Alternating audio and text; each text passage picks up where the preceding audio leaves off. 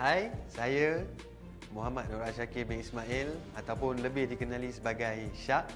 Saya, orang kata pengalaman saya dululah. Pengalaman saya bekerja dalam industri e-sport ni bermula daripada cyber cafe.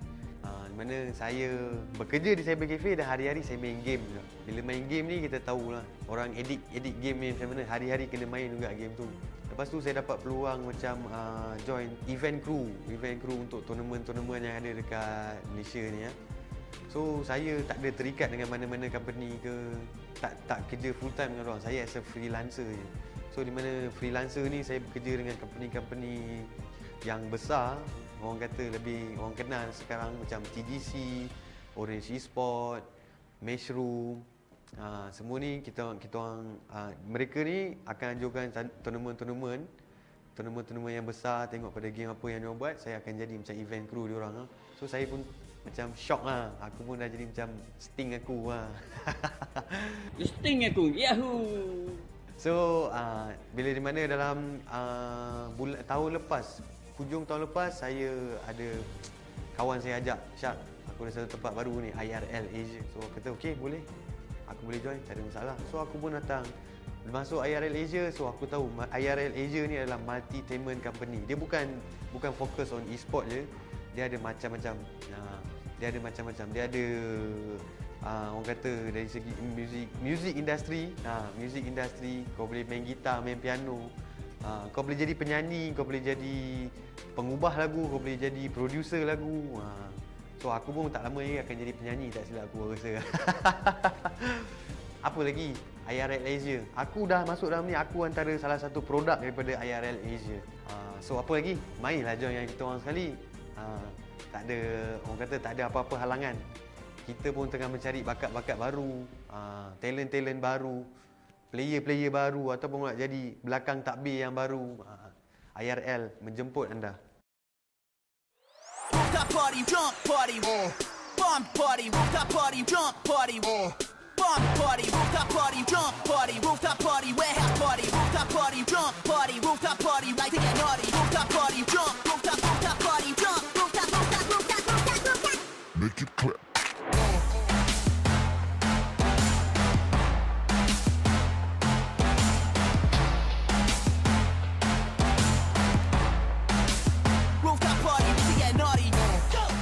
Ladies and gentlemen, welcome to IRL Asia's YouTube channel. I'm D.R.Fierce, and today we'll be taking a look at Summoners Odysseys plays for the week.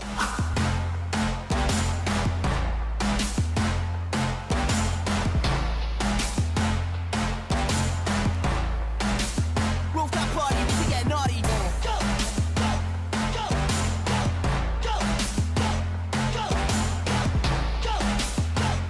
Here we can see Ziggs from the side of Daiwan's. He will steal the Baron here as Fiora tries to salvage the fight. She won't be able to as the Baron and the fight will slip away from their hands. Naughty, naughty.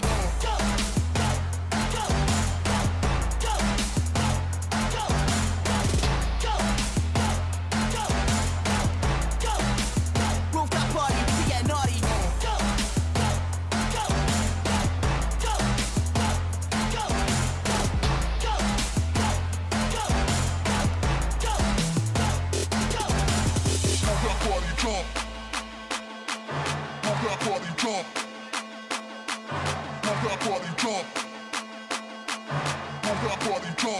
That was some fantastic plays this week for Summoners Odyssey. Remember to subscribe and like our YouTube and Facebook page for IRL Asia.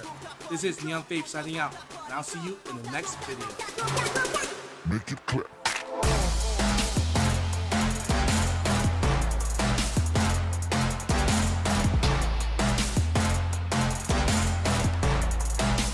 Rooftop party, we get naughty.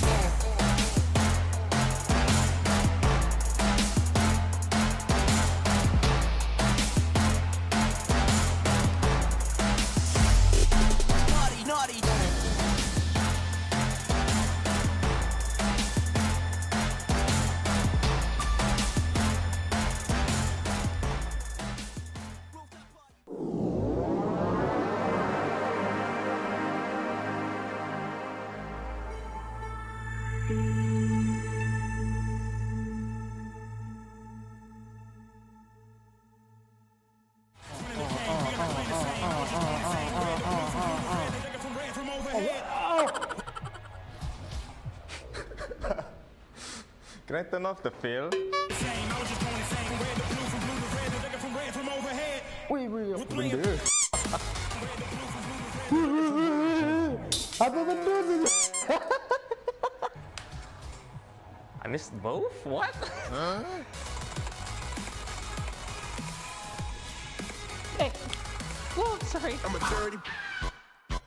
dirty. Alright, let's play some Beat Saber. Let's go. We're playing, yeah. I got the power. Itu easy lah. I got the power. I got unlimited power. Game. I got unlimited power. I got the power. I got unlimited power. Running the game. We are not playing the same. I was just playing the same. Red to blue from red to red from red from overhead. We're playing. Habis.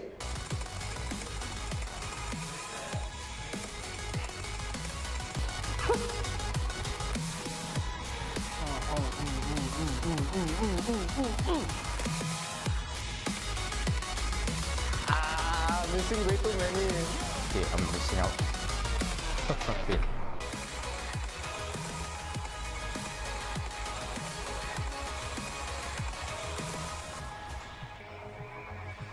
I'm coming closer. Victory is mine. I'm making history. It's time. I'm living this moment. Living the. I'm a dirty. Okay. I'm a dirty. I'm colorblind actually. That was hard, but nothing too hard. It's way too hard, man. Too confusing. That was challenging. Yeah. Good game, good game. It was good. I beat Lionel. Weh, sana. Asal aku tak lulus, Mat. Serius ah. Tapi serius, susah. Tak boleh.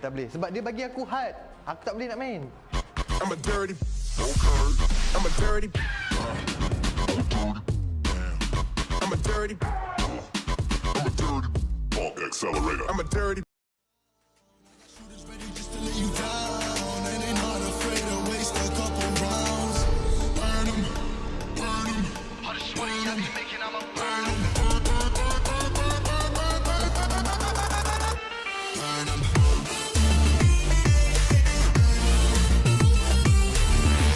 Good evening, Southeast Asia. Welcome to League of Legends Wild Rift Summoners Odyssey, organized by IRL Asia, partnered up with Homiee, sponsored by Inch30, where every inch matters, and of course, Sadie's Malaysia, growing together with gamers. That's the products right there. Beautiful, fluffy lion. I'm not too sure. He's sort of a very, very animatronic, sort of mixed robot animal, huh? But like again, Sadie's Malaysia, they're quite edgy. Have you seen their products and all this? They're quite good. But anyway, I'm Downright Fierce, and joining me, I'm Hound. Yes, welcome. So now Summoners Odyssey, 32 teams are going to be competing for 172 ringgit. We're doing this every single day, guys. So if we haven't seen your names up here, please be sure to register and all that. And we'd love to see you play. And for those of you guys who don't know, we provide to you guys every platform here. We've got Facebook, YouTube, and Twitch. So make sure to check out the description right there. Just click see more and you'll be able to see all of the links wherever you like to watch, whatever quality, whatever place you would like to be. Make sure to interact, drop us a little bit of comments, drop us some love, and we will make sure to show you that kind of love. Wherever you may be, whether it's from Southeast Asia or the rest of the world, drop us some comments. Let us know where you guys are from, and of course, show some love for your teams. We got Filipino teams, we got Malaysian teams, Indonesian teams, all these teams coming here to show off who is the best of the best here at the League of Legends Wild Rift Summoners Odyssey. Now, speaking about all that love, of course, we can't go on without talking about our need to get to that 10,000K, that 10,000, I almost said K at the end. 10,000 followers and likes, yeah, on our Facebook. The closer we get there, the more content that we can push out there, maybe going into other games, but at the end of the day, you guys are winning because you're putting in the likes, you get more content. Simple as that as well. And for all that love and support, there's our supporter badge available right now. So guys, please grab that if you can. You know, I see you guys constantly in the comments, same faces and all this. I'm sure that you're getting really close to that badge. Be sure to grab that. And again, there's promo videos available if you guys send some stars. So any stars that you guys send, we will show that video. Are you a top fan? Make sure you just keep dropping those comments, interact with us, and of course, Downright Fierce and myself, Hound, will of course try to pick out some of the best comments, whether it's a really funny comment, or whether it's some memes, or whether it's some cheers and jeers. We'll always show you some love, but it's all about you guys, because we can't spell fun without you. Yeah, and that's for sure. I already see people in chat exploring that new function, this exclamation point notify. Again, guys, if you want to be able to know when this stream is live as soon as it comes on, be sure to type in exclamation point notify. So again, that's shift 1. I know, like, for some people they miss that on there, all right? So like shift 1, notify. And not the way that Neon Face says it, where it's notify. Notify? He has a certain way with words, it's magical. Yeah. Anyway, I hope you guys are, for those of you guys who are fasting during this Ramadan month, hope you guys are all full in the stomach. Hope you guys are all kicked up with your feet up high, ready to relax, because we got tons of League of Legends Wild Rift for you guys. And we're about to go underway very, very soon. First of all, we are going to have game number 1. Ace Esports going up against Elord Esports. Yes, I know Elord Esports has been on stream before, but I don't think they've been able to get that top 4 position, reaching into the semifinals. But we also have so many strong teams here. But whether they can make it up to that part or not is really up to, you know, sometimes you just gotta really pray to the bracket that, you know, be kind and be gentle. It's a best of 1 tournament. There's only gonna be 1 game. 1 opportunity. So mistakes are definitely gonna be punished really, really hard here. We have seen a very high amount of pace that's coming in from a lot of our players that are participating here in the League of Legends Wild Rift Summoners Odyssey, brought to you by IRL Asia. And we do believe that that is just going to bring out a very conducive atmosphere of competitiveness that will just bring all kinds of not only competitive gameplay, but a little bit of drama and rivalry that could be building up on the sidelines. Yeah, we've seen these teams constantly clash with each other. Again, we do this every single day, so we see familiar faces, familiar teams, and all this sort of thing. So I don't know, maybe they're getting really comfortable playing with each other. Just, I believe yesterday we had a game with now known as Level Up. Yes. Before they were Alt F4. They weren't able to beat Mirmu or Mango Esports, and there was a little bit at the end where Level Up, their top laner got caught off for a bit, nowhere to run, and they just stood around him and said, "You're not leaving." And they were about to win the game, they could have done it, so they just stood around him. They were just partying, having fun, not letting him recall, just constantly poking him. So these guys play with each other so much. They're all very strong, but like it's just little moments like that where you can really tell like these players are really enjoying themselves, and that's what we love to see. Now, aside from enjoyment, there are some names to watch here at the League of Legends Wild Rift Summoners Odyssey. Names such as Luxurious, MJT Aces, Level Up Esports, like how you said just now, before they were known as Alt F4. Yeah. Alt F4. Neon Faith's favorite team. Neon's favorite team, Yeah, most yeah. adorable caster, by the way. And of course, Ardent Esports as well. Who of these names may actually be the ones, because these are the names to look out for. Can be said some of them have a higher chance to win, but we are also looking for some spoilers, some dark horses, the guys that will crush the hopes of all these names to look out for. I'm always a big fan of outliers, and I'm hoping to see more of that happen here. Yeah, and again, like everybody sort of slept on Luxurious. Again, there are very few Indonesian teams who would come in here. It would be either Western G, but like Luxurious, I believe it was the first time we saw them. They managed to make it all the way to top 4, but I believe they just got decimated by Alt F4 at that time. And it was close, but I really like to see them come up again. It's really interesting to see fresh blood coming into the scene and all this. So I really hope, like just as you said, some fresh blood comes into play and just takes some names. Fresh blood, first blood, all kinds of blood is waiting for you guys at home. So for those of you guys who are out there not dropping in any comments, why don't you let us know who are your favorite teams, and who are your favorite champions? I personally am a big fan of Vayne and Vi as well. I like a little bit of that assault and battery. All about that Officer Vi dropping in, coming in with all kinds. Yeah. Okay. I usually rock the project skin for Vi. Edgy man. Yes, I like Vi a lot. I main Vi almost before it was Warwick. So again, but the meta right now, it tends to be like Vi would go in, and then the Galio ult will come in. That's the very strong follow-up that we've been seeing in a lot of these teams when they do use Vi. But another jungler that we also see is Lee Sin.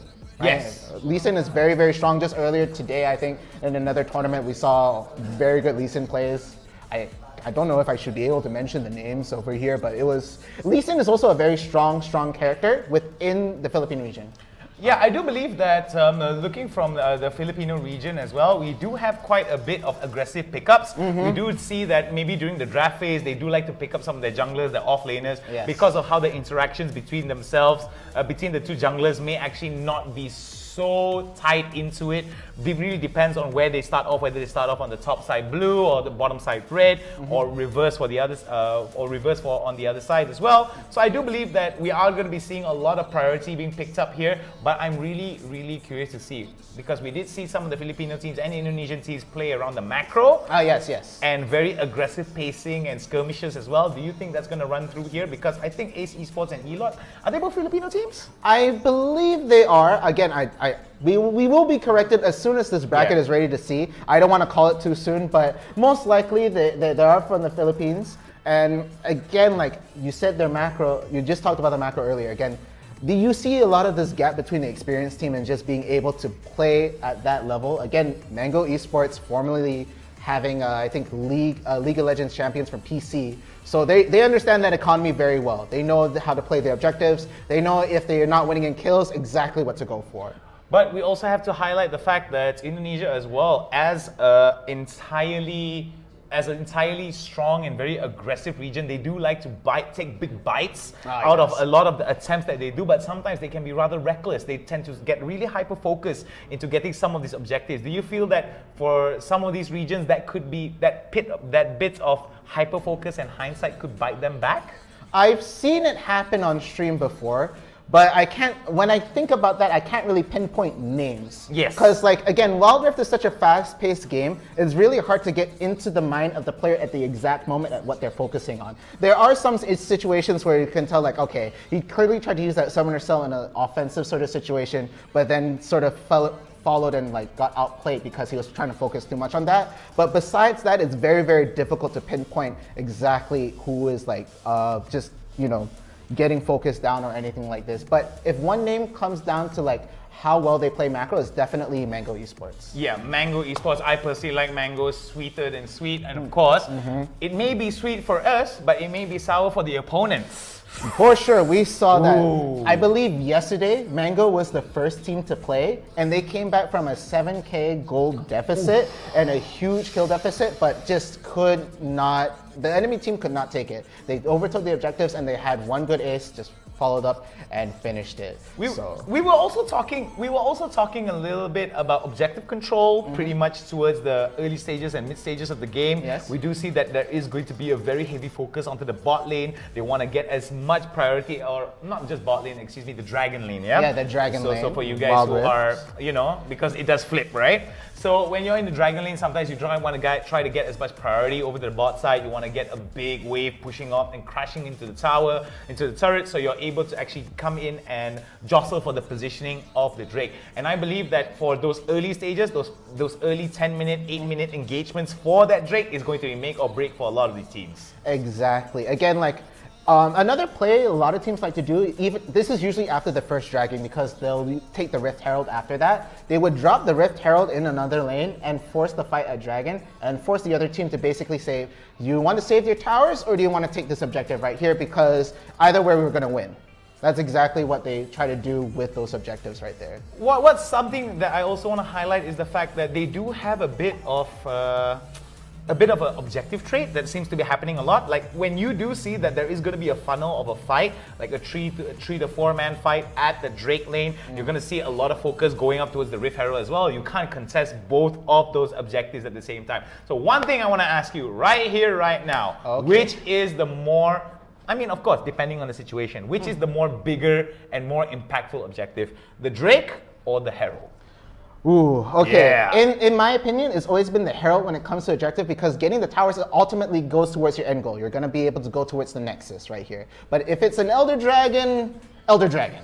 For sure, over anything like that, because that perma buff means you can sort of blast out a fight, you can either blast down your opponent. It is a very important objective in that situation. But again, I've seen games where you just see one guy, usually Hide from Ardent Esports, just pushing down his lane, you know, playing a single player game, just running it down, destroying towers all the way to the inhibitor tower. I've seen that. One big fight, they're trying to go for the Elder Dragon, he's nowhere to be found. All of a sudden, they don't have an inhibitor tower, and they could almost lose the game. Now, I want to be asking you, because you are a bit of a jungle kind of role, right? Yes. What do you think are some of the biggest keys to victories for the junglers for the first 5 to 6 minutes of the game? I mean, aside from getting their early buffs and getting some of the scuttles to get that early level 3, what do you feel that is going to be the biggest determining factor here for the jungle to be impactful? Okay, so in the first bit of the game, right, wards are key. Oh yes, vision wins games, guys. Drop your wards anywhere. You see the map more, you will get more information. Exactly, and because you're so mobile, you're always in a jungle, you're not sitting in a lane, getting that vision early on really helps your teammates right there. So dropping it down early, getting the scuttle, it's really, really important. Afterwards, of course, you change to a scanner and then you do the exact opposite. You go into the other guy's lane, you try to get out any wards so that you can help set up for a fight. I feel like those are the small little key things that ends up taking the game. I do really like some of these teams in terms of how some of these teams actually move, because when we do see that some of the priority being taken away, and you do see that a lot of the teams now, they move into the enemy jungle, they try to get as much warding as they can. It can sometimes be a bit of a double-edged knife, because they do give out they do lose out a little bit if they get a little bit too trigger happy in that sense and greedy.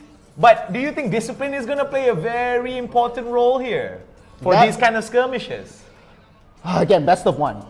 Best of one. Exactly. Very little room for, you know, like very little breathing room, right, to adapt or anything like that. It's very, very tough. So like this is usually some sort of plays that you start thinking about in like the second game and all that. But you really see that sort of slip up happening in these best of ones. So okay, let's take a break from this. There's been a lot of comments going down right now. So a lot of support for both of us right here. Yeah, lots of love. Thank you guys very much. This is for you.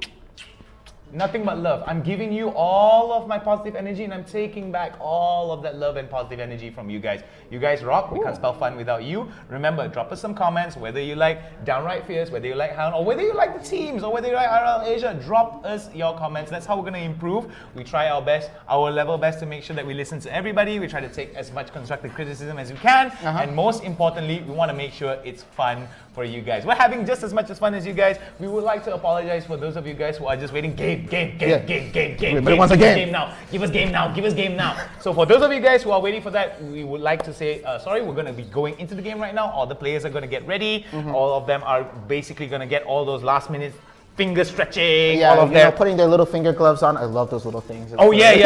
You know, it's kind of like playing Pokemon, right? When Ash turns his cap backwards, you know it's gonna get real. Gamer mode on. Yep. But speaking of which, we appear to have some stars sent in the chat. So again, we're gonna have to thank Penel Jeshurun. Okay, I'm very bad at pronouncing it. Penel Jeshurun Parameswaran. Okay, you're very good at that. Okay. Yes. Thank you very much for the stars. And as we said, for every bit of stars you send, we have a promo video playing for you. So guys, check out this video right here. Check it out. 我们一起睡猫觉，一起喵喵喵喵喵，在黎明前撒个娇，还有喵喵喵喵喵，我的心脏蹦蹦跳，迷恋上你的坏笑，你不说爱我，我就喵喵喵。 Hey, damn cute, huh? Hey, Shan, wait, how about you? All right, I hope you guys enjoyed that video. We enjoyed every time we see it, and every time more stars are sent, guess what's gonna happen? You're gonna get some more of those videos. Oh yeah, you're gonna see Neon Fate's cutest, adorablest face. I don't know about you guys, but I'm ready to fall in love right there and then. He's a smooth talker. You best be careful. You best be careful. So again, very charismatic.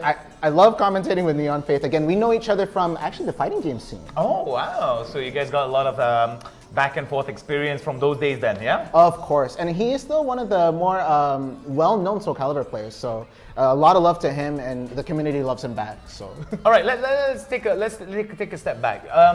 I do know that we may have a lot of I do see that Fierce, you still owe some of the viewers balut sensations. This is why you don't make bets, you don't win. I thought you were downright fierce. Yeah, and what happened? I'm not downright smart. I'm downright fierce. All right? And again, Neon Faith is a very good talker. He's a smooth talker up here, so it was very hard. You got bamboozled, that's what happened. All right, guys, we are actually, for those of you guys who don't know, behind the scenes right now, we're setting up everything. We're going to go into picks and bans very, very soon. So, of course, for those of you guys who don't know, we do have a little bit of interaction with you guys. Drop us some questions. Do you want to know how I keep my beard aerodynamic? Do you want to know if Downright Fierce is even capable of growing a beard? Ask those questions. These are the pressing questions that we all need to know right now. The aerodynamicness of my beard and whether or not Downright Fierce can grow one or not. You know, sometimes the genes just don't work out, but you know,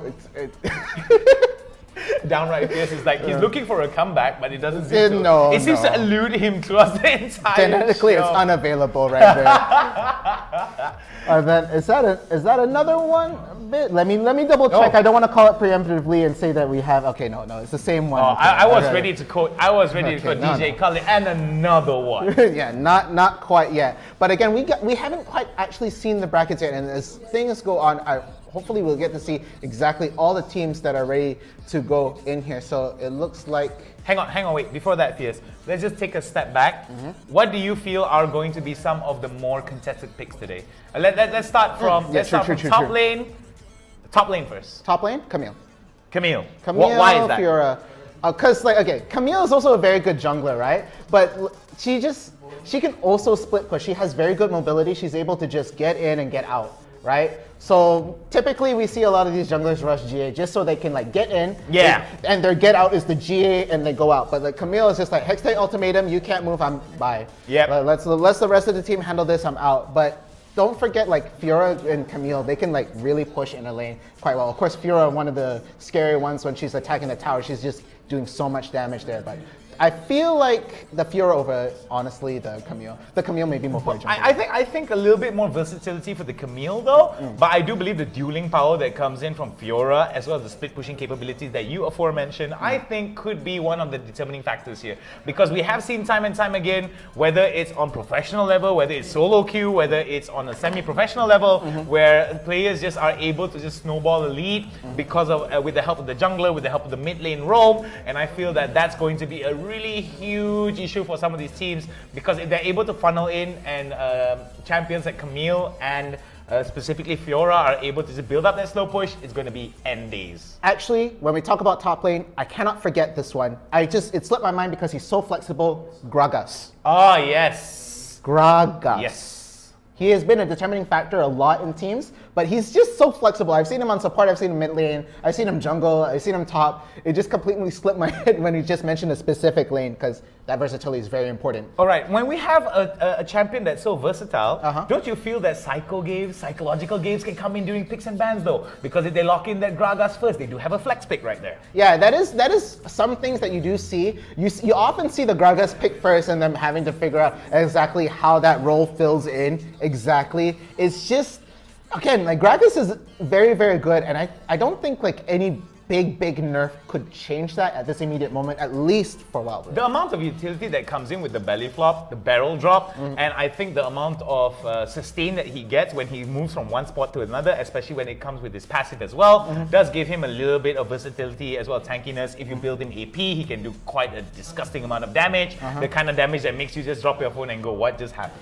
All too often have we seen that. Just there was a champion here, there was one, and he's gone. Yep. Just deleted, the League of Legends special. And guys, we do see your comments. We know we want these games coming up. We want these games too. We want these games too. We want to talk about them as well. But again, players have to get ready. Yeah. And the most important thing when it comes to tournaments as well is to take care of your players. Yep. All right. So rushing them or anything like that, it also puts a bit of nerves on them. And we only want to bring you guys the best. So guys, please stay tuned. We will get these games coming up as soon as possible. And let's just check. All right, wait. Before that, sponsorship plug. Very, very easily. Inch Theory. Every inch matters here for all your solutions towards interior design. Check out Inch Theory because every inch of your home matters the most to us. We put a lot of love to make sure that you feel very comfortable in your home. And most importantly, we are growing together with gamers alongside with Odysseys Malaysia. So check out some of their local peripheral products. We've got so much stuff from mid-range stuff to budget stuff to high-range stuff. So you got to make sure that you check that out, from headphones to mouse to keyboards to all kinds of peripherals. Check out Odysseys Malaysia. I've actually used some of their mouses before. Ooh. Okay, honestly though, I switched to Steel Series since then because I had Steel Series and we all know about that. But Odysseys mouses were actually the biggest bang for buck I've ever got. I got exactly the amount I paid for and I never regretted it. It was a really good purchase then, and it's a good product for exactly how much you paid for it. Yep. So for those of you guys, again, remember, if Facebook is not your thing, if Facebook is not your thing, you can go over to YouTube, you can go over to Twitch. Those are the places that you can check it out. And yes, Mr. Hans, we would like to show the brackets. And yes, thank you very much for being very, very nice and saying please, because we all love politeness. But at the end of the day, we would like to apologize again. Brackets are going to come very, very soon. However, we do have Ace Esports going up against Elon Esports very soon. We are going to get into those brackets. We did talk a little bit about priority champions that are going to be picked up. Let's go into the jungle next to see what you think are going to be some of the more higher priority champions to be picked up. You mentioned Lee Sin, you mentioned Gragas. What about those off-meta picks that could basically come in as an outlier here? They could be banned out. I mean, Camille, Lee Sin, Gragas, these things could be either picked out or banned out, depending on what type of draft that they're going to go for. Do you feel like there are any other options in the jungle that allows that same level of versatility, or are these few champions the be-all, end-all? Okay, if we talk about jungle champions that are never banned per se, I can only think of one off the top of my head, and that's Jarvan. Ah, the flag and drag. Flag and drag Cataclysm man, all right? He has been very, very strong, especially if they don't ban Galio. Cataclysm follow up by the ult right there, very, very strong. We've seen it time and time again. And again, that's always been the fallback if a Lee Sin ban happens or anything like that. Jarvan's up there. And of course, we cannot go without talking about Vi. Oh, yes. All right. And on, I believe it was Mango Esports XDX, one of my favorite junglers to watch, plays a mean Vi.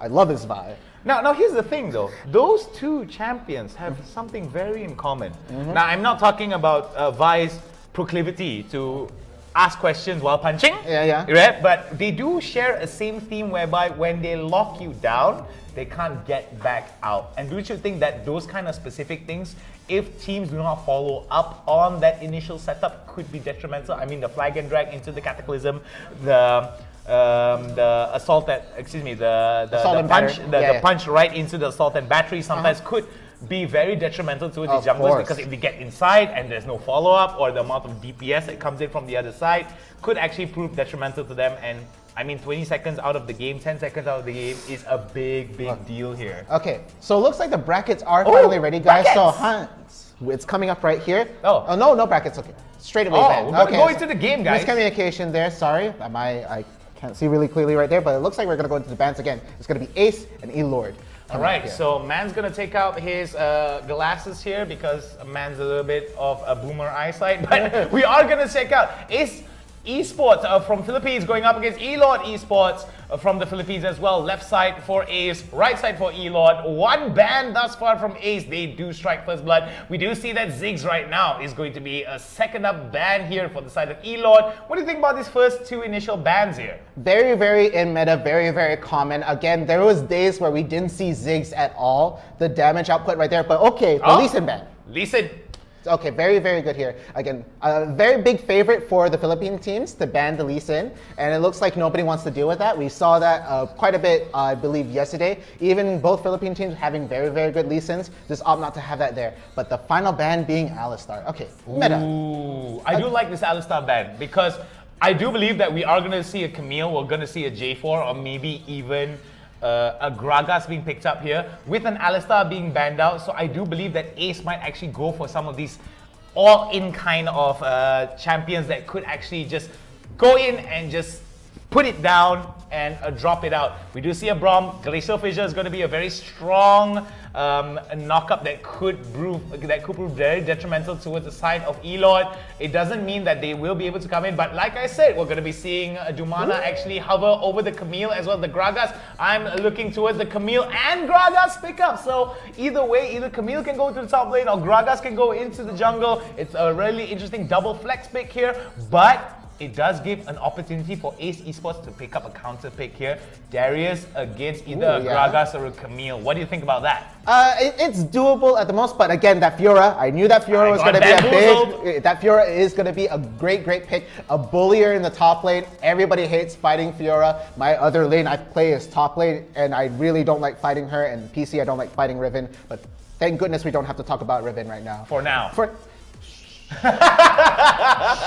Riot's taking notes and paying attention. Please, I'm enjoying my time in peace, but Corki is going to be picked up on the other side for Elord and Sona. Okay, that's a bit of a surprise in my eyes right there. Kai picking out the Sona is a bit confusing for me, because I feel like in terms of support, maybe they're gonna go for the Seraphine mid, but they're just highlighting over it. I don't want to get baited anymore. Yeah, we got bamboozled too many times. You got bamboozled until you have to give out a balut or something like that. Now I don't want to get bamboozled. I mean, it's my first day casting here. I hope I don't get bamboozled in a way that makes me reconsider my career options.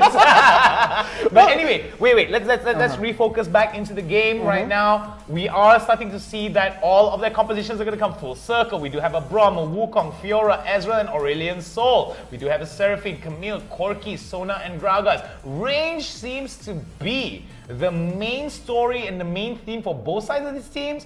Ezreal as well as Corki are going to be doing a very good amount of mixed damage as well. Ezreal a little bit more physical compared to Corki that converts some of his physical damage into magic damage as well, which I think is going to give a rather interesting way towards some of the tankier champions on the side of Ace Esports to itemize against. Yes, but okay, I'm now thinking about that Sona pick right there, and together with Seraphine. If there's a barrier on top of somebody while the Seraphine tries to go for any sort of buff right there, I believe there's a healing resonance there. So that might actually work out, because we always see a Seraphine team, when there's a Mountain Drake on the field, they'll usually try to get it straight away because they want that extra bit of barrier so that the healing procs every time. But maybe the Sona will help bypass that. Again, I'm reading a bit too into this. The team members are not talking to me in my head. They're not telling me this stuff, but strong feeling that could be the case here. So the Sona might work out.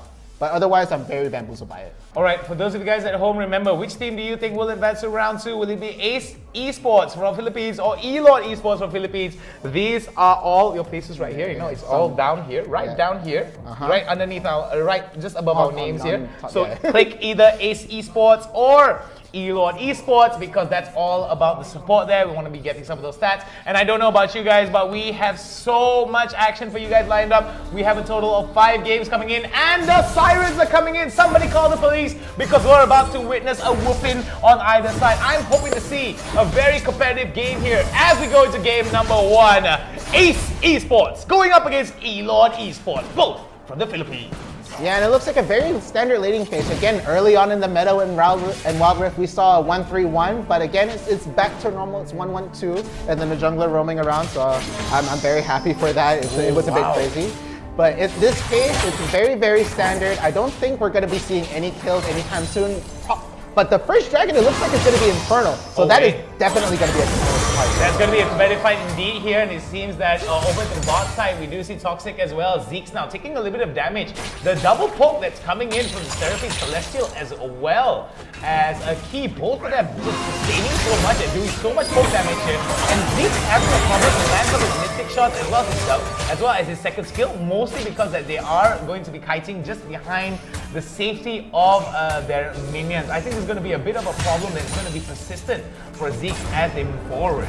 Okay, and I'm completely bamboozled here, because looking at the bot lane, it is a Sona and Seraphine bot. I for sure thought the Seraphine was going to go to the mid lane, but Corki's going to take the mid lane right there. And I mean, it works out. You're going to have to fight Aurelion Sol right here, though, and this is a decent trade in terms of health. They're probably going to have to take the fruit on the other side, too, if that isn't already there. But no, Camille's going to go in. The Q is going to miss, though, but the barrier is going to pop up. The flash goes on down, but he cannot escape. Camille just taking some tower damage, but no, teammate comes in to help. Wukong going to be able to get a pick off here. Oh, The flash into the heel, and it seems like it's going to be a huge problem here as we're going to be seeing another one get taken up. It's going to be a double kill going in for the side of Ace Esports. We've got ourselves a triple kill.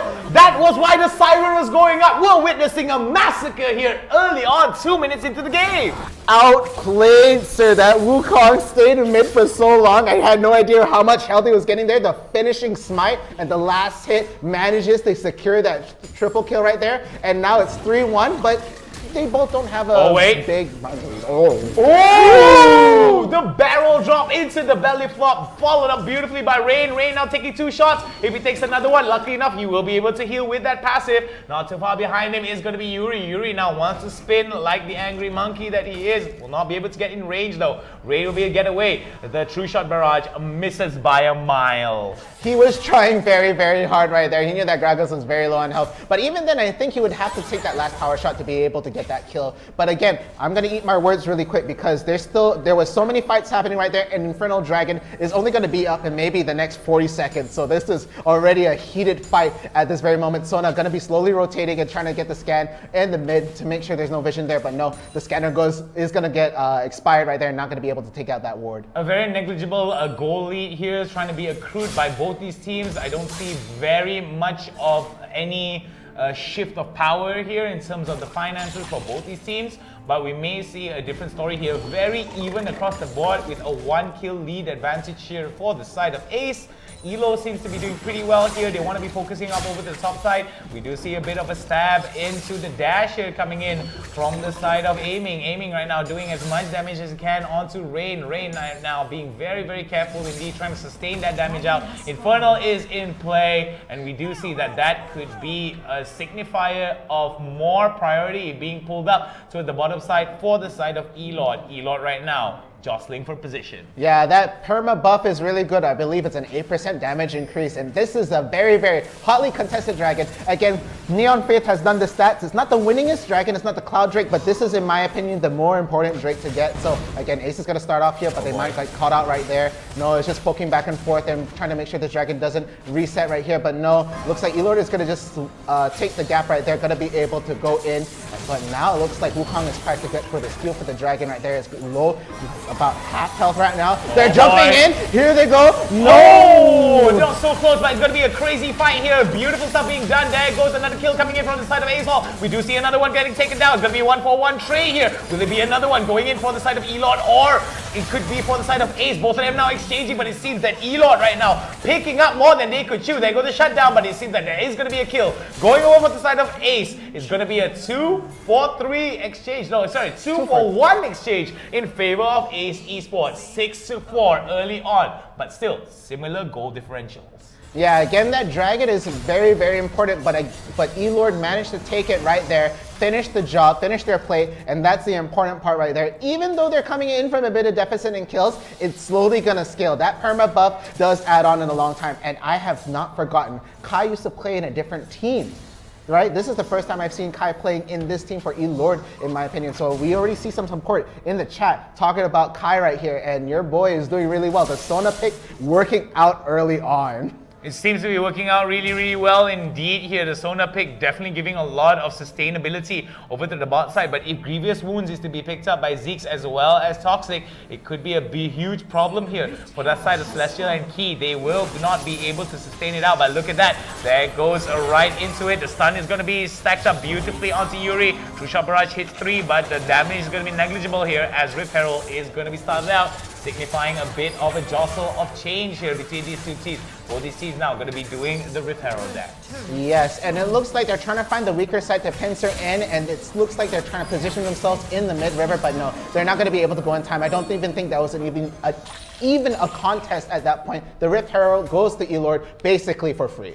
Yep, it seems to be rather free indeed. Not that much punishment coming in from the side of Elord. Elord right now definitely going to be very interested towards getting these positions off and running. We do see that Zeke's right now going to go over towards the top side here, trying to get more priority. And we do see that now that Rift Herald's in play, we're going to be seeing a bit of a swap here. We're going to be seeing the top side, excuse me, the Rift side players, the Rift lane players are going to be going towards the Dragon lane, and the Dragon lane players, the Dragon lane duos are going to go over to the top side here. They want to be creating as much pressure as they can. No turrets in favor of Elord, but it seems that Ace will be able to score that first blood turret onto the mid side, I think, if I'm not mistaken. Yeah, it's definitely the mid side right there. mid-side. Corky's standing on top of it right there. Again, the map. It's very difficult to read. Oh. No, again, they're hitting Braum. That's like hitting a brick wall, basically. You're hitting a demon door. You're not going to get much damage in there as long as the Unbreakable's up. So little pokes here and there. He's just draining out their mana, and it's just all around quite even, in my opinion.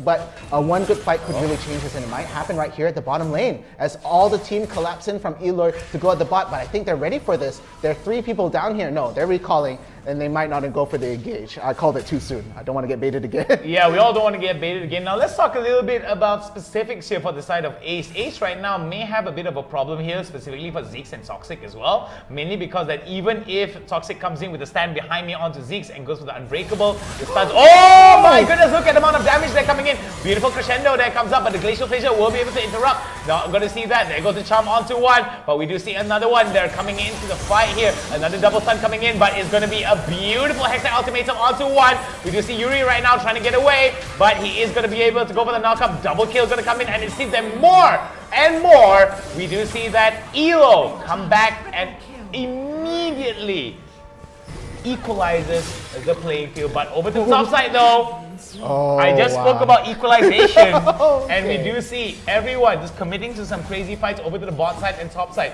Gonna get a lot of priority here for the side of Elord. Ace could be on the defensive as they move up. Drake is gonna be in, Mountain Drake. Now they have more, not only more damage, more defensibility. Yeah, they're going to be, this is uncontested at that point. After that fight, everybody's off position. They're in no shape or fighting form to be able to take this dragon right here. And the lead really slipping towards Elord. What was once a very balanced game between the two, it is slipping away. 3k gold lead, again, negligible on the gold, but these objectives, they're adding up. And that bot tower is going to fall very soon with how many people are down there. Oh boy, we're going to have a death bush right here. Somebody called the police because we might witness a murder. Nope, it's not going to be the case. What was really important to note here was the fact that Big Bird was able to use his package really well during those first initial Drake fights, and those were some very interesting ones, because with that enhanced second skill on the Corki, it does push up. But over to the top side here, we're going to see a beautiful barrel onto 3, but we're not going to be seeing much of that. There goes the Glacial Fissure onto 1. Rain is going to get taken down.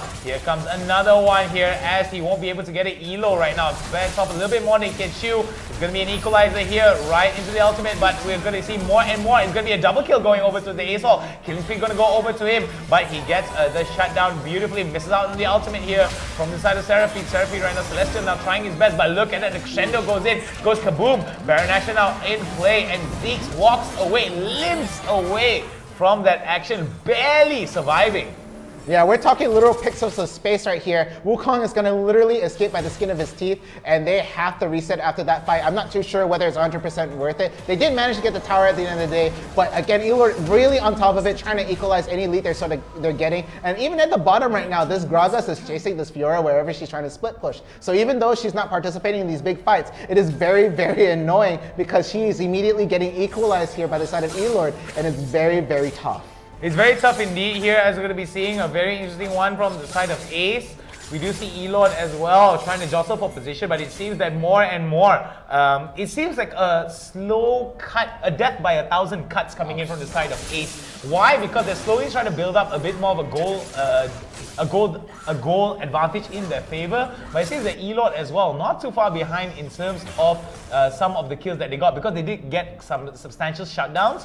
But looking at the overall objective control, Ace seems to be rather ahead in a lot of these turnarounds here. But Elord right now picking it up, beautiful crescendo onto 2 here. Glacial Fissure trying to peel out the fight, but we do see that Dumana now trying his level best to do the amount of damage that comes in. A bit of that cosmic special there coming in from the side of Giggle here, as we do see Ace right now in a little bit of trouble as they're going to be concede over that mid turret. It's going to be equalized here. Elord now back in the game with the 2 Drakes in their favor, Infernal as well as Mountain. This could be Elord's game, and they're biding their time for the mid stage fights. Yeah, but they really can't afford to lose any more big fights or get caught out one by one. And I feel like Ace knows this, because they're really picking their fights really, really well. Again, that top lane, they all had to go in, but they came out slightly on top of things. Slightly on top of things, even though Elord was trying to compete in the space and all this stuff. Looks like they might try to get another jump of the Sona.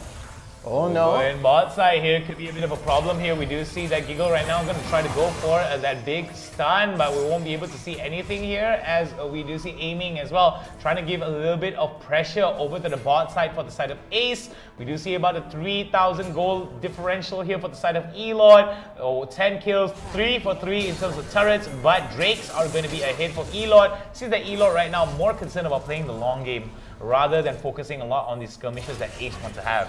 Yeah, and that I think is the better goal right here, because again, they have a lead. They have a lead in terms of certain things, and they should just try to maintain that. Any fight or anything they try to do in between that catches them off position would mean the game if they're not very careful at all. And look at that, the poll is dead even. It's actually the first time I've seen support for either side dead even right now. 50-50 esports Elord in the poll. It's very interesting indeed here, because it just goes to show that these teams are very much well matched against each other. We do see a bit of a power balance, push and pull kind of dynamic that's happening between Ace as well as Elord. But right now it seems that Elord right now still not losing out on any of the priority. They want to take another Drake as well. Earth, wind, and fire! Yeah, now that extra movement is going to be really good right there. It doesn't need, like Camille doesn't need any more.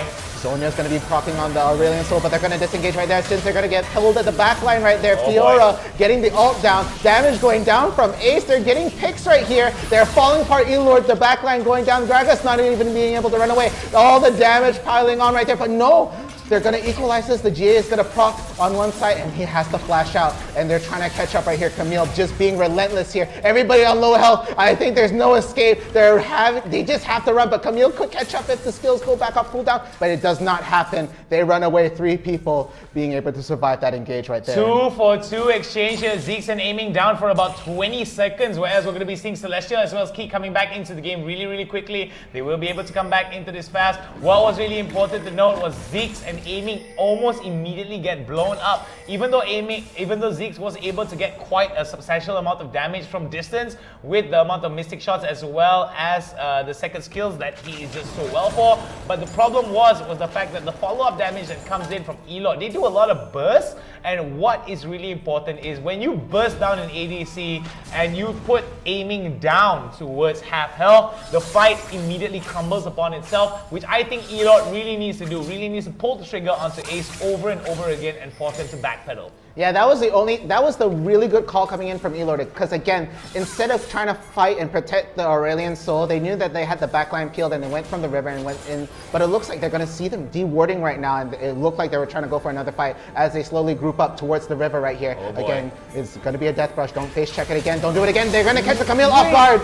What was he doing? Why did he even go arcane shift into it? But it seems that it's going to be rather detrimental for the enemy team here. It seems that Elord right now is going to get taken down. Beautiful kill there coming in from the side of Giggle, but it seems that the sustain is a little bit too much. Look at the amount of utility they're coming in from the side of Elord. Elord right now decimating. There goes 1. There goes 2. We're going to be seeing another one. Could be more damage coming in. Even though the damage is not doing very well for the side of Elord, they are going to be sustaining it out. And look at the amount of sustain, followed up by the Sona as well as the Seraphim. Just insane. You give up so much initial damage just to sustain, and the fact that Rain as well as Big Bird and of course the Camille in the game do so much damage. What does Ace need to do to turn this around? We're getting closer and closer to knocking on the doors of Ace. Elord is definitely holding on towards this, but Ace not too far behind. Yeah, they've definitely been almost dead even in these fights. Again, they've been walking out the same amount of people as they go coming in, right? 5 people come in and both teams leave with 3 coming out. So these have been very, very even fights. What Ace needs is objectives. They don't have any dragons. They haven't even been able to get a Rift Herald. And this Baron, if they take it, that's going to give them enough pushing power to take down more towers and eventually perhaps even the game. But it looks like the Scuttler is going to go and fall for the side of Elord. So they're going to get some vision into the Baron pit. And they have it very well warded here. So if they try, Elord will definitely know Ace is going to do something there. Priority now building up for the side of Ace over to the top side here. Baron is going to be the high priority goal here, but look at that. The stun is going to go good right into the Hextech ultimatum, and it seems that Giggle goes golden. Will he be able to stay golden forever? No, he doesn't. He flashes out, but it seems that the Baron will help him out, but he loses out his flash here. He will still be able to come in with that Cosmic Star and try to get a 5-man stun here, but he has to be very coordinated with his team. Glacial Fissure is opened up for the side of Toxic here, aiming as well. Could be into this game. Zeke's right now is going to be focused. There goes the Glacial Fissure onto 2, but it's not going to be enough here. The fight is going to be rather all over the place here, as we do see 1 kill going over for the side of Elord. Elord right now looking to decimate another one. Toxic now is going to go down again. He gets taken down. Double kill going over for the side of Celestial, and we do see a killing spree here. 5 kill ahead, and it seems that 4 for nothing exchange in favor of the side of Elord, and it seems that they're not even want to go be taking the Baron right now. They want to be taking that mid side, want to try to get that inhibitor as well, but they don't have the wave enough. But I think they do have enough damage here to try to be very, very much painful to the side of Ace. This could be the end for Ace here. It's only Giggle left, 20 seconds left on the clock. Baron's not needed, goes golden, there goes the Ace, and there is your game number 1 here for Elord Esports. I don't know about you guys, it doesn't matter. Philippines won big time here. Oh yeah, again, it's Philippines versus Philippines right there. So of course the big Philippines is going to come out huge. But that was really, really good play coming in from Elord. They knew they didn't need that Baron at all at that point. They had 4 kills. They saw the cooldown time, the kill timer above 30 seconds. Plenty of time with their amount of damage to push all the way down in the lanes and eventually take it to the Nexus. Only an Aurelion Soul left in there, no problem. He already burned his Zonias. I don't think he had anything left to stun. It was just all game over from there. But a very good job to both teams, but unfortunately, Ace will not be able to take it. Oh man, remember it is a best of 1. There is going to be your post-game breakdown here. Very, very good stuff being shown here. That's Seraphine as well as Sona. Pick up here for the side of Celestial as well as Key is definitely going to be working out wonders for them. Look at that. They did already pick up that Tear of the Goddess as well really early on. Gives them a lot of mana pool for them to work out. And what's really important is also we do see an Oblivion Orb on the side of Celestial, which basically negates any form of healing that comes from Zeke's here, because he did manage to pick up that Grievous Wounds. Yes. I think it was almost building up towards that Mortal Reminder, but Zeke's a little bit too late on that. But yeah, look at the kill participation on both the Seraphine and the Sona. Again, they were very good as a team. They were basically working as a unit. That was basically one champion walking down right there every single time, and they did work. Again, Kai, not supposed to be doing damage. The sustain was really, really good. Those team fights really, really difficult to fight. Even though, look at Zeke's 33,000 damage. That's not a small number. That is huge. That is even beating out everybody on the other side there. So again, the Sona pick, definitely something I did not see as a very, very fortuitous thing, but the combo with Seraphine was definitely something I picked up. I think one of the biggest thing that not only the combo was really important as well, despite the fact that the combo misses out, we did see that the crescendo did land out, but we did see Celestial at least miss out on his ultimate on 2 occasions, but that really didn't matter because they had so many options and utilities for them to engage. They had the Camille, they had the Gragas, which I think were very much unstoppable because of the amount of interaction that they had, and they all had a very good sustainability, which I think they abused really, really well in the early stages of the game. I mean, if you're able to sustain and stay in the lane longer, it's almost a GG. Yeah, because you'll be able to scale faster than the ADC. Much faster. Again, every second counts in these MOBAs, especially as a fast game like Wild Rift, where games usually end within like, what, 15 minutes and all this? Every little second counts. And again, congratulations to Elord for making it that far, but now we get to see a look at the replays that happen over here. So let's take a look at the first bit again. This is the first fight. This is going to be the big triple kill coming in from the A side. I thought with this they were going to be very, very confident. That mental boom right there, being able to take the triple kill. They got the jump early on the Aurelion Soul. It didn't matter right here. They're going to get that triple kill no matter what. What was really interesting to note was Yuri was able to sustain it out very, very well indeed, and that's the problem here. That was really beautiful from Rain. He immediately knew, and he knew for a fact that the shield was down, the spell immunity was down for the side of aiming, and it just went really well. This was the first Drake of many for the side of E-Lord here. Very beautifully done. We did see that the fight actually be very all over the place here for the side of Ace. There were some really interesting interactions here in terms of the wombo combo that came in for the side of E-Lord. But look at the amount of sustain coming in. Immediately, when the Wukong is down for the count, he will be able to sustain it out, but gets taken out almost immediately, following up from the shutdown that came from the side of the Camille. We do see that Zeeks was able to get some interesting kills in this fight that he participated in, but at the same time it was a little too late here. Scaling was a little bit too late for the side of Ace. E-Lord just knew what they needed to do, secure all those objectives, use the sustainability, abuse it too much to the chagrin of Ace. But look at that. Ace though had some really interesting moments, but look at the amount of sustain that comes in.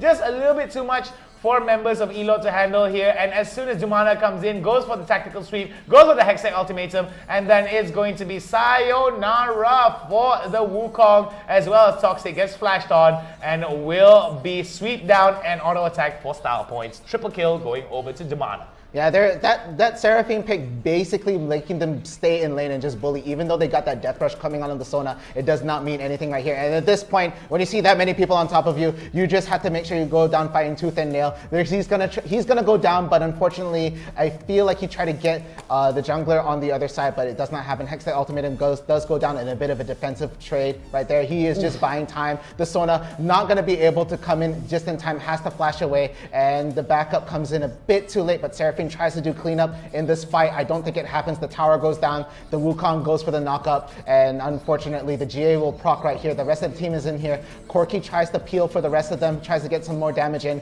but they have to take that tower down, and it looked blow for blow. Ace looked like they were very much in this as well. I think the biggest problem here coming in from Ace, judging from the replays that we saw, and of course casting from the fight early on, that they weren't able to actually seek down members of E-Lord, because range was also an issue here. Celestial, Big Bird as well as Key, they do have a reasonable amount of range, and even though Zeeks has one of the longest skill shots in the game, it seems that the amount of damage that was coming in, the consistent amount of damage that came in from Ace was not enough here, because if Zeeks was not able to follow up, it was going to be a problem here. This was one of the more crazier fights where we saw it go back and forth, but it was an interesting one here. Zeeks was able to get the double kill, but as soon as they were able to out-sustain it, it comes with a kill as well. As soon as Zeeks is out of the game, it's going to be a huge problem for the side of Ace, as E-Lord right now looking towards closing it out. Look at how healthy Dumana is here, coming in with the sweep as well as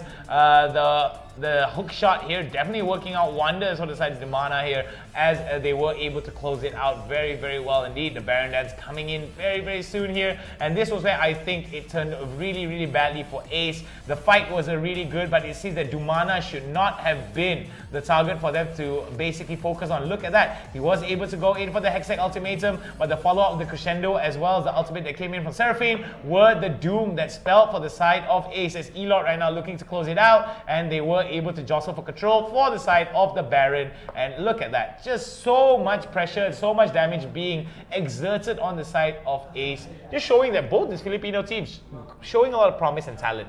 Yeah, again, I really like the priority coming in from E-Lord. Even though Ace did so much damage, it was not being focused down and the problem was not being taken down. Exactly right here. They're being able to land very, very good skills, very, very good CCs, but unfortunately, the damage was not enough. And if you blast down Zeeks, there was just not going to be enough damage from the rest of the team to be able to take a kill. And right there, that was going to be the defining fight and eventually the Ace that takes the game. So, at that point, after that big fight, 4 people go down, they just straight away rush this down. They know that within 30 seconds, that's well enough time to be able to take out the Nexus and even fight through this Aurelion Soul. It was already game over for Ace. I mean, even if Giggle had all of the AP items that he was able to basically blow up everybody with 2 or 3 hits of the stars, right? The problem is that when he expands, Celestial expands, there's not much anything they can do, because if they just jump in on him, it's basically a GG. If he doesn't have his ultimate, he doesn't have his Zhonya's, then just the lockdown is just going to prove detrimental to him. He won't be able to do much out of it. The fact that all 4 members were already down, as the fight to the last man for the side of Giggle was definitely valiant, but it seems that just E-Lord was a little bit more solid in terms of how they rotated and how they were able to not only use the sustain but also follow up with so much utility damage as well as follow-up damage. Yeah, so I really like the E-Lord pick right there, but again, the Aurelion Soul, we have seen it work out, but just in this case, it was just not enough to seal the game. And with that, the first game is over. But guys, 32-man tournament, 32 teams. Why did I say man? Yeah. 32 teams are in this, guys. So many teams, and that's round 1. We'll be going into round 2 after a 10-minute break. So guys, please stay tuned in the stream, and we'll catch you guys after the break. So guys, see you then.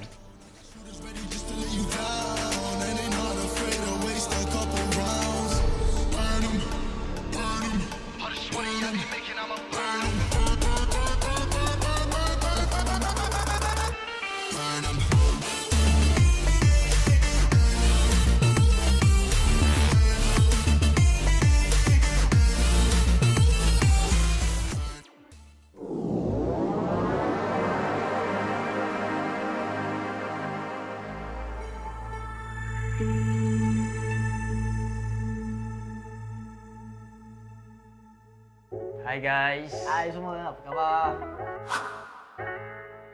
Apa benda kita nak buat ni ah? Aku pun tertanya. Producer, apa kita nak buat hari ni? Kita ada Spiderman kita hari ni. Ada apa? Spiderman ni untuk apa ni? Ada apa, kita check dulu kepala dia ada apa. Ada lah ni, producer nak kita buat benda bukan-bukan. Surprise ni. Ada soalan ke? Soalan yang producer kita minta kita jawab hari ni adalah bagaimana anda bermula menceburi bidang e-sport? Peace, macam mana kau bermula dengan bidang e-sport? Bidang e-sport ni secara tak langsung lah aku masuk dalam bidang e-sport ni. Masa tu aku still kerja as a sales assistant dekat Orange Sport. And then one day tu my friend lah, ada seorang kawan saya which is Zava kan. Obviously memang Zava. Dia ajak aku, tentu dia dapat job and then he need more people to work with him lah. Time tu kita orang handle qualifier untuk Galaxy Battle untuk 2 hari. So that time aku macam rasa aku best juga ni kerja dalam e-sport ni. Sebab kau boleh buat apa benda yang kau suka dalam masa yang sama kau earn money. So how about Zam? Aku sendiri pengalaman dalam e-sport ni sebenarnya agak lama lah. Aku bermula first sebagai trader Dota 2 dan dalam masa yang sama juga aku buat freelancer untuk company-company seperti TGC, Orange Sport, Genesis, dan setelah beberapa tahun aku berkecimpung dalam bidang ni, aku rasa macam aku boleh buat lebih lagi daripada tu. Dan kemudian tu aku dapat tawaran daripada seorang kawan untuk menjadi Fire Dragon FIFA Division as a manager. Dan start daripada tu aku merasakan yang aku boleh buat lebih. Oleh itu aku cuba lagi untuk mencari kembangkan lagi kejayaan aku dalam e-sport ni, di mana aku mendapat tawaran untuk bekerja di Matchroom. Dan daripada situ aku dapat belajar macam mana nak uruskan tournament, macam mana nak anjurkan tournament, macam mana nak handle player-player di Malaysia ni. Dan pada masa yang sama juga, setelah bekerja di situ beberapa tahun, mengambil pengalaman, dan aku mendapat tawaran untuk bekerja di IRL ASIA, di mana aku berada sekarang. IRL ASIA ni dia bukan sekadar e-sport channel. IRL ASIA lebih pada multi-tainment channel, mana ada music, talent, ada pengurusan e-sport, ada penganjuran tournament yang di mana hari-hari ada. Daripada situ aku dapat belajar lagi banyak benda. Why not kita tengok apa lagi yang ada dekat dalam kepala otak Spiderman ni.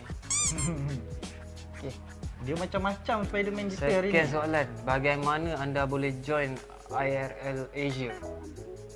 Zam boleh jawab dulu. Okey, kalau aku sebab aku dah merasakan aku dah hampir 2 tahun di mushroom, dan aku rasa aku perlukan pengalaman baru, environment baru. Oleh itu aku cuba untuk mencari pekerjaan baru sementara masih bekerja, dan aku jumpa IRL Asia dan aku terus jatuh cinta dengan IRL Asia. Bagaimana pula dengan kau, Fiz? Macam mana kau boleh berminat untuk join IRL Asia? Saya terjebak dengan IRL Asia ni melalui Zam lah. Obviously lah melalui Zam, sebab dia persuade saya untuk masuk dalam IRL Asia ni sebab dia pernah bekerja dengan saya sebelum ni. And then banyak benda lah saya belajar daripada Nizam ni, daripada management skill, daripada production. So saya rasa saya boleh grow more lah with him. Aku macam kembang pula sekejap. Kita pergi ke yang seterusnya. Apa yang ada dalam dia ni? Spiderman pun ikut SOP. Kita ni macam mana? Macam mana ni? Yang ketiga, alright, kita ada apa nasihat anda, kita punya nasihat bagi yang berminat untuk join IRL Asia? Apa pendapat kau, Hafiz? Aku rasa lah, siapa yang kat luar sana dia rasa dia ada bakat dalam e-sport ni, tak kira lah daripada apa-apa bidang, management, production or anything else lah. Sebab e-sport ni kita tahu lah, dia makin lama dia akan makin berkembang. Sebab dia dunia IT. Sekarang orang lebih menggunakan IT daripada sistem-sistem yang secara manual ni lah. Oleh itu, pada siapa saja yang ingin join IRL Asia, layari Facebook kami dan kami akan cuba yang terbaik untuk membantu anda terus berkembang di dalam IRL Asia.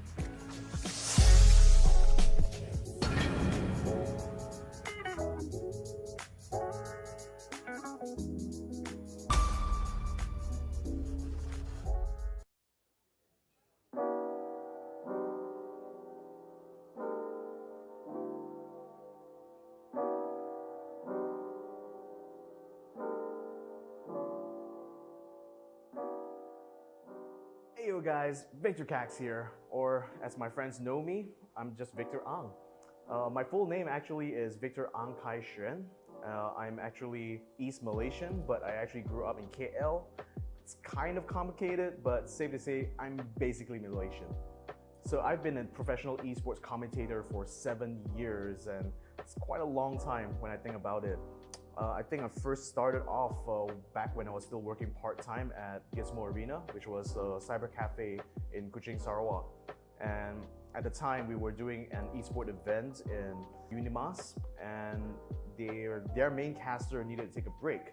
So my boss actually pulled me aside, sat me at the caster's table, shoved a microphone into my face, and asked me to fill in for the caster that day. And the worst part about that thing was that at the time, I didn't know anything about gaming. Like, I barely played Dota 2 at the time, so I literally had to improvise because I didn't know the name of the heroes or the skills. But somehow, as I was doing the commentary, people were actually enjoying what I was doing. So that's when I figured that, hey, maybe I should try to pursue this. So around the time I left university, I accepted a position in Genesis Cyber Esports to become their full-time caster. And at the same time, I picked up a lot about live shows, about production, and I eventually carried these skills to my next company, which was the gaming company. And there I worked as a production executive for 2 years before finally I met up with Jay and the boys over here at IRL Asia and decided to join up with them as well. I think what esports has really done for me is really opened up my horizons because there's such a diverse group of people who works inside the industry, you know, from all different kinds of backgrounds or different kinds of games. But no matter all our differences, we're all united by the same thing, which is just the passion that we have for esports and gaming. And what's funny about that is that, you know, even though a lot of us will have disagreements with each other, we always agree that we always want to see gaming just rise up to the top. After having met the people here at IRL Asia, I could tell that they're a group of, even though they're relatively new into the industry, they have a lot of enthusiasm for gaming and esports. And what's important to me is that I can see that these are people who are not only willing to learn, but they're also willing to discover new talents or people who are looking to have their start in gaming and esports. So I guess if you're someone who is thinking about making that leap or thinking about trying out or just trying to see what you can kind of bring to the table, I'm pretty sure IRL Asia has got a spot for you.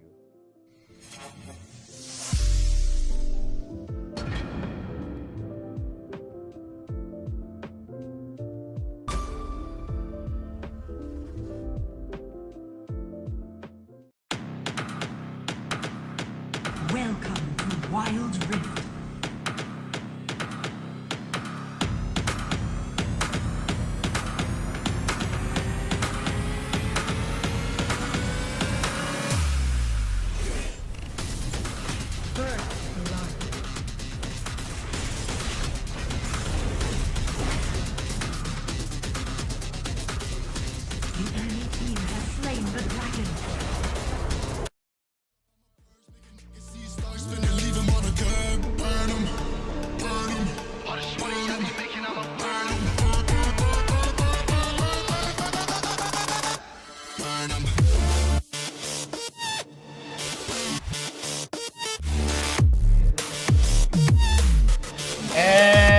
Welcome back, ladies and gentlemen, boys and girls, summoners from across Southeast Asia and the rest of the world. This is the League of Legends Wild Rift Summoners Odyssey, organized by IRL Asia, partnered up with Homiee, and sponsored by Inch Theory. Every inch matters here in terms of home design, interior design, and of course, we're growing together with gamers alongside with Sadie's Malaysia. So make sure to check out these two sponsors right here. Thank you guys very much. If it wasn't for your support, we wouldn't be here. And most importantly, for those of you guys who tuned in from game number 1 and stayed up until now, we can't spell fun without you. Much love from us to you. Yes, guys, we had an intense, a very, very close first game coming in from either side. E-Lord, of course, coming on top, but now we are at the top 16. So 16 teams are left in the bracket, which we will be seeing very shortly. I don't want to give any spoilers, okay? Oh, wait, it looks like we're giving the thumbs up. Here's the brackets coming in right now for the teams left within top 16. So there we have Ardent Esports making it ahead, and they had to fight Apoy Esports in this next game. We still have Oligarchs in the bracket right here fighting M3 Empire. Wild Bros Kings returning champions fighting Vipers. Level Up fighting E-Lord next, okay? And on the other side we have Archon Alliance with Nova PH Sugar Amos. They've been able to make grand finals before. Sina Cavalry and Kulto Young Stars grand finalists as well versus Hellraisers Esports, a fellow Malaysian team doing quite well in the top 16. And our next game that we will be watching will be Finesse Phoenix versus Wild Bros Monarch. All right, so Finesse Phoenix definitely in the running for Tongue Twister of the Year in terms of the esports team name. Nothing but love for all our Filipino teams. It seems that it's going to be a very interesting Filipino Filipino dominated bracket. Yes. We do see Hellraisers Esports from Malaysia there being one of the sole outliers, being able to knock out MJF Aces. However, we are going to be focusing on Finesse Phoenix going up against Wild Bros Monarch. And we did talk a little bit beforehand that we were talking mostly about Finesse Phoenix and how they are very aggressive in the early stages of the game. Do you feel that that could be detrimental towards their attempts to try to get a very early start against Wild Bros? Again, this will be the first time we've seen Wild Bros' other team, Monarch. We're usually very familiar with Kings. They made it multiple times to the stream and even towards grand finals. But again, the Finesse Phoenix special, everybody has researched it, everybody knows, but can you actually run away from it? And the usual answer is no. But I think the biggest thing that I think is going to be the determining factor is the draft coming in from the side of Finesse Phoenix, going up against Wild Bros Monarch. I do believe that sometimes if one wild Blitzcrank hook could be the difference between an invade turning into a massacre for the side of Finesse Phoenix, but it's very situational indeed. If you miss out on that hook, it immediately closes out and denies every opportunity that comes in. But at the end of the day, we can only speculate until we get the finalization. Here we're gonna go. Picks and bans coming in. Finesse Phoenix going up against Wild Bros Monarch. And yes, Finesse Phoenix is going to get that first ban. Of course, Ziggs out of the question right here. I don't think we are going to see Ziggs at all today. A very, very popular ban. A very, very in meta ban. Sorry, tongue twisters again. Yeah, like we said beforehand, the reason why Ziggs is going to be banned out here is because of the pushing power, the amount of poke damage that comes in, and the amount of ability that it comes to basically shredding down a tower with so much priority that comes in. Good wave clear, a little bit of mobility with the satchel charge, and of course with the second skill, the third skill and the first skill, as well as the ultimate that comes in. Could be Kaboom City for the side of Finesse Phoenix if they left it open. We do see that Diana as well as Camille being banned out here for the side of Wild Bros Monarch. Looking forward to seeing what Finesse Phoenix is going to be banning out last. I think we're going to be having a bit of okay. Galio. All right, okay, so that takes out the Galio and the Camille sort of combo right there. But the Diana, definitely a good ban. We see her always doing so much damage, just being able to like zip in every single time, and then her third, you know, her passive, her third attack is just going to do so much damage, and the ult's so good at controlling space. So no Diana in this fight, but they're going to be able to pick a Graga straight away on the side of Finesse Phoenix if they go for this. Okay, what's interesting to note here is that we're going to be seeing rather interesting hovers here. Gragas being hovered from the side of Rasta, Nasus being hovered from the side of Gatzilla. Don't entirely like this Nasus pickup here, because if they actually funnel up a lot of that attention onto Nasus has quite a bit of a weak early game, needs some time to get started, needs some time to get warm up and start that engine really late into the later stages of the game. But if members of Wild Bros actually close out over to the top side and deny the farm or counter pick, could be a huge problem for them. Okay, we usually call, my friends who I play with a lot of PC League, we usually call that phase walking the dog for Nasus. Oh yeah. For babysitting and all that. Okay, good. Let's move away from there. You're scaring me. They're gonna lock in Lux and Akali. Akali, a very good pick. Left in the pool right there. Usually a very early ban, but I agree with this. This is a good pick coming in from the side of Finesse Phoenix, in my opinion. Alright, so going to be seeing Steezy right now, and I do see Vichu hovering over the Yasuo. Could we see a little bit of that knock-up special? No, we might not. I do like the fact that Steezy is going to be hovering over the Ahri. Now, Ahri is a very good pickup here. Does a lot of things well. What's the word of it? Jack of all trades, master of none. Good burst, good mobility, good CC. Going up against someone like an Akali as well, if they're able to get their engines warmed up and started, could be a huge problem here. A lot of executions that could come in. Smoke bomb being dropped down could be very detrimental indeed for the side of Steezy if he misplays it. We do see Copy being picked up, Seraphine being picked up for the side of Copy, and Draven for Yanagi. It's going to be the League of Draven balancing all those axes and doing tons of damage against Kai'Sa. It's going to be very interesting because Kai'Sa does have an insane amount of burst here, but in terms of pure output of damage sustained, as soon as Raymond gets that Vampiric Scepter and a little bit of lifesteal, it's going to be a tough time for Vechu here if he doesn't play it right over to the bot side. Oh, and a Yasuo is going to eventually be picked up on the side of Wild Bros Monarch. A very interesting pick right here. But again, the Draven, very strong on the side of Finesse Phoenix in terms of damage output, but in mobility and damage, Kai'Sa is not one to miss out. She can also roll with the punches and deal just as much damage on the side that Draven could also do so. So I feel like this is pretty much a balance on each side. Again, Ahri's going to be in the mid here. I feel Akali's going to be at the top. Graga's going to be jungle this time. Lux supporting. Okay. I like this. I don't know. I think Lux might be... Wait, hang on. Was it a Katarina? Sorry, No. It was Lux, Akali, Seraphine. Yeah, so what's interesting is that it might be Seraphine support. Lux might actually go... Maybe I'm not mistaken. I'm not entirely sure because this is a little bit of a wild pickup here. We're gonna have to wait and go to see because I can't remember. Not to say I can't remember what the draft is. I might make some mistakes here in terms of the drafting. So let's wait until we go into the game. Oh my goodness, a little bit of behind the scenes problems here. We have a very small table here. You want to know how we're gonna get a bigger table? Like the page. We'll get a bigger table next time. Yes, if we reach those 10,000 followers, we'll be able to get more content all for you guys. So please be sure to like the page, be sure to follow. And again, we're not only just on Facebook, we are also on YouTube, Twitch. So guys, if you don't like any of those platforms, feel free to look around and feel out for which ones you like. And it looks like we are going to be going into... Okay, the Finesse Phoenix special going to happen right there, but they're not going to find the other team. They know this. Look at the other side. It's going to be an interesting one here. Both these teams are going to be Both of them trying to get as much information as they can here. Very interesting start indeed. Both of these teams now looking towards getting as much objectives as they can pretty early on. We do see that for the bottom side, Drake lane, we're going to see Finesse Phoenix go into the lane immediately, and I think we did see that Seraphine's going to go into the mid side here. Akali's going to go top with the Draven and the Lux going to the bottom side here. I think it's going to be a very wise pickup here.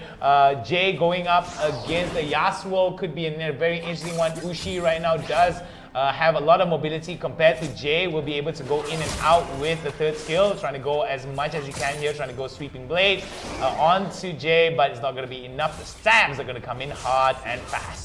Yeah, but it looks like Braum is actually watching out for the Lee Sin right here coming in from the Wild Rose Monarch side, something I haven't seen usually, but okay, no. He's going to rotate back into the lane. It's going to be a very proper laning phase, something we're all very used to, of course. We're going to see the 2-2 at the bottom, at the Dragon side, sorry, excuse my PC League language. None of them are right here. Oh, okay. So right at the bottom, looks like Lux is going to get a huge poke coming onto the Kai'Sa, and the Lee Sin is just looking for the kill right here. Going up for the support. Are they going to be able to jump the Lux in time? No, Flash is going to get burned, and they're going to have to withdraw Kai'Sa and Braum. Pretty low on health. Kai'Sa using the fruit right there to be able to get some health, but it looks like they might look up for this Braum right now, might be able to get the kill if they go in, but no, they're going to play it safe. They should play it safe.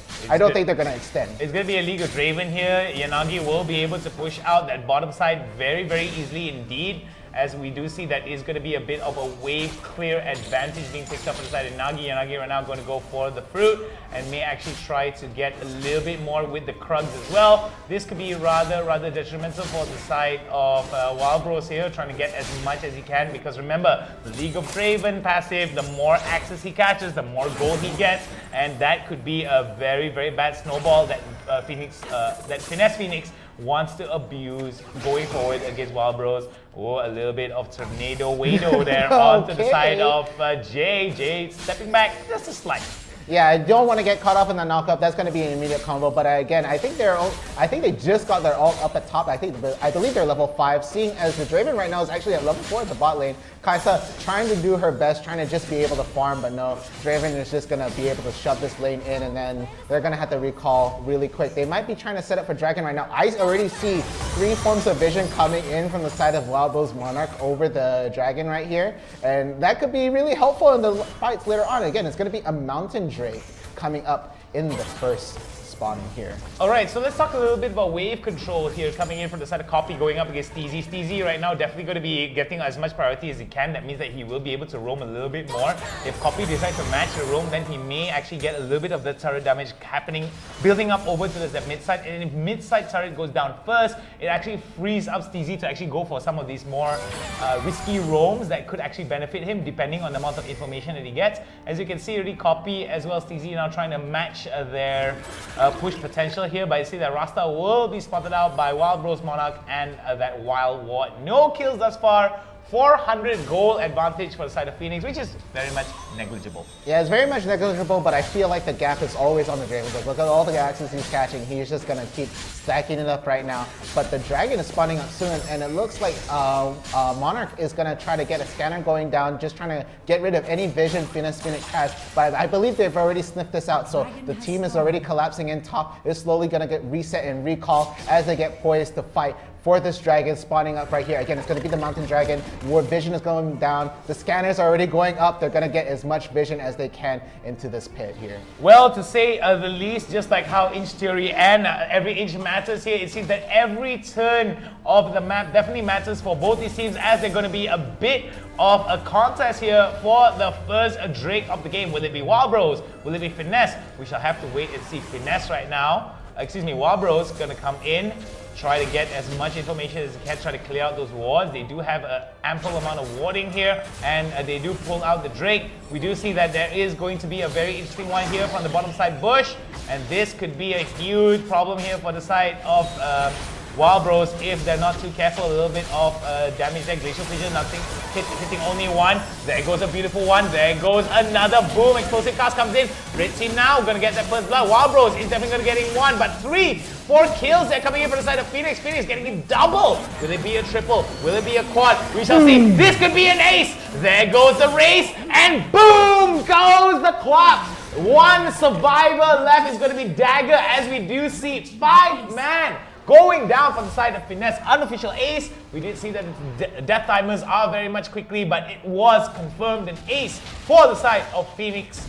And it was just disaster for the side of Wild Bros as they bit off a little bit more than they could chew. Yeah, you could really see the Kai'Sa was off position in that fight, already out of position right there. Not going to be able to get any damage to the people that needed it the most, but it looks like another attempt at the Dragon right here, but I don't know whether it's going to be worth it. That is gold lead. They had the recall right here. Kai'Sa going to be able to land a hit on the Lux. The Lux will immediately go down right here, but no, they're going to be able to collapse right on top of Wild Bros, but the GA is going to proc. That's not going to be a kill, so they walk out with at least 1 kill, and they should just walk away from this one. Don't go any further. You will die. Wild Bros being a little bit greedy here, trying to force a little bit of a fight here in the favor of Phoenix. Phoenix right now trying to move and jostle into position. We do see the Yasuo right now trying to move into a position to try to go for a flank, or at least try to get one of these high value targets. And we do see Rasa right now, very cheeky indeed, and it seems that the second skill coming in from the side of Wild Bros. The Kai'Sa right now throwing out the Void Seeker will be able to get a little bit of information onto the Drake. We do see a bit of a fight here. The Red Team will be able to take it away. Wild Bros nicely doing it, and it seems that this is going to be a big problem on the side of Finesse. Finesse biting off a little bit more than they can chew. We see one by one Akali now going in with the perfect execution, but it seems that the damage is going to be good. One more hit, but it's not going to be enough. Holy cow. Ushi walks away, crawls away with a sliver of health. Thank you for the zoom in right there. We had to see how many pixels that we can count on that health bar because it was extremely low. Ushi even looking to try to find the Lee Sin afterwards with that amount of health. Really, really intense right there. But from an ace, they managed to even it out and take a gold lead of about 1K over Finesse Phoenix right now. Alright, we're going to be seeing some itemization here being picked up, Static Shiv as well as BF Sword being built up for the side of Ushi. We do see a Haunting Guys onto a Rabadons, onto the Kali as well. Quite a bit of itemizations working out for a lot of these two players here. Very even in terms of kills as well as gold. We're going to be seeing another close one here, but it seems that there's going to be a very interesting drop onto it. The charm's going to go good onto Yagi, but look at that. 3-man final spot by the side of Gas, but not enough damage to follow up. It's going to be a 1-for-0 exchange. Very safe attack here coming in from the side of Wild Bros, as they will be able to funnel it down over to the top side and get that kill onto Yanagi. Yeah, very good spotting the Draven out right there, even though it wasn't so extended, but it looks like the Rift Herald is going to be started right now. Braum not able to peel out for the Ahri right there. You're going to be able to get poked a bit, but that Rift Herald is going to be free almost right there. They're just going to get poked out by this Lux. They're not going to be able to do too much about that. It seems that the Filipino team's going up against one another. Shades of game number 1 here. Very close game indeed. A lot of very inch-by-inch battles here, and oh my goodness, that's a very good light binding there coming in, and we do see there, Glacial Fish is going to come in, the amount of damage is going to be good. We might see another final spot, but no, it's not going to be enough before the animation could be finished. Rampage goes over for one more, there goes another one. Phantom now going to live up to his name. Look at that perfect execution. Double, we've got a triple. Ooh, baby, we've got ourselves a J. Lots of trouble over to the top side. The shutdown's going to go over towards Finesse, and it seems that Finesse right now counting the spoils of the victory. Jay is definitely going to be enjoying a lot of gold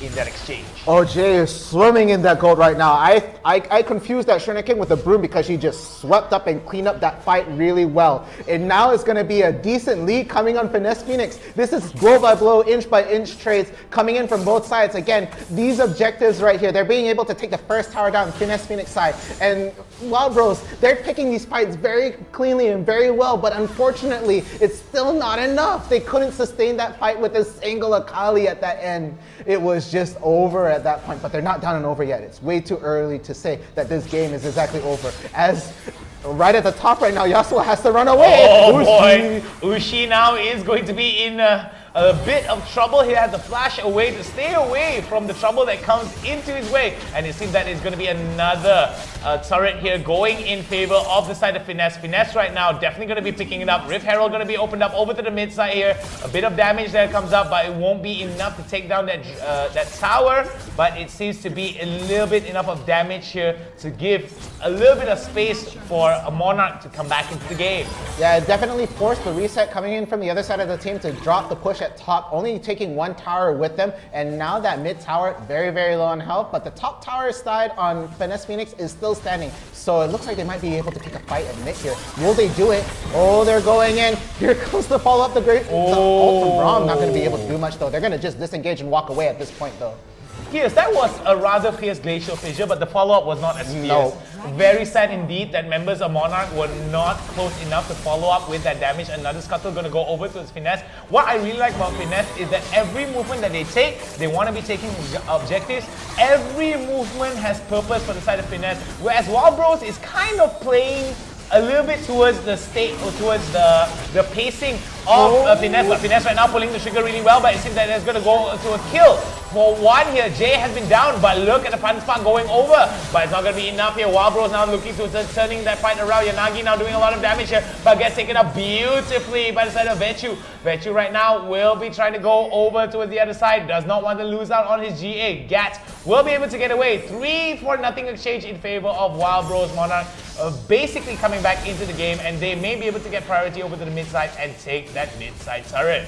Yeah, they pinged the Baron right there. I could see it coming on from the map, but it looks like by the time they actually rotate back into the Baron pit right here, even after they take out the tower, I don't think they'll have enough time to take the objective, because as we see that the damage dealers are back on the map, it does not look great to be able to take this Baron. They're going to have to go for another team fight if they want to take an objective as big as that again, but really, really well played coming from the side of Wild Bros Monarch, being able to just shut down that Akali right there and then not giving her any room to breathe or to run or do any damage, and right there the fight collapsed, and Wild Bros Monarch, they will not do... Oh no, they came out on top. Sorry, the colors changed a little bit for me. My bad. All right, it's all good. A little bit of color commentary working your way here, as we do see a little bit of play on words from both of us. But we do see that the biggest play on words here is going to be Wild Bros Monarch, living up to their name, looking to establish a monarchy, a dominant monarchy here over towards some of the lanes that they are going to be choosing. Top side here is going to be taken down. Another turret in favor of the side of Monarch, as we do see that Phoenix right now in a little bit of trouble here, as we're going to be seeing another jostle for position. Could this be another trigger pull here? Oh my goodness! What was Gats doing that immediately gets shut down here? This could be a barren opportunity for the side of Monarch, considering that members of Phoenix right now playing a little bit too aggressively. Rasta now throws out the barrel roll. Nothing much is going to go. We're going to be seeing a Nasher Baron now being started out. Baron Nasher is going to be the priority target. Oh my goodness! What were you doing there, Yanagi? Main damage dealer is out for the count here, as we do see another one being taken down. No kills for the side of Phoenix, but 3 in 4. Excuse me, 3 in favor of Wild Bros Monarch. That was a beautiful charm going on top of the Draven. He had no choice, he had to go away. And the Ahri can literally just stand in front and gatekeep right there. Does not need anybody to peel for her. Oh, but the Lux are almost sniping the Braum right there. Unbreakable will not be able to help at that land. So they're going to be walking out with the Baron buff right here. And this is going to be the pushing potential that Wild Bros Monarch needs to finish this game. But they all need to stay alive for this buff to be active. So if they get caught out overextending at this lane, it could also be very well game over if they don't play this well, because Finesse Phoenix, they're not completely down and out of it. 5k gold lead on the side of Wild Bros Monarch does not mean it is over just yet. I would like to see a 1-3-1 formation here coming in from Monarch. I want to see them get as much priority as they can. Phoenix right now, what they need to do, play defensively, play around the towers that they can, try to salvage as much towers as they can, and not die. Because if they get eliminated in the stages of the game, it's going to be immediately turned around in favor for the side of Wild Bros, especially if someone like Yanagi is taken down for the count, or someone like Gats as well, because you don't have that light binding, you don't have that first skill that could prove very, very well for the side of Finesse. And look at that final spot going to go out just for the wave play here, as we do see Vechu right now trying his best to come in. Could we see an insect special here coming in? Flash to the back, right into the drag, right into the kick. That could be on the menu for the side of Wild Bros here. We do see now that the goal differential is going to be telling a different story. Yeah, again, this is a very, very comfortable lead that Wild Bros Monarch has, and now at this point, they can slowly start suffocating the team, pushing in all the lanes, making it very, very difficult to just stand outside the tier 2 towers right here. But again, the Ocean Drake is going to be popping up on this side. Whether it's going to be contested or not at all at this point will be another thing. These lanes are very much shoved in. The tower is a big priority, and it looks like at this point, Monarch is going to going to be able to start the Dragon without any contest coming in from Finesse Phoenix. Well, Finesse Phoenix right now, it seems that the early aggression here was definitely counted very well from the side of Monarch. They were able to bamboozle them really well, waited for some of their power spikes, and immediately took some of these fights really, really well. You want to be seeing that Yanagi as well as Jay are going to be the high priority targets, but they have to get through Rasta. Copy as well, Gad's not entirely too tanky here. If Rasta isn't that tanky and focuses on damage, there isn't a front line for Wild Bros to actually have to worry about, and I think that that's going to play in favor for the side of Monarch here. They have been very interesting. They have been very much interested in taking some of these fights that they know that they can win, and I believe that that is going to be the strategy, and Monarch is going to be adopting here to close out the game. Yeah, and again, I really like the follow-up coming in from Wild Bros Monarch, because every time Ari has landed her charm, it's been on a target, a very high priority target. We've seen it land on the Akali, we've seen it land on the Draven, and the whole team has followed up. So very, very good coordination coming from the Monarch side with it when it comes in terms of target priority right here. But it looks like the Yasuo is a bit out at the bottom, but Ari is just sitting down watching for whoever is going to try to go on top of there. But again, it's just going to be their presence that just pushes them away. And that tower is really, really low right now. The top tower completely down. The inhibitor tower just left. Mid tower still standing though, but Baron buff is gone. So at this point, it is still pretty even right here. They are talking about objectives right now. I see the pings going down, and it looks like they might just try to rotate off to Baron, set up for some vision, and make sure that Finesse Phoenix won't be able to come back from this at all. If they get vision down, and if they even try to fight outside their respective regions, it is not going to be a great fight indeed. I like what Phoenix is doing here. They want to be jostling for control. They don't want to be losing out too much in some of these fights that members of Monarch could pull the trigger. And now that Baron is back up, they are very much aware of the fact that the Baron is going to be free, so they really need to contest. If Phoenix wants to stay competitive into this game, they need to be... Oh, whoa, right into the mobility here coming in from the side of Odysseys. Definitely scares off members of Phoenix here. Phoenix definitely do not want to be at the end of the charm, because if that charm gets locked down onto one, all they need to do is follow up with Dagger as well as Phantom to follow up with the amount of damage as well as utility that could prove detrimental for the side of Phoenix. Phoenix right now choosing their battles very wisely moving forward. Phoenix now, what do you think they need to do here, aside from contesting the Baron here, specifics? I think that Ari is the problem right now, because her charm has definitely been the factor in every turn, in every sequence of this fight. If they manage to land a root on her, I feel the whole team needs to collapse in and finish the job. Because we've seen some great initiations coming in from the Finesse Phoenix side, but unable to finish the job. They get a poke on Kaisa, they're not going to be able to land the root. That could have also been scary. Kaisa a very big problem as well in terms of damage, and this Lee Sin is just looking for the flash kick. I feel it. I feel it in my gut. I know he wants it. I think it's the flash into the ultimate. Look at that, right into the explosive cast. Belly flop onto the ADC. It's going to be very bad here. Rasta right now going to go into it, but look at that. That counter attack coming in from the side of Steezy, Phantom, Dagger, as well as Vechu. Vechu right now using the mobility as well as the kick to knock up a few. Ushi beautifully done with the ultimate as well. It's going to be an easy Baron for them. 3-4-0 exchange in favor of Monarch. Finesse, what were you doing? Caught off position again, even though Seraphine had landed a beautiful charm right there, not going to be able to do enough. The follow-up there is going to be weak, but no, Gragas is going to get caught off position and try to steal the Baron, but it's not going to happen. They're just going to be able to take that free kill, and with that, it looks like, oh no, okay, poor Gragas. Another 50-50 poll here. It seems that 50% of you guys back at home agree that Phoenix will be able to win it. And another 50% of you guys as well going for Wild Bros Monarch. So I do believe that the biggest winners here is not either Phoenix or Wild Bros, is the viewers from Philippines here. Because when we see two Filipino teams go up against one another, oh my goodness, some of the biggest, and if I may hopefully not butcher the language of Tagalog, matalino gameplay right there. Ah, yes, indeed. Like, I love the amount of support these guys get. The Filipino pride is very real. But look, they're going to get another pick off right here. Wild Bros Monarch with a very comfortable lead. And they're not going to be able to... Oh my goodness, it's the Infernal Elder Dragon right here. This is going to be big. At this point, I'm really struggling. I don't want it to be over, but Finesse Phoenix, this does not look great for you right here. This Wild Bros Monarch is, in one word, stacked. Oh boy, they're very much stacked indeed here. 3 Drakes as well as the Infernal Drake as well. We got a very interesting one indeed. Elder Drake has been picked up, and as you can see, as well as the Baron using it, is going to be the Nexus very much exposed here.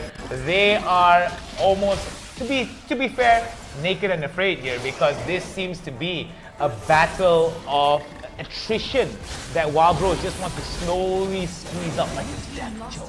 Yeah, they're not going straight for the jugular or the kill right here. They're just slowly killing them off. I don't even think they need to fight. Down goes the Nexus right there. There was no mercy.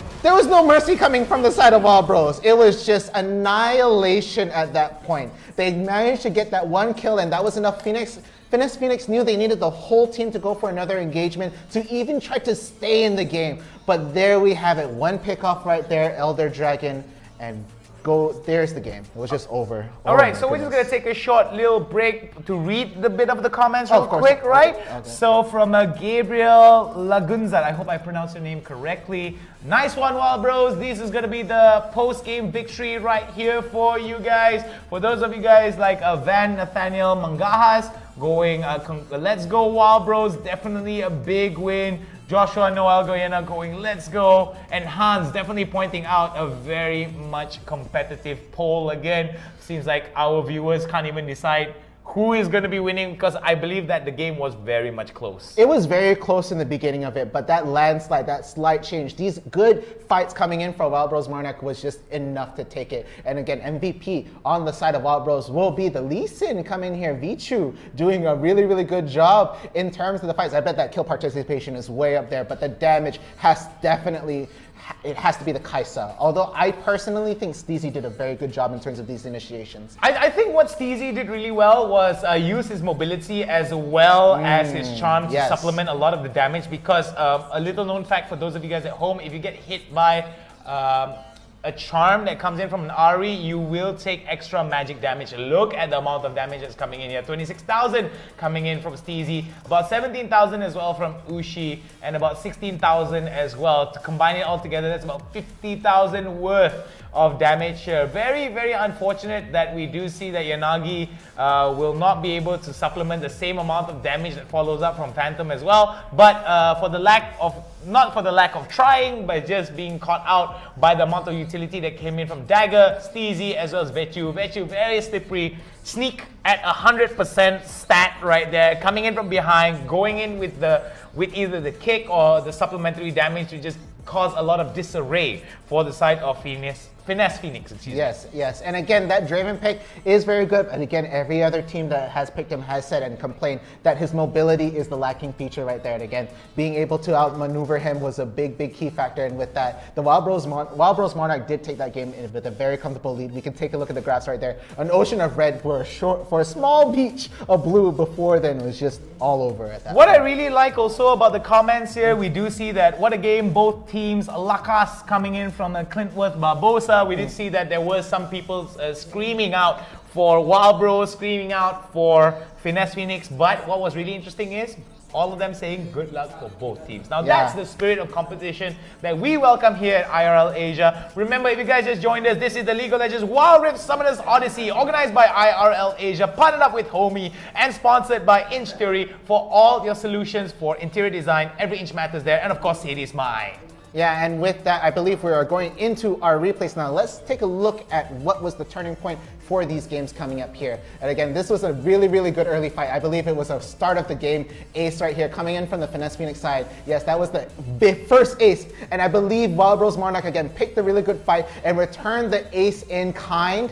They're going to get these picks. There's going to be very clean, good target priority coming on the Wild Bros Monarch, being able to take out the big damage dealers, and that, at the end of the day, helped them stay in this fight for much longer. Again, picked off one by one. The Akali barely left breathing. Oh, and the Yasuo. I forget that pixel of health coming from the Yasuo. That was a very good fight from Wild Bros Monarch. All right, so we're going to be seeing the dive very well coordinated here, coming in from the side of Wild Bros. A little bit messy here as they enter, but the final spark will not be able to take down one.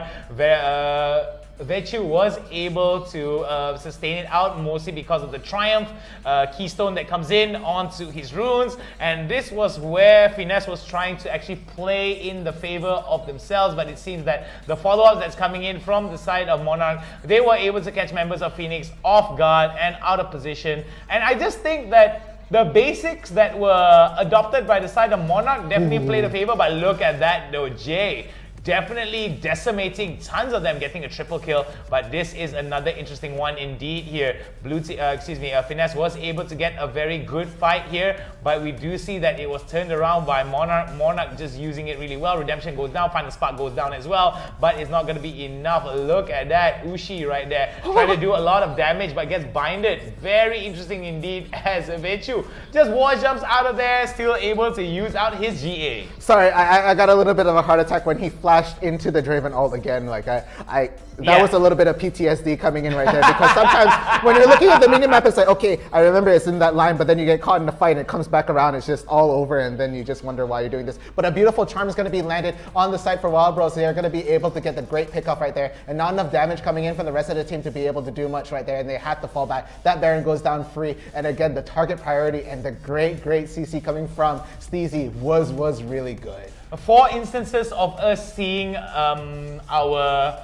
Steezy actually land out the charm, and out of those 4 attempts and 4 instances, 3 times we did see high value targets get taken out. This was a very interesting one indeed here. Copy was able to flash over the wall and try to force an engagement, but it seems that it was not going to be enough. Beautiful ultimate there coming in from Ushi onto 2, and the follow-up is going to come very nicely indeed from the side of Ushi. Will be able to free up the Baron, and this was the beginning of the end for the side of Phoenix, as Monarch now looking to establish the kingdom of dominance. Yeah, at this point, Rasta was just off position. He really tried to go for the steal. Didn't think they would be able to finish the Baron so fast, and he's just left to die here. And again, this was the very last fight that they could afford. Lux face checking the bush, gets immediately picked up by the Ahri, and with that, the Elder Infernal Drake gets picked up by the side of Wild Rose Monarch, and with the Baron buff, they're able to just walk down to each and every single tower, stare at them for a little bit, and they all fall down. There's just not too much damage coming in right here. Look how fast these towers are going down. Look at all that Baron buff minions right there. They're just standing there for a bit. Bye, tower. Kanye West said it best. It all falls down, and it is at the tune of Monarch. They were like the composer of this symphony of destruction, and it was Phoenix that was at the receiving end of this symphony of destruction that was so beautifully conducted due to a thorough understanding of positioning and a very good start towards pulling the trigger really consistently and really well. That is the reason why Monarch was able to win. Not going to take away any of the valiant efforts that came in from Finesse Phoenix. They were very aggressive in the early stages of the game, but once they dropped the ball and the amount of power was kind of wrestled away from them, it seems that Finesse was kind of flustered at the fact that they needed to try to catch back into it. Now, for those of you guys at home, like from Nizam Amran as well as Prince Romeo, beautiful charm, game changer. I know Ahri is one of the most charming champions out there. Ahri and Kaisa just too much for Finesse. I totally agree. Remember, it is a team game, but we do have to highlight some of the more dynamic as well as, how to say, bang your head against the wall, dangerous kind of plays that's coming in. But when you look at it from Ahri, so much mobility, so much range, does so many things so well, they really used it to its most efficient and pulled it off really beautifully. Yeah, again, so Steezy didn't quite get the MVP right there, but okay, it looks like we're getting another signal right here. Okay, no, sorry about that. So, my bad. So, again, like all these comments, I really like how wholesome it is, you know? Yes, nothing but love from each and every one of you guys. Nothing but love. Again, we love the amount of participation coming in from all Southeast Asia, but the Philippine guys, you all come in so strong and dominate these brackets right here, and all your fans are just so lovely to have in chat right now. So again, big shout out to all you guys in the chat right here. Again, there's so much that we love to go through right here. Yeah. A lot of emojis and all this. So much love for Steezy as well, and we all love it. Nothing but love for you guys. But guys, this is round 2, and we have much more coming in later. So guys, please stay in the chat, stay in the stream. We will be catching some more games. So guys, we will see you after a 10-minute break only. 10 minute only. We'll be right back, all right? We'll see you then.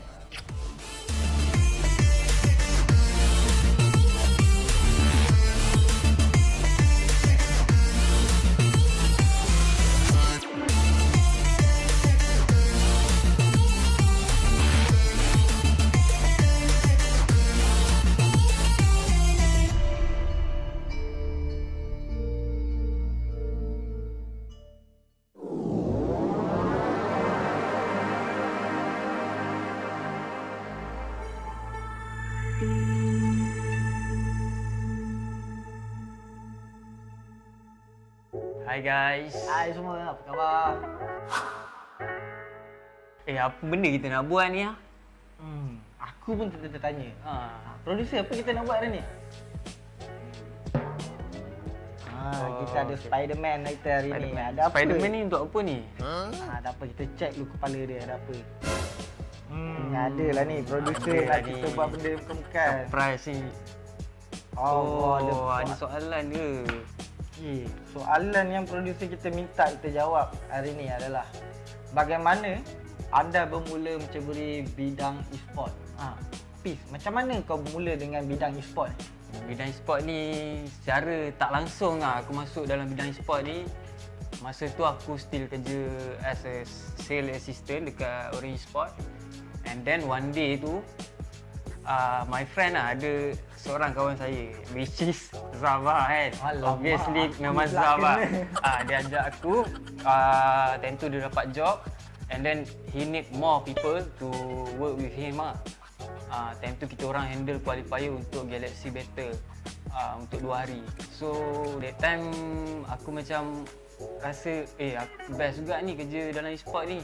Sebab kau boleh buat apa benda yang kau suka dalam masa yang sama kau earn money. So how about Zam? Aku sendiri pengalaman dalam e-sport ni sebenarnya agak lama lah. Aku bermula first sebagai trader Dota 1 dan dalam masa yang sama juga aku buat freelancer untuk company-company seperti TGC, Orange Sport, Genesis, dan setelah beberapa tahun aku berkecimpung dalam bidang ni, aku rasa macam aku boleh buat lebih lagi daripada tu. Dan kemudian tu aku dapat tawaran daripada seorang kawan untuk menjadi Fire Dragon FIFA Division as a manager. Dan start daripada tu aku merasakan yang aku boleh buat lebih. Oleh itu aku cuba lagi untuk mencari kembangkan lagi kejayaan aku dalam e-sport ni, di mana aku mendapat tawaran untuk bekerja di Matchroom. Dan daripada situ aku dapat belajar macam mana nak uruskan tournament, macam mana nak anjurkan tournament, macam mana nak handle player-player di Malaysia ni. Dan pada masa yang sama juga setelah bekerja di situ beberapa tahun, mengambil pengalaman, dan aku mendapat tawaran untuk bekerja di IRL ASIA, di mana aku berada sekarang. IRL ASIA ni dia bukan sekadar e-sport channel. IRL ASIA lebih pada multi-tainment channel, mana ada music, talent, ada pengurusan e-sport, ada penganjuran tournament yang di mana hari-hari ada. Daripada situ aku dapat belajar lagi banyak benda. Why not kita tengok apa lagi yang ada dekat dalam kepala otak Spiderman ni. Dia macam-macam Spiderman kita hari ni. Second soalan, bagaimana anda boleh join IRL ASIA? Zam boleh jawab dulu. Kalau aku sebab aku dah merasakan aku dah hampir 2 tahun di Matchroom, dan aku rasa aku perlukan pengalaman baru, environment baru. Oleh itu aku cuba untuk mencari pekerjaan baru sementara masih bekerja, dan aku jumpa IRL ASIA dan aku terus jatuh cinta dengan IRL ASIA. Bagaimana pula dengan kau, Fiz? Macam mana kau boleh berminat untuk join IRL ASIA? Saya terjebak dengan IRL ASIA ni melalui Zam lah.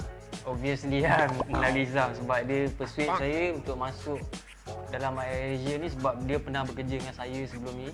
And then banyak benda lah saya belajar daripada Nizam ni, daripada management skill, daripada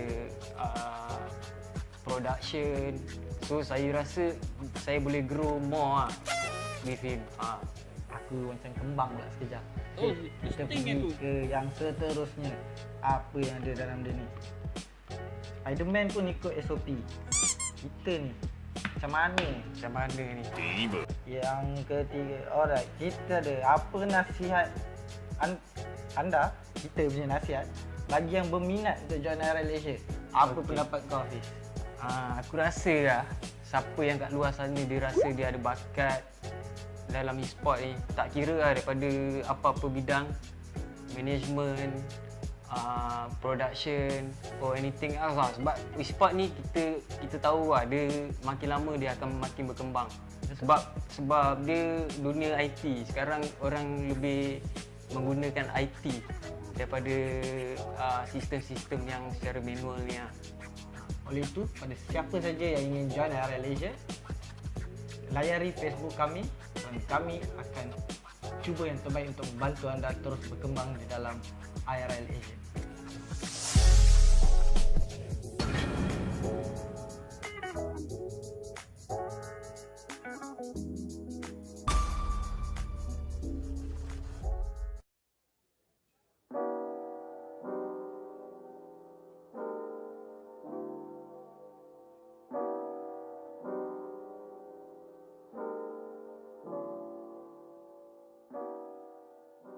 Hey yo guys, Victor Cax here, or as my friends know me, I'm just Victor Ang. My full name actually is Victor Ang Kai Xuan. I'm actually East Malaysian, but I actually grew up in KL. It's kind of complicated, but safe to say, I'm basically Malaysian.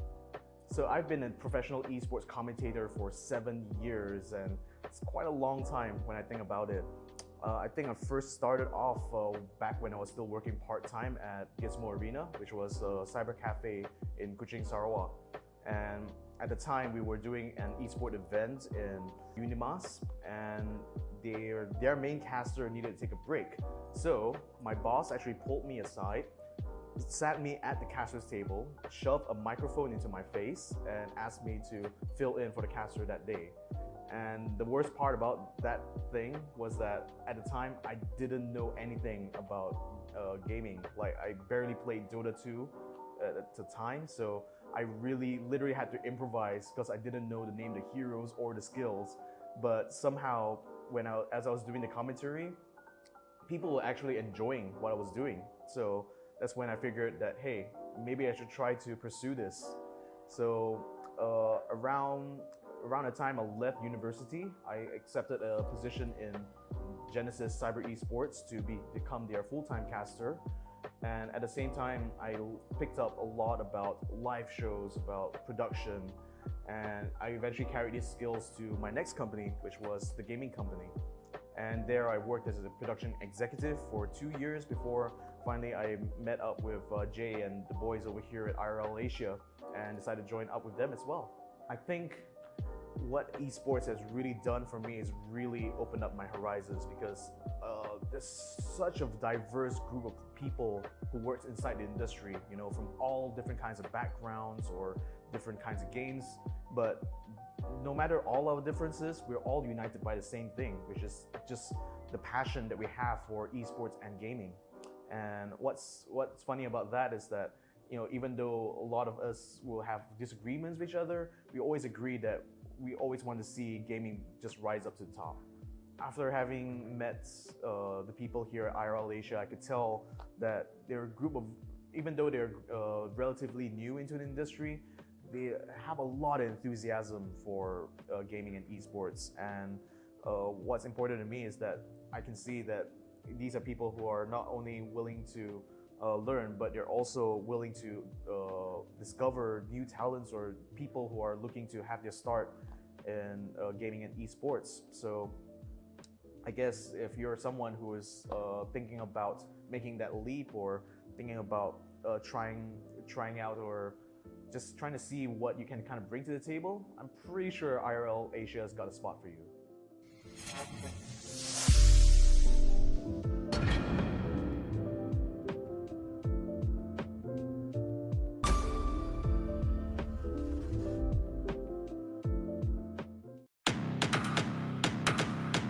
Welcome to Wild Rift.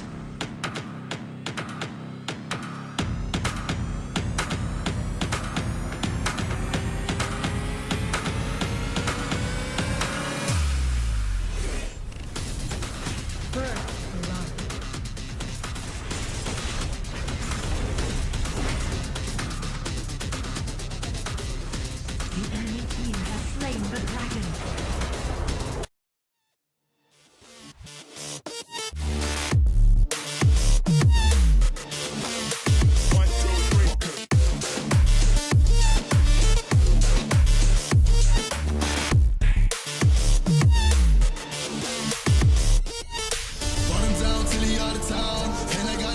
All right, guys, welcome back. This is League of Legends Wild Rift Summoners Odyssey.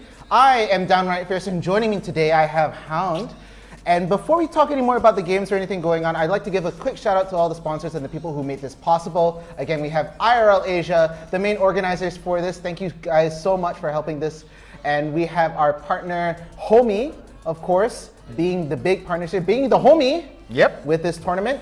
We have, of course, our sponsor, Inch Theory and Sadie's Malaysia. Yeah, remember guys, for all your interior design needs, go over to Inch Theory. Every inch matters over there. And of course, for Sadie's Malaysia, they are growing together with gamers just like you guys back at home. So do check out the peripherals. Bang for your buck. They have all kinds of lines, whether it's headsets, whether it's keyboards, whether it's mouse, all your gaming peripheral needs coming to you from our locally made brand of Sadie's Malaysia. So yeah, big shout outs to them. And again, guys, we're gonna go straight into this bracket already. Top 8. We're in top 8 right now. Round 3. Let's take a look at the teams that we have left in the Summoners Odyssey for today. Now on the, wow, look at this. We have Ardent Esports versus Oligarchs, a very intense fight that will happen right there. Vipers versus Level Up, another, all strong teams right now. Nova, PH, Sugar Amos, right there with fighting Sina Calvary. Young Stars then will have to fight Wild Bros Monarch. Wild Bros Kings not being able to make it any further, but they still have some representation there. But again, our big match coming up next will be Ardent Esports versus Oligarchs. All right, so we're going to be seeing a very interesting one indeed here. Ardent going up against Oligarchs, another Philippine going against another Philippine match, and I do believe that we are going to be seeing the quarterfinals go 50-50% again on both sides. Maybe. If I'm not mistaken. We did see the same thing apply for Ace Esports and Elord, as well as Finesse Phoenix, as well as Wild Bros Monarch. Could this ring through for the side of Ardent Esports and Oligarch? We shall have to wait and see as time reveals all things to us. And I hope you guys are ready, and I hope you guys love the fluffiness that is our robot lion over here. Beautifully stuffed there. The official mascot here for the side of Sadie's. Yes, and already in the chat, we're getting a lot of support for Oligarchs right here. I'm just wondering, where is the love for Ardent Esports? Okay, never mind, I found it. I think I saw it up there, right there. Ardent wins straight away over here. I think this was way before we even got into break right there. Oh, yeah? They already called it. They already wanted Ardent Esports to win. Again, I really like to see Ardent play. They have a mishmash of players coming in. So it looks like we are going to go into the ban phase, and let's just see what these teams have picked out on either side that they at least banned out. We heard you guys right there, all of you guys going out for the games. We want to give you the games as quickly as possible, and we do see Vi being banned out here. I think the first time we see Vi being banned out on the first rotation. We normally do see Akali or Ziggs being banned out on the first and second rotation here from the side of Ardent. Ardent right now on the blue side, going up against Oligarchs on the red side. We do see now that it is going to be a Braum ban here coming in from the side of Oligarchs. We do see that there is going to be a bit of limitations here coming in from the side of Ardent, as Vi is going to be banned out from the game. We didn't see any Vi's picked up thus far, right? Yeah, but the only time I've ever seen Vi being banned out, it was really just a flavor pick. They really wanted to shut down, at the time, I believe it was Mango's Esports XDX's Vi, because it was such a game changer, the way they were throwing in the alt and the Q. It was very strong from him, but this is a first just to see a ban coming from Ardent being the Vi, and it's going to be a Ziggs for the final ban on the side of Ardent, and Oligarchs does not want to fight with the Yasuo right here. Yeah, this is going to be a very interesting one here. Yasuo being banned out, they don't want to have that synergy alongside with the Braum. I do believe that's going to be a problem.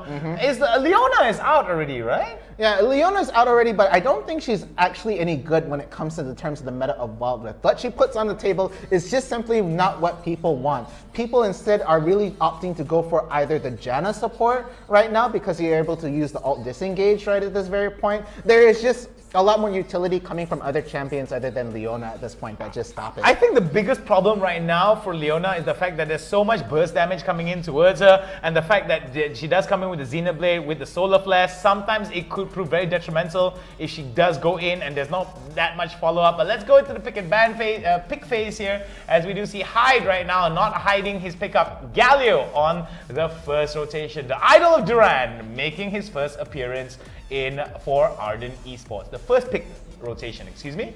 Okay, and this I really like the jungler coming from Oligarchs. He has played a very, very beautiful Lee Sin. It is going to be cut MF and 4K. He's typically the jungler player here. I'm not too sure whether he's going to be playing Olaf jungle. I think that's going to be switched over for top. And Hide is actually a top laner right there, but I'm sure they definitely just wanted to lock down that Galio. For sure. Yeah, it's going to be an interesting one here. Smooch from the side of Oli, going to pick up the Seraphine. That's going to give a lot of sustain as well. Going with the Olaf as well. He just goes into his ultimate and just runs head first into the action. Will be able to sustain a lot of damage. Unstoppable. And basically with the Ragnarok and the Undertow, definitely will be a very irritating thing to deal with. If they don't get Grievous Wounds early, it could be a huge problem. Sai right now hovering over onto the Darius, so we might see a Dunk Master going off towards the top lane, as we do see Olaf gonna go play in the jungle, but no, we might actually see a Gragas over the top side. Legacy now locking in onto the Lux, as well as Kiko on Camille. What do you think about these pickups here? We do see that there is going to be a semi-global ultimate coming in from the Galio. We'll be able to respond to a lot of these fights. Camille as well will be able to use the Hextech ultimatum as well. The hookshot come in, and that's going to be very, very interesting indeed. With Precision Protocol lined up, we do see a very good spread of damage here across the board. I don't really like this pickup of high on the Ezreal here, mainly because that a lot of the fights revolve around Galio and Camille going into the fight. Lux trying to get the binding from far away. Akali has to come in, but Ezreal will be able to supplement the damage. Another Seraphine and Sona pickup here over to the bot side. We have seen it played very, very well and very successfully in the previous games. Yeah, again, it seems to be the pick. It seems to be the quote-unquote meta that we've been seeing just for today. It feels like every time we get a new caster, just something new happens right here. Oh yeah. And it's just this Sona right now. It's pretty dominant. I'd really like to read this in and fill out why the decision behind it, but it looks like it's going to be Akali top. Again, Hyde is the player to watch on the Ardent Esports side for my case, because again, I really like his top laning phase right here. He is very, very, he contributes to the fight in spirit, but not physically. He's rarely ever there. Well, just so you know, for those of you at home, I did do quite a bit of preparation and a little bit of notes here. And it seems that all my notes, I just gotta like throw it out the window, because it seems that the meta right now seems to be very, very much very interesting in terms of some of the pocket picks. Still very much in meta, but we do see some rather interesting off-collar pickups here. But I do think that it does play very, very well indeed towards the playstyles of these Filipino teams. They do like to get into the fight, into the brunt of it, and try their level best to actually supplement the damage that comes in with the utility that follows up as well. I do believe that this is going to be a very interesting one indeed here. Could this be another 50-50% chance game for both these teams, or will it be Ardent that walks away the winner, or Oligarch that walks away the winner in terms of our votes? At the end of the day, there are no losers here. It's either you win or you learn. Yeah, and it looks like we're already getting some support coming from the Ardent side. We see Ardent win, and we already see Go Ryujin right there. But again, there's just so much overwhelming support going for Oligarchs. But now, it looks like the game has already started. Woo! Over here, it looks like there's a fight going on 2-2 mid right here. It's just gonna be poking.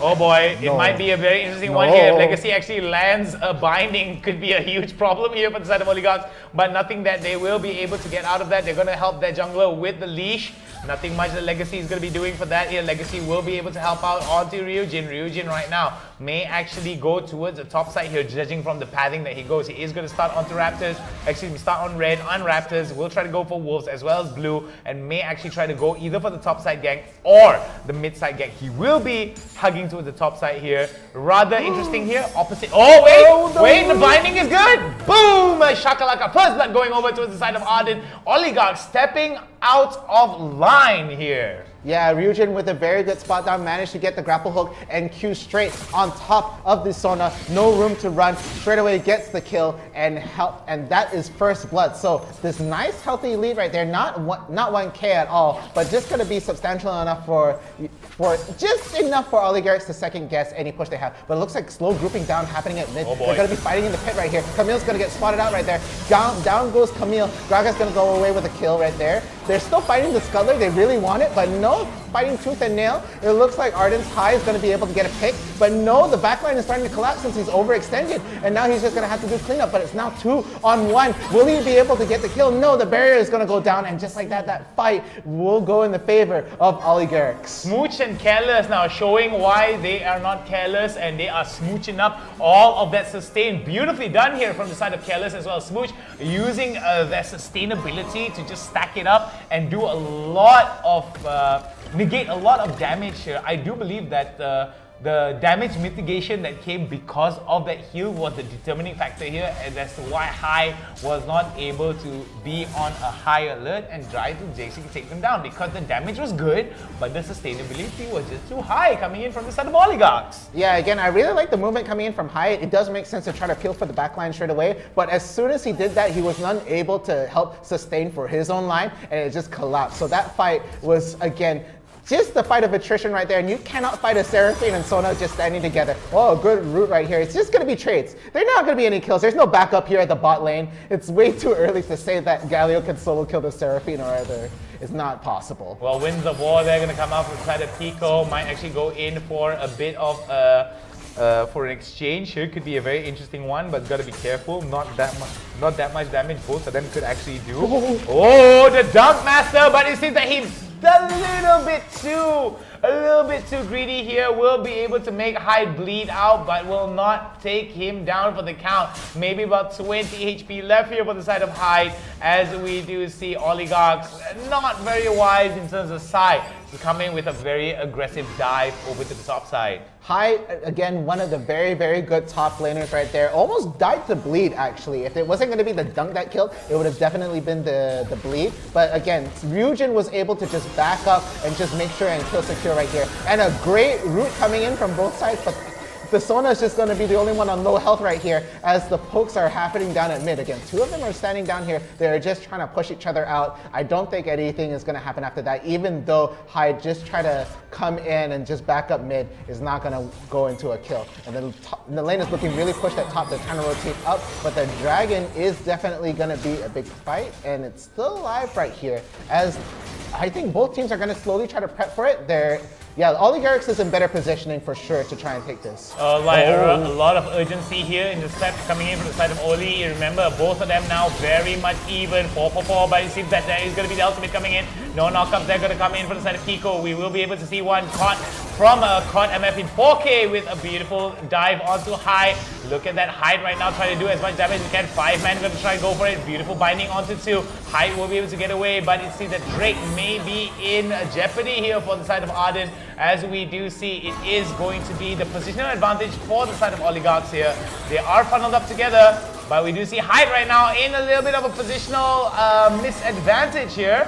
Gonna hit onto the scrying orb, will not be able to get it, but who is going to try to go for this here? Ryujin is in the middle. Beautiful stuff there being done from the side of Oligarch. Will be able to smite it down. Hyde there takes down just a little bit more. Ryujin gets taken down from the side of Smooch. Smooch showing a little bit of smoochy love there onto him. Hyde now trying to get this mystic shot. All he needs to do is just get one more, but not enough. The sustainability does negate a little bit of damage there. Final Spark will not be able to hit onto one, but it seems that it is going to be an interesting one here coming in for Oligarchs as they back away. 1.4 goal advantage for the side of Oligarchs. Arden Esports, what do they need to do to steal this lead away from Oligarchs? Well, as soon as we see the Rift Herald come up, that is also going to be a highly contested fight. Again, the Cloud Dragon, very, very good dragon. As Neon Faith puts it, the winningest dragon, but still not the defining factor in this game. This Rift Herald, though, as soon as they are able to take down more towers and more objectives, they could even out the small gold lead that they have, and it could be the defining factor. 4 seconds until it pops up, it looks like the small skirmish is going to pop out right at mid, but no kills. It's way too soon. Way too soon here. Oh, look at the amount of damage that's coming in from the side of Arden over towards Oli. Oli right now in a little bit of trouble here. We do see that there is going to be a very, very huge focus onto the top side here for the side of Arden. But we do see Oligarchs as well looking towards getting that Rip Herald. They want the priority over the top side here, freeing up the Herald and putting members of Arden in a bit of a disadvantage here. Even if they want to come in for the teleport, they don't have much of that. Excuse me, we're going to be seeing a Final Spark going onto one side now. It's going to be in a bit of trouble here. but it seems that the follow-up coming in from the side of Oli is going to be very, very well. Indeed, Arden right now in a lot of trouble. It seems that Ryujin right now going to go for the precision protocol onto the Krug, tries to get away from it, but oh my goodness, one more auto attack Ryujin. That was a warning shot. That was a warning shot that I think was just a blind shot, but a very, very good one. Very good prediction coming in from the Seraphine right here. But I don't think they're going to be able to compete with this Rift Herald right here, as they're just getting outpoked, and any sort of chance to try to get any space in there will not happen. So Rift Herald is going to go on the side of Oligarchs. Now their gold lead, now sitting up at 3k with the 3-kill advantage over them. And right there, High does not want to get caught out, just flashes straight away, does not want to fight anymore. This is looking very, very bad for Ardent Esports. Their advantage that they had before just going away, and they need these objectives right now. A strong push coming in from top as High and Kiko comes up, and they try to take this tower. Very nicely done here for the side of Kiko and High. They want to be focusing on the first turret. Going to give them a little bit extra goal here. Sai now comes in with the pull. Oh my goodness. Decimate onto one. Kiko right now trying to go for that shielding here, trying to get away from Sai. Another one. There's going to be a dunk master here. Very nicely done onto the Justice. And onto the Punch. As we do see Crescendo now is going to come out from the side of Smooch. From the side of Careless. Carelessly throwing it out against High, making sure that he doesn't follow up. Yeah, very, very good fight there, making sure that they're not going to take that tower down without a fight. Managed to equalize it with a kill right there, but again, Oligarchs is in the lead. They don't really need to worry too much about that. They have the tower lead, I'm sorry, the towers are even right there. I thought I saw it too, my bad. The Cloud Dragon, again, is going to be with Oligarchs, so they're going to have that extra movement, and that's going to be really, really important in the fight coming up, because when Darius has a bit of extra movement over you, he's going to just slowly just walk in and get those bleed stacks in, and it could be really, really bad. Yeah, Hasha ultimatum right onto the final spark, and we do see the response coming in from the side of Arden. Beautifully done there from Kiko. The follow-up was good. Ryujin was setting it up beautifully with the Hextech ultimatum. Yeah, very, very good follow-up. That combo so good. Hextech ultimatum basically finishing him off, but Olaf is just going to run in. No way stopping this man right now. Only the tower damage is going to be able to push him away, and they have to reset after that fight. They ran away with just their lives. Two flashes there for the price of one Ragnarok onto high-end Legacy. Beautifully done there. Coming in from the side of Cod MF in 4K. He does know that he does have the amount of lifesteal that will be able to pull him up into the middle of the fight, will be able to sustain it, and the fact that CCs do not work on him in that brief period of time gives High and Legacy a little bit of urgency to get away. Yeah, and with that, they're going to be able to start this dragon almost uncontested. But no, the great steal right there. It looks like Ryujin is going to be able to swoop in, take the Infernal Dragon, a very, very important dragon. That extra damage is going to help out eventually, even through the sustainability of this comp. And with that, they're going to be able to just walk away. They're not going to be able to kill, but it looks like there's going to be a fight breaking out in mid right now, as Galio is going to get caught out, not going to be able to taunt to get away. But no, the tower damage is just going to be enough to deter them from walking in any further. And now it looks like they might be trying to set up for this Baron Pit right here, just to try and get more of an objective lead coming in from Oligarchs. All right, as the action dies down a little bit, we do see that a lot of the teams now are going to be focusing on moving to the bot side here, trying to defend it. We do see that Olaf right now caught, is looking towards getting it, throwing as many undertows as he can. This is going to be very bad here. The opportunity to dive is going to be real. Hyde right now tries to go for the Shuriken toss, goes into the smoke, goes for the perfect execution to get out, and throws the Shuriken toss again. Will be able to flash out of it, but it seems that undertow will not be able to land. But oh my goodness, what was that? Hello! You walked into a bad spot. Says members of Oligarch. They will be able to get that 1-for-1 trade there onto Chazu. But we do see over the top side here, Sai will have to back away. The binding is going to be good. Going to get hit by a beautiful final spark. Whoa! That was a code. That was a very, very good play coming in from Sai, knowing that he was getting chased down by High. Was really just waiting for the shift to happen and knew that it was going to be right on top of the blast cone. Really, really good fight coming in from Sai. Going to be able to run away with his life. And with that, it's now 6-9 in terms of kills. But this gold lead is now slowly dripping away from Oligarchs. Looking at Ardent Esports, they are slowly evening this out at the moment. Alright, for those of you who are wondering why the commentary isn't in Tagalog, we would like to apologize because we don't speak Tagalog. If not, we would be commentating in Tagalog. So I hope you guys are able to at least enjoy the action that is transpiring. We're trying to make it as exciting for you guys, and we want to show you guys as much love as we can. Do remember to drop some love onto IRL Asia for more information about anything related to League of Legends Wild Rift, and specifically League of Legends Wild Rift Summoners Odyssey organized by IRL Asia. We're going to be seeing another True Shot Barrage going in toward the mid side here. A recall is going to be coming up from the side of Oligarchs, and we don't see any much objectives here are going to be a wrestle for from either side of the team. Everything is really much free right now, as most of the teams are going to be resetting and trying to get priority pushed up towards the turrets. Let's take a look at advantage here. Arden still. Oh wait! Hexite Ultimatum, where's the follow-up coming in from Galio? Is it going to happen? No, the laser is going to come down. Galio is forced to walk in, but that's going to be enough. The belt damage not quite killing him, but that was just going to be just enough. Now Camille is looking for another kill, but no, they're going to get trade for another kill down Hyde, just out an extended over at bot. Again, the Hide special, sorry. I keep saying Hyde as well now. It's Hide. It's Hide. Excuse us. Excuse us, guys. Yeah, Hide, he loves to do the split push right there, but it looks like they're going to just group on him. And right now, Camille out of position right there, has to even use the flash on top of the grapple hook just to get some space, and they know that she's low on health. They smell the blood in the water, and they might just go in, but no, they're going to go for the recall. Very, very good. Knowing the rest of the team is there, they're going to just pull back and just reset at this very moment. All right, High as well as Legacy over to the mid side here, trying to get as much priority as they can. It seems that Arden right now may want to pull the trigger onto the Baron. They don't have enough information though, but they do have enough wards over to the top side quadrant, over to the Baron side quadrant of Oligarch's jungle, which is going to give them a lot of information, but it seems that they're refusing to pull the trigger yet until they get at least another turret over to the mid side, freeing them up and focusing Oligarch's attention onto the defense. Yeah, and it's slowly shifting from mid tower to the dragon. Again, 12 seconds till the dragon comes up. Hide trying to just push out the bottom lane, trying to get some space to breathe for the rest of the team so that they can set up for this dragon fight that's coming up soon. Again, it's going to be the mountain dragon. Not a very, very important dragon, technically one of the weaker ones in most people's opinions. But again, they are going to start this. Oligarchs trying to get a sort of lead on the dragon in terms of objective, but no, looks like they are just going to pull away as they see the rest of the team trying to go for Baron. And now, right now, it's just a game of cat and mouse trying to stop each other from taking objectives. And they get the charge on Hide, and he's not going to be able to gut out. And it's going to be a big, important pick off right there as they are unable to contest. But no, they see this. They're still trying to go for the Baron right here as the team slowly starting to split on objective, and they know that they're going for the Baron right here, so they're going to quickly finish up this dragon. And right now, it looks like Ardent Esports has to pull away even from the Baron pit as they try to reset it, but no, it's still going to be on low health, and it looks like it was given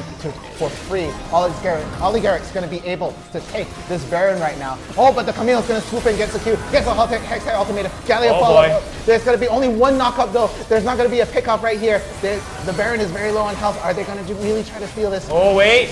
Oh, there goes the final spark. Not going to be enough. Oh, beautifully done there from the side of Arden. They were able to take away the Baron. Look at the amount of damage that's coming in here. Oh, we do see Hide right now trying to do a lot of damage here. Another execution could come up. He's not going to be enough here. Boom, shakalaka. The double kill is going to go over towards Hide, as we do see that they may run, they may hide, but Hide is after you. Yeah, Hide doing a very, very good job being able to get the picks, and that was a very, very good steal. Again, Ryujin dying for that buff, but it was very much worth it as top tower will have no chance to stand as Hide just slowly pokes it. And right now, it is only the bottom towers that are standing still. And at this point with the Baron buffs, it is going to be an easy push. They just have to stand there, and the Baron buff minions will be able to take down that tower. With Baron coming in from the side of Arden, it seems that the tables have not only turned, but have flipped 360 degrees. Well, no, 180 degrees. 180. Yeah, 360 is just going to end up in the other way. But anyway, Arden right now definitely going to be using their pushing potential here. They do have 4 towers in their favor with 1 Infernal Drake. However, for the side of Oligarchs, they do have 1 Wind as well as Earth. So we do see that this is going to be very, very much interesting indeed. Oligarchs need to stall for time and make sure that they do not lose out too many objectives. Try to curb the bleeding as much as they can and try to make sure they don't bleed out to death here with the amount of push advantage that's coming in. Oh, Hide does not see, gets decimated here, tries to go for the Q, will not be able to land it, but Arden, Hide right now trying to go for that. Look at that, beautifully done, right into it, Shuriken toss, right into the final spark. Oh my goodness, Legacy is like, bro, do you need help? Here's the final spark for you. Very, very good eye. They were watching Hide. They were definitely helping out in that fight, but it looks like it's going to be a pickoff right here. Camille is going to slowly go down and with that, they are gonna get a kill trade on either side, but the Baron buff is still active on these remaining players, so they're gonna be able to push down the bottom tower left all the way close to the inhibitor, and the rest of the team is scrambling to try and catch up right now to stop the advance, but that is too late. Right now, Ardent Esports with a nice healthy lead of about 4k gold, and this is gonna be very, very hard for Oligarchs to come back up. They had to pick a really good fight. They have to choose which one are they gonna try to jump on, and if they can catch anybody off position while the Galio ult is inactive. Remember, while that ult is still up, Galio can come by and try to help. And don't forget that final spark coming in from Legacy is also another factor to take in as fights try to go out. Yeah, that's something that they have to be very, very careful indeed. 6 turrets in favor of the side of Ardent. Oligarchs right now seems to feel their lead slowly crumble away in between their fingers here, just like holding up sand within their hands here. Just almost difficult to try to curb all of the losses that's coming in from the side of Oligarchs, but they are trying their level best here. But it seems that Ardent right now very much macro intensive in terms of their focus for objectives. We do see that they are knocking on Oligarchs' door onto the top side as well as the mid side here. Just a gust of wind could take down that turret over to the top, over the mid side. We do see that onto the Baron side as well. For the side of Ardent, they will be focusing quite a bit of a push here. Hide hiding in the bush. Yeah, Hide doing his special thing. He's going to be able to split push. I think they want to try to go for this objective right now, as both the Baron and the Dragon are going to spawn up really, really soon close to each other. Again, Hide going to be able to split push and really force an ultimatum onto the other side of the team, as Oligarchs is either like, do we want to save our towers, do we want to save this objective, or do we want to try to take this Dragon or Baron right now? And it looks like they are poised to try and take the Dragon. It is going to be an Elder Ocean Dragon right here, so that is going to be a very, very good strong buff, right? And Oligarchs is going to start right away, but no, Ardent is going to spot them out, but where is the engage right now? Sai is going to be able to start on Ryujin. The bleed stack slowly adding up, but no, he's going to swoop away and try to get the Hextech ultimatum onto where it's going to be needed, right in the center, as the Galileo does the follow-up. The CC is going to go down. No pick off just yet, just very, very low health, but no, it looks like the Camille is going to go down in the fight, and the Gragas will go down on the other side as well. Right now, it's a 1-for-1 trade, but the bleed stacks are adding up, and they have to retreat at this point. I'm not too sure whether the fight for the Ocean Dragon will even be worth it. But no, they're going to be able to catch up. Then Darius. Oh no, he's going to. Oh, okay. The attempt at the E. You had to give it to him. He knew he was going to lose that fight, but he was going to do as much damage as possible. And it looks like they've given up trying to fight for the Dragon. They're going to just try to go for the push and try to buy some time and buy some space, which is a very, very good call right here. But no, the teleport. We do see a teleport coming in. Beautiful final spark. Then look at the amount of damage coming in. Look at that. Legacy as well as High, deleting him out of the game. 3-for-0 advantage here. 3-for-1 exchange in favor of Ardent. Ardent right now pulling the trigger almost with reckless abandon. That was just insane amount of damage. I could have sworn he almost got deleted right here. And with that prevalent lead, they're going to be able to start this Ocean Dragon very comfortably, knowing that they're not going to have too much competition to try and fight it. Right now, it's only the Olaf and the Seraphine who's able to fight on the Oligarch side as they try to get into position. But Hide sees them out, gets the poke on the Seraphine, going to force the Zonias on them. And Olaf is just trying to walk in, but down he goes. The GA is going to get popped, but the team is slowly going to back him up. Right there, Gragas has to go in, but the quick snipe coming in. Camille's going to fall down, but the rest of the team has to fall back, and this Ocean Dragon will go to Ardent Esports. Even though this blow-by-blow, trade-by-trade exchange happens, both teams are trying to fight tooth and nail for this, but it looks like Ardent Esports takes it without hesitation. Elder Ocean Dragon here going to give them a lot of sustainability as well. We're going to be seeing High right now, as well as the fact that he does have his Muramana. Manamune or Muramana will be able to get so much of his mana back, will not have to basically lose any of that mana. Definitely going to be working out really well for Ardent. We'll be able to queue almost recklessly here, but oh boy, we have seen many times a Baron fight turn south. Oh, Hextech Ultimate are going to land onto one. Final spark comes out. Beautifully done here. It's not going to be enough. Look at the amount of damage coming in. Crescendo onto 2. But the main damage healer is still free to do it. Look at High doing so much damage and staying far away. Getting the killing spree over to the side of Ryujin. Legacy, High, Hide, Ryujin as well as Kiko right now. Look poised to steal away the Baron from the side of Oligarchs. Oligarchs gotta come up with a Hail Mary here and try to stall out the game. Coming in from the side of the Tribush. Beautifully done there. There goes one onto one. There goes another one. 1-for-1 exchange here. The shutdown gonna go over. Beautiful crescendo, but it's not gonna be enough. There it goes. Boom. Shakalaka. We've got ourselves a winner. for the Baron fight, and Dance is going to go over towards Arden, and this could be the end of the game.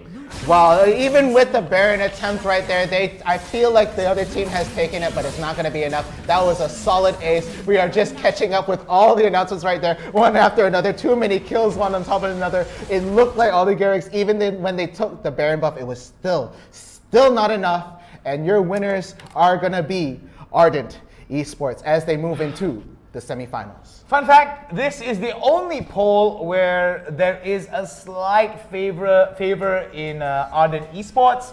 They were able to cinch out 63% of votes, and looking at how they did struggle early on, I was thinking that it was going to be 50-50, but it seems that Ardent was very much disciplined. They knew what they had to do, and I really like the fact that I think it was High or Heated. It was High.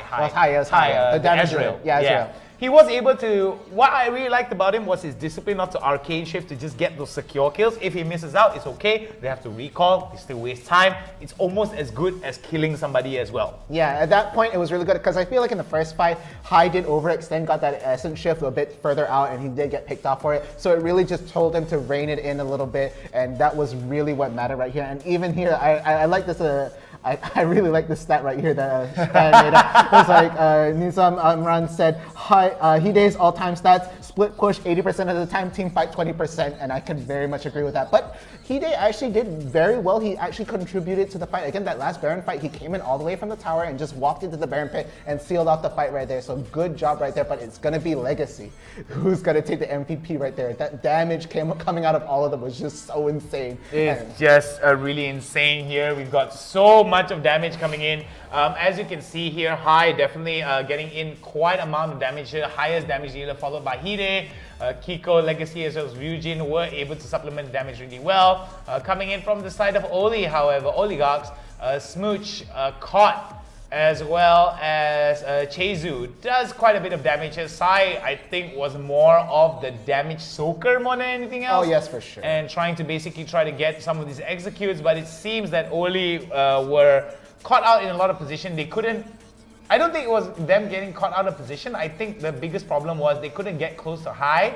Every time they did get close to High was when they were able to get some of the fights off and win, but Hide was still able to supplement the damage really, really well. And look at that, just the goal differential here. It was still very much for the early side, for the side of Oligarchs. Arden at first, for the first few lines there, and then suddenly it was Oligarchs that were able to come in. But after the 10-minute mark, it was all Arden Esports. Oh yes, and it was a very, very well played game. Again, as you said, they were really, really trying to just peel for High, and that's where the fights on terms of Oligarchs were really doing well when they were able to eliminate High. But again, you had to worry about that Galio ult. It was just so strong, being able to not only get a knockup, but really peel for your teammates, getting able to just jump in straight away, taunt, and just try and stop all the damage coming into your damage leader. So again, very, very well played coming on the side of Ardent Esports. They're no strangers to being even in grand finals. So it's a very strong showing from both teams. Oligarchs also a very strong team, but unfortunately Ardent will have to be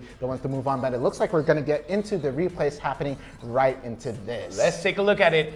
And this is it. Some of the early exchanges here all started out with Arden catching out one member of Oligarchs out of position. First blood is definitely going to go very well in towards the side of Arden. As we do see here, this is going to be one of those early engages at the Dragon Pit that I felt. And it was all for a scuttle, which I really liked, looking for Arden as well as Oligarchs. That's definitely type to all worth right there for the side of Oligarchs. But they did manage to basically get some of these kills onto High with some very good sustain. So it was kind of worth for the side of Oligarchs, but at the end of the day, Arden just had a better game. And this was just where it was danger here. Hide was able to turn it around with the sustain that he had with the Q as well. So we do see that there is going to be a very crazy fight that came out here, right into the Hextech Ultimatum, right into the grand entrance they're coming in from the side of Kiko. Very beautifully done indeed for the side of Oligarchs. They were able to turn it around, but this, I think, is where it kind of went south indeed. Look at the binding. Hide was still able to get away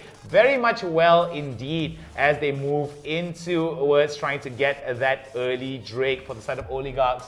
Can't remember whether or not they were able to secure it, but we do see that for the lack of not for the lack of trying, Ardent was still very much trying to get back into the game. It was Oligarchs that get the first blood onto the Drake. Hide walks away with the Stealer of Health. Ryujin gets taken down in this exchange. As we do see Oligarchs right now looking to being very, very aggressive indeed here, but look at that high. Almost getting one, almost getting two, will not be able to get out. And this is where the Rift Herald came out. Final Spark comes down onto Sai. It looks like it's going to be a beautiful turnaround here for the side of Ardent. Oh, but that look at casket. that casket. And this was where Ryujin walked away with the Sliver of Health here, if I'm not mistaken. Smooch comes in with a bit of a love smooch here. Not enough to take him down. And it was going to be live to fight another day. Yeah, at this point it was very much blow by blow. Ardent Esports not down and out, and Oligarchs just trying to capitalize on this lead they had, but it was slowly and surely slipping away right here. And right at the top, they're going to get this pick off right here, I believe. I believe it was Sai that got this kill as the bleed stacks slowly get added onto the Galio. He has to try and just stop it, but no, the dunk goes down. Hide having to run, getting stunned at the last bit by Sona, but not going to be close enough to actually get a kill right here. And this was a great follow-up coming in. They got the pick off, they got the Sona, and they knew they couldn't kill for her, so they're going to just secure that kill. 2 ults down, but that doesn't matter. And this was a beautiful steal. Beautiful steal coming in from Ryujin. He is going to go down sadly, but with that buff, they slowly turned around. That additional bit of damage meant every little bit more, and slowly and slowly they're going to be able to melt down their opponents as Oligarchs is forced to run and does not pull the trigger on any engagements in fear of being ulted by the Galio, and it was just really, really scary for him. But I think this is where Hide gets picked off right here, even though it looks like Ryujin could help him. But the quick route coming in from the Seraphine is going to force Hide to use all his skills right there to try and get away, but to no avail. He then ends up running into the Gragas coming in, and it was just all over right there. No amount of peeling would be able to help. Hexa Ultimate goes down. They are able to equalize just as fast, but it was to no avail. They did end up losing Hide right there, and Sai just running for his life right there. A really good snipe right there, but no, the blast cone is going to be able to stop High from getting the kill, and Sai walks out barely with just his life intact. All right, very nicely done here from the side of Ardent Esports, but I spoke a little bit too soon here as Oligarch right now in a little bit of trouble. Final Spark does not hit by Legacy here, but it's not going to be enough as it is going to be a killing spree going over to the side of Ryujin, as we do see that they dismantle them at every turn as Ardent right now looking towards focusing towards it. But this was a beautiful charm onto Hide here to take him out of the game as they were trying to jostle for control for another Drake. 2 Drakes in favor of Oligarchs, but it seems that Baron was more of the higher priority and on the higher amount of concern here for the side of Ardent. Beautiful entry there for the side of Kiko. Ryujin as well as Legacy and High supplementing the damage really, really well, and it seems that Sai was in a little bit of trouble here. Beautifully done from the side of Ryujin, being able to not even use the smite actually to actually secure it, and it was beautiful timing coming in from the side of Ardent,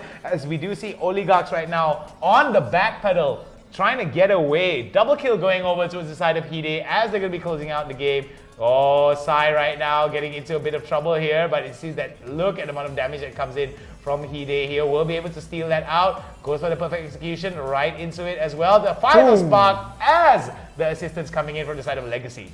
Yeah, and then at this point, they were still split pushing, and top will sadly fall. I don't think Camille walks out of this alive. No, Ryujin sadly eats the dust. And at this point, this was the Elder Dragon that they thought could, if they could take this, it would have turned the game around. But these fights broke on multiple fronts. Sai got the very good engage early on, trying to take out Ryujin, but no, he straight away tries to go for the backline. Hextech Ultimatum will land, and at this point, they're slowly peeling away, and they're getting off position right here as they try to peel slowly for this Ryujin's off position. It slowly dips away. Their lead goes away and they have to walk back. Both of them not recalling, just falling back, not getting any objectives at this point. All right, we're going to be seeing a very interesting one here.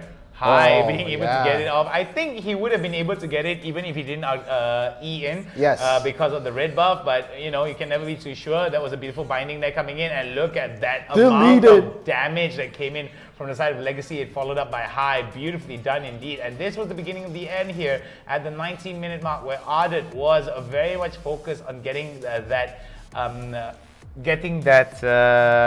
Drake, that Ocean Drake over to the bot side, over to the Drake side here, as we're going to be seeing more of it happening out. Revive is going to come out for the side of Caught, but it's not going to be enough. The final spark going to be hitting almost onto 2, but it seems that one of them went golden here for the side of Chezu, as we do see Careless as well Smooch get taken down for the count. Another Elder Ocean Dragon for the side of, Ocean Dragon here, Elder Ocean Dragon for the side of Arden, as they are going to be going for the Baron, as we do see Hextech Ultimatum right into the final spark. Beautifully done indeed. Tactical Sweep will not be able to do the amount of damage that he wants, but it's going to be enough here. The binding is going to land onto Chezu, onto Sai, as he is going to be exploded onto the lobby, onto the death screen here. Black and white, grey screen here, definitely going to be for the side of Oligarchs. Beautifully done here, as the fight is going to be a little bit messy, but luckily enough we do see Ryujin there still doing a lot of damage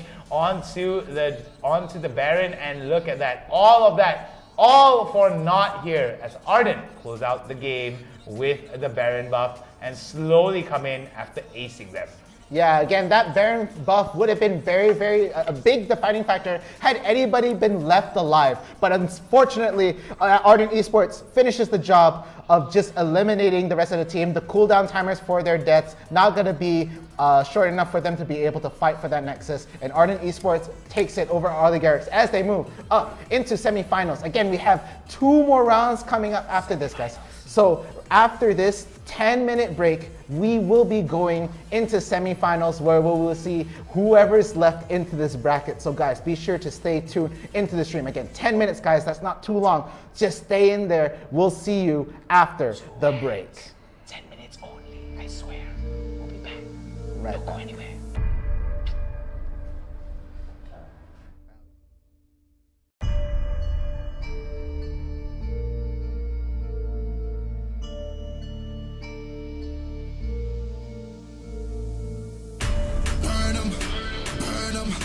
Money I be making, I'ma burn them.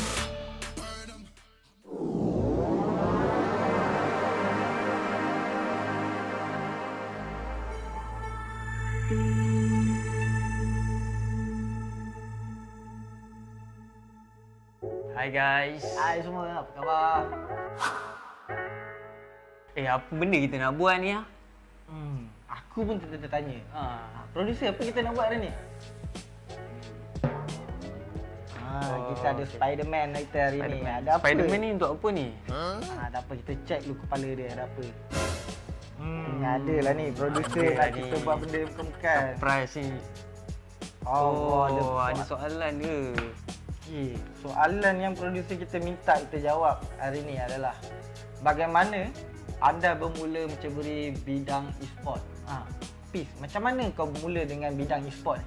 Bidang e-sport ni secara tak langsung aku masuk dalam bidang e-sport ni. Masa tu aku still kerja as a sales assistant dekat Orange Sport. And then one day tu my friend ada seorang kawan saya, which is Zava kan. Obviously memang Zava. Dia ajak aku, time tu dia dapat job, and then he need more people to work with him time tu kita orang handle qualifier untuk Galaxy Battle untuk 2 hari.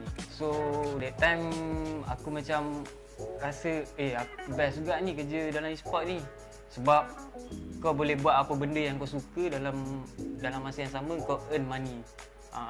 So how about Zam? Aku sendiri pengalaman dalam e-sport ni sebenarnya agak lama lah. Aku bermula first sebagai trader Dota 1, dan dalam masa yang sama juga aku buat freelancer untuk company-company seperti TGC, Orange Sport, Genesis, dan setelah beberapa tahun berkecimpung dalam bidang ni, aku rasa macam aku boleh buat lebih lagi daripada tu. Dan kemudian tu aku dapat tawaran daripada seorang kawan untuk menjadi FIFA Fire Dragon FIFA Division as a manager.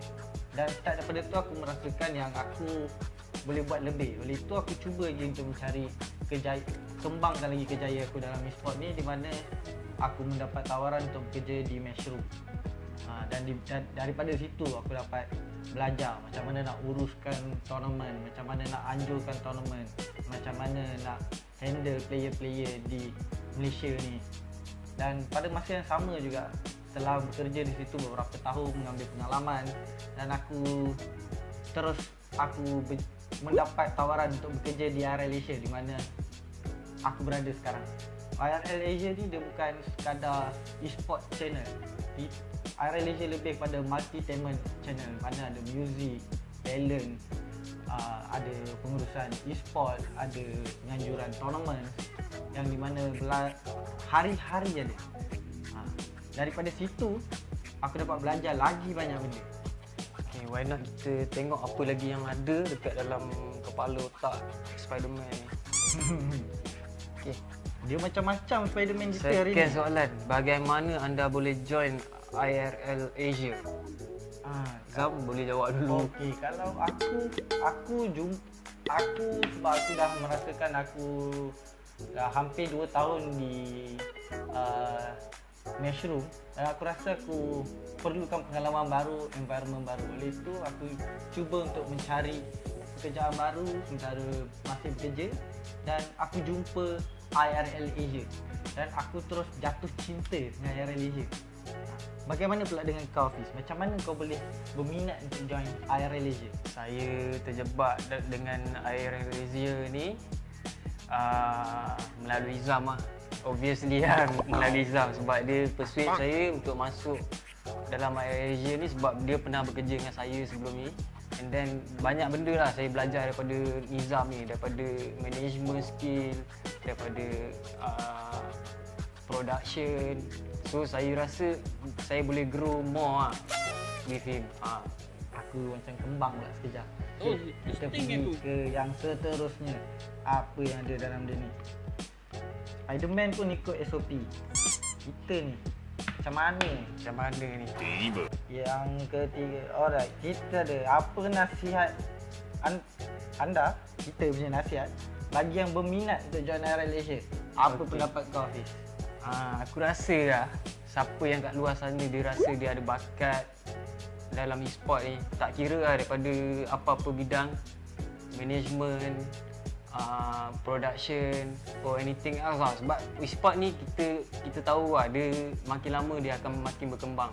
Sebab dia dunia IT. Sekarang orang lebih menggunakan IT daripada sistem-sistem yang secara manual ni lah.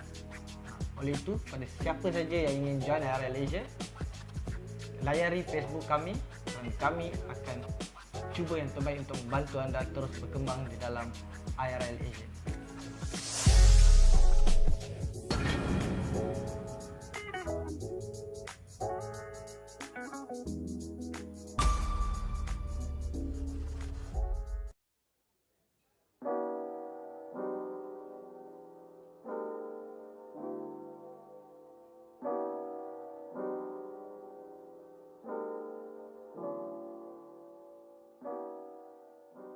Hey yo guys, Victor Cax here, or as my friends know me, I'm just Victor Ang. My full name actually is Victor Ang Kai Xuan. I'm actually East Malaysian, but I actually grew up in KL. It's kind of complicated, but safe to say, I'm basically Malaysian. So I've been a professional esports commentator for 7 years, and it's quite a long time when I think about it. I think I first started off back when I was still working part-time at Gizmo Arena, which was a cyber cafe in Kuching, Sarawak. And at the time, we were doing an esport event in Unimas, and their main caster needed to take a break. So my boss actually pulled me aside, sat me at the caster's table, shoved a microphone into my face, and asked me to fill in for the caster that day. And the worst part about that thing was that at the time, I didn't know anything about gaming. Like I barely played Dota 2 at the time, so I really literally had to improvise because I didn't know the name of the heroes or the skills. But somehow, as I was doing the commentary, people were actually enjoying what I was doing. So that's when I figured that, hey, maybe I should try to pursue this. So around the time I left university, I accepted a position in Genesis Cyber Esports to become their full-time caster. And at the same time, I picked up a lot about live shows, about production, and I eventually carried these skills to my next company, which was the gaming company. And there I worked as a production executive for 2 years before finally I met up with Jay and the boys over here at IRL Asia and decided to join up with them as well. I think what esports has really done for me is really opened up my horizons because there's such a diverse group of people who works inside the industry, you know, from all different kinds of backgrounds or different kinds of games. But no matter all our differences, we're all united by the same thing, which is just the passion that we have for esports and gaming. And what's funny about that is that, you know, even though a lot of us will have disagreements with each other, we always agree that we always want to see gaming just rise up to the top. After having met the people here at IRL Asia, I could tell that they're a group of, even though they're relatively new into the industry, they have a lot of enthusiasm for gaming and esports. And what's important to me is that I can see that these are people who are not only willing to learn, but they're also willing to discover new talents or people who are looking to have their start in gaming and esports. So I guess if you're someone who is thinking about making that leap or thinking about trying out or just trying to see what you can kind of bring to the table, I'm pretty sure IRL Asia has got a spot for you.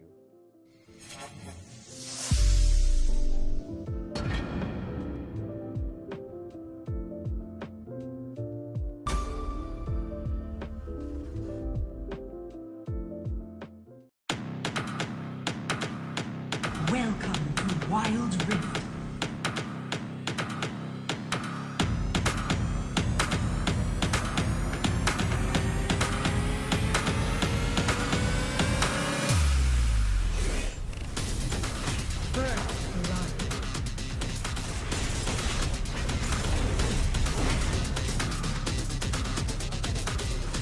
The enemy team has slain the dragon. You should know to never come around my town. You're not welcome in the hood cause you a clown. I got shooters ready just to let you down. And they not afraid to waste a couple rounds. Burn them, burn them. All the sweaty I be making, I'ma burn them. And welcome back to Summoner's Odyssey, organized by IRL Asia, partnered with Homiee, sponsored by Inch Theory and Sadie's Malaysia. I am Downright Fierce, and today with me I have Hound himself, boys and girls. Hope you guys have been enjoying what it is. If you guys are at home, give us a little bit of a fist bump here because we are at our semifinal. Yes, semifinals, and it's going to be an intense match. Again, we see some really, really strong teams here. A Philippine-dominated bracket at this very moment. We had a Malaysian team make it all the way to top 16, but I don't think they were able to pull quite through. So maybe, guys, I know these guys have been trying time and time again. They've been coming in every single time. Please come again. You're just so close to making it. We had so many teams who couldn't make it to top 8 suddenly take the game. So guys, be sure and persevere. Just keep on trying, okay? And it looks like our brackets are gonna come up really soon. Let's see who is left in the semifinals of this tournament coming today. And it looks like it's gonna be Ardent Esports and Level Up on one side, Nova PH, Sugar Ramos, and Young Stars on the other. So Philippine dominated right now. Top 4, all Philippines. Congratulations, you guys have really pulled through, and it's gonna be Level Up. This is, again, Neon Faith's favorite team to watch, formerly known as Alt F4, but after that one win, we just straight away see them change straight to Level Up.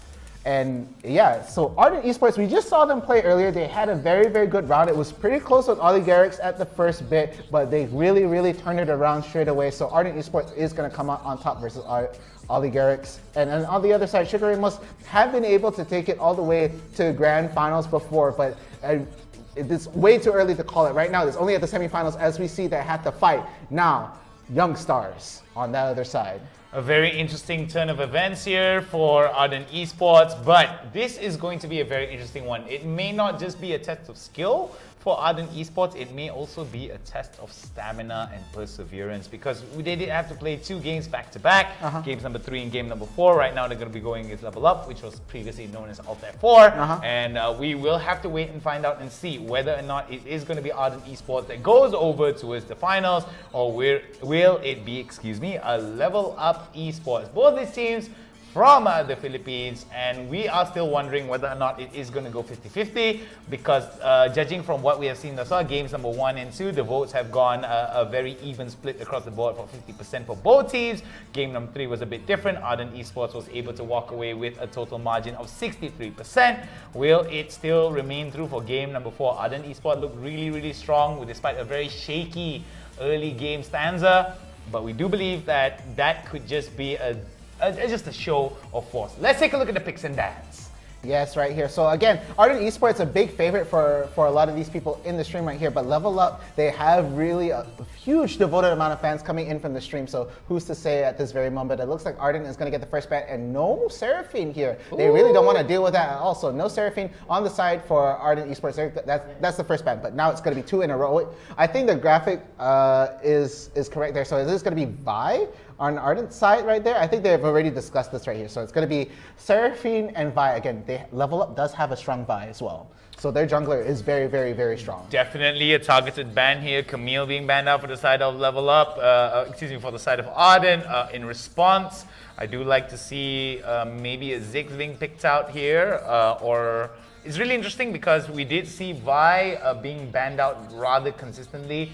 Galio being banned out for the side of Ardent by Level Up. This is going to be very revealing indeed in terms of making sure that the grand entry of the ultimate coming in from Galio will not be that much of a semi-global presence. Assault and Battery will not be in their favor, as well as Hextech Ultimatum. So Lockdown is going to be the story of the game here. We might actually see a J4, we might actually see some interesting pickups here, but I'm not entirely sure, because at the end of the day, we do see that the Lee Sin is still open, and Noticer immediately hovers onto that Lee Sin, locks it in. Kiko immediately goes in for that Ziggs pickup. Okay, we haven't seen Ziggs almost all of today, but with that, when he's not in the ban, they are going to get the first pick on Ziggs, and that is very crucial. So now they're going to be able to really do a whole bunch of damage and just push lanes at this point. So Ziggs, a very, very strong pick coming in from Ardent Esports, but again, Level Up will be able to lock in Lee Sin and Lux on the other side. All right, Lee Sin and Lux, that's going to be quite an interesting one. Noticer will be able to go into the back line really, really well with the ward jumps, as well as the Qs, as well as the ultimate being able to just disposition members of Ardent. But we do have Ryujin as well as Hide now hovering over the Akali. The Akali has been locked in. A Kaisa being hovered and locked in for the side of Ardent. We do see that their composition almost coming full circle here. Level Up will be able to secure the last pick here, as Ardent Esports will be hovering over the Graves and Legacy over the Braum. Very interesting indeed here. I do like that Graves is in the game, but I think they may need a little bit more utility here, as Tokyo right now going to go over towards the Diana pickup, as well as Fiora for Savarin. And this could be one of the interesting pickups here. They do have quite a bit of utility with Tokyo on the Diana. Okay, all right. Ooh. And now I completely understand the Seraphine ban, because Tokyo is a Seraphine specialist. Does really, really well with Seraphine. So again, being forced to play Diana, not exactly a good trade-off at that point, because Diana is so strong in mid at that point. But the Graves is going to be picked up on that side, and now the last pick coming in from Level Up might be a Draven. Something I very much agree for, but they're going to have to help and peel for this Draven, as that mobility is not going to be very, very good. But again, Diana going to have that ult, going to be able to get the Moon. I can't remember the exact name there, but it's going to be a very, very strong ult right there with a wide CC. It's still slipping my mind. I can't, like, the Diana ult right there. Excuse me. Yeah, the Diana ult I think it's the ult or the third skill where you're able to basically knock people into, to pull people into this zone. It pulls the opponents into her in sort of like a clockwise motion. Yes. And it's a very, very strong skill right there. So it is going to be a factor in terms of these team fights at the very moment. But Graves is a bit of a question mark for me. This will be the first time that I actually see Graves in a long time.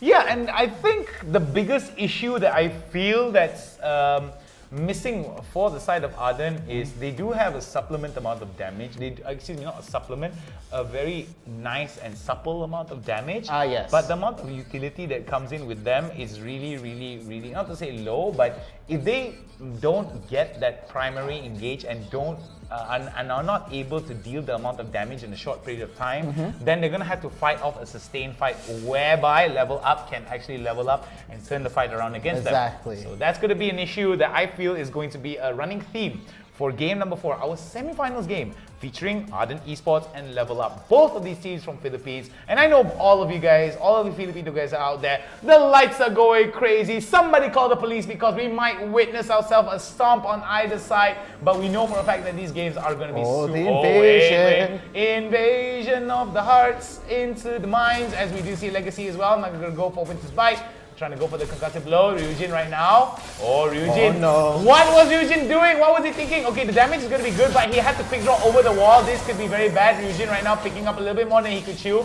And we do see that the invade is not going to work in favor for the side of Arden Esports. Level Up now will be able to get that pickup really quickly and really fast. And this is going to spend a little bit of time for Arden to rotate into the spots of their bus accordingly. Yeah, that was actually a very surprise move coming in from Arden, being very aggressive, but the Lee Sin is going to be able to jump on top of the Ziggs, but no, not going to be able to get a kill, going to be immediately able to get away from that position, does not want to get any more fights in, but it looks like a peel from the top right now. Looks like High is going to be able to get one more hit of the concussive blow. Oh, there we go! And boom! Very good pickoff right there. High going to be able to go with a very comfortable lead, and it looks like Hide is now at the bottom here, having to fight 2 people instead.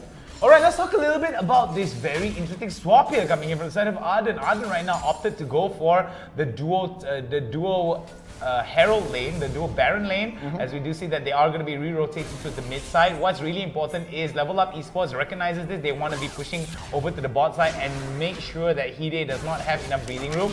We do see Kiko right now in a little bit of trouble. Stand behind me comes a Legacy. We'll be able to land the concussive blows. The knockup is going to be good, but it seems that we are going to be very badly double flash.